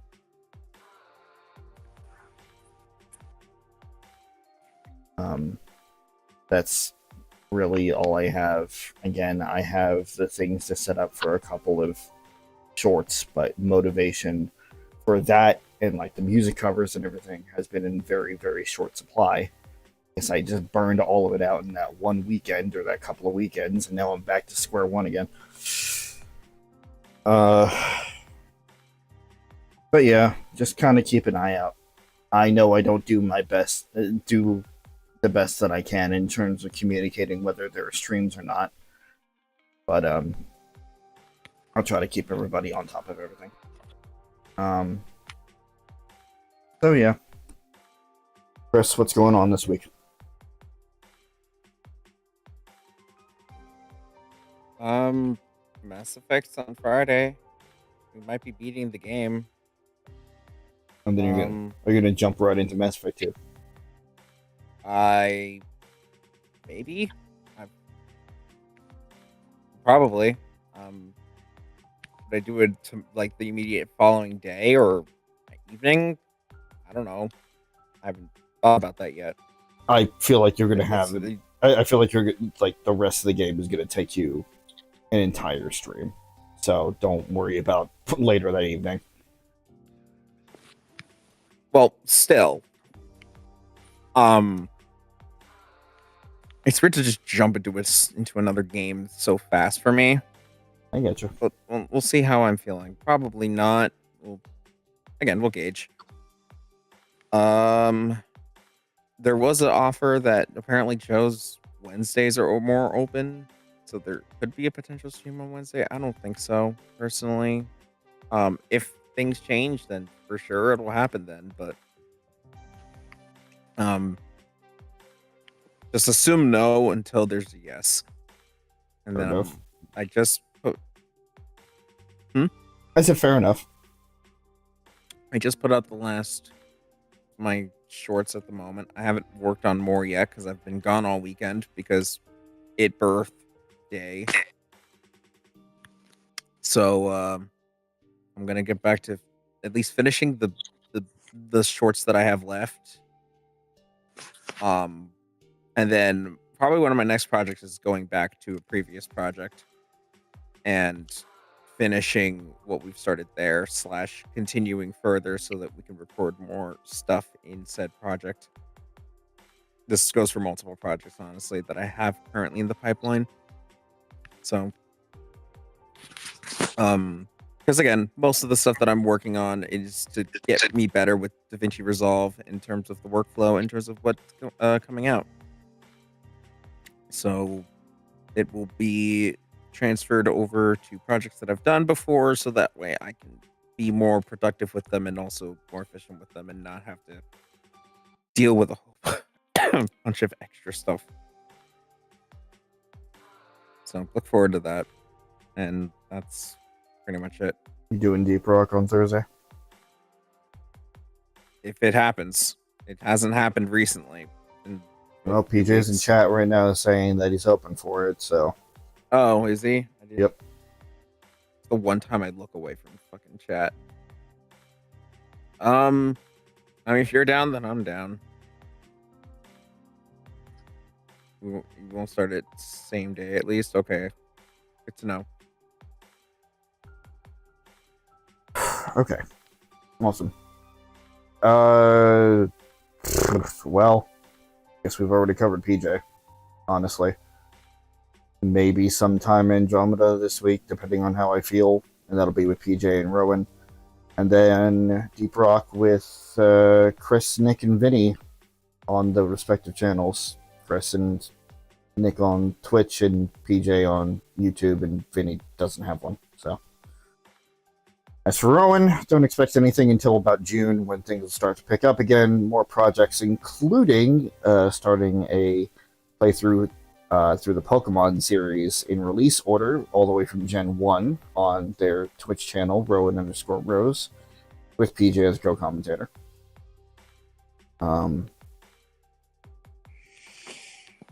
And everything is down in the description. All appropriate links if you want to check it all out.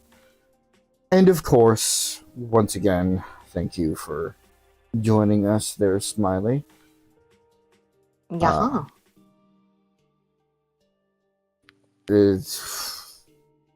What do I say that I haven't said 1,001 times already? Well, if it ain't broke, don't fix it, I guess. Not only do you bring a different type of energy to these streams, absolutely, but fuck, your memory is great for the streams week to week. Somehow. Mm-hmm. I don't remember anything that happened except literally everything that happened.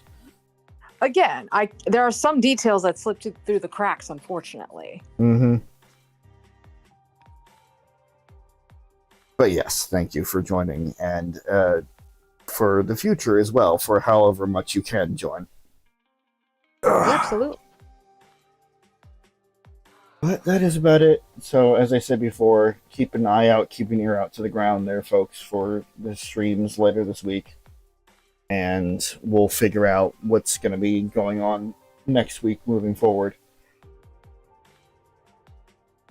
Just know that it's going to be heavy, so get your tissues or your antidepressants or whatever. Guys, there are going to be a wide variety of emotions flying around in these streams. I have a pretty good feeling about that one. But yeah, thank you guys for watching. Thank you guys for joining. We're gonna head on out. Enjoy what little is left of our nights. Hope you guys do the same. And once again, keep an eye out for next Monday. Hopefully, we'll be back here doing some more Raincoat. Thanks again, and goodbye. Goodbye.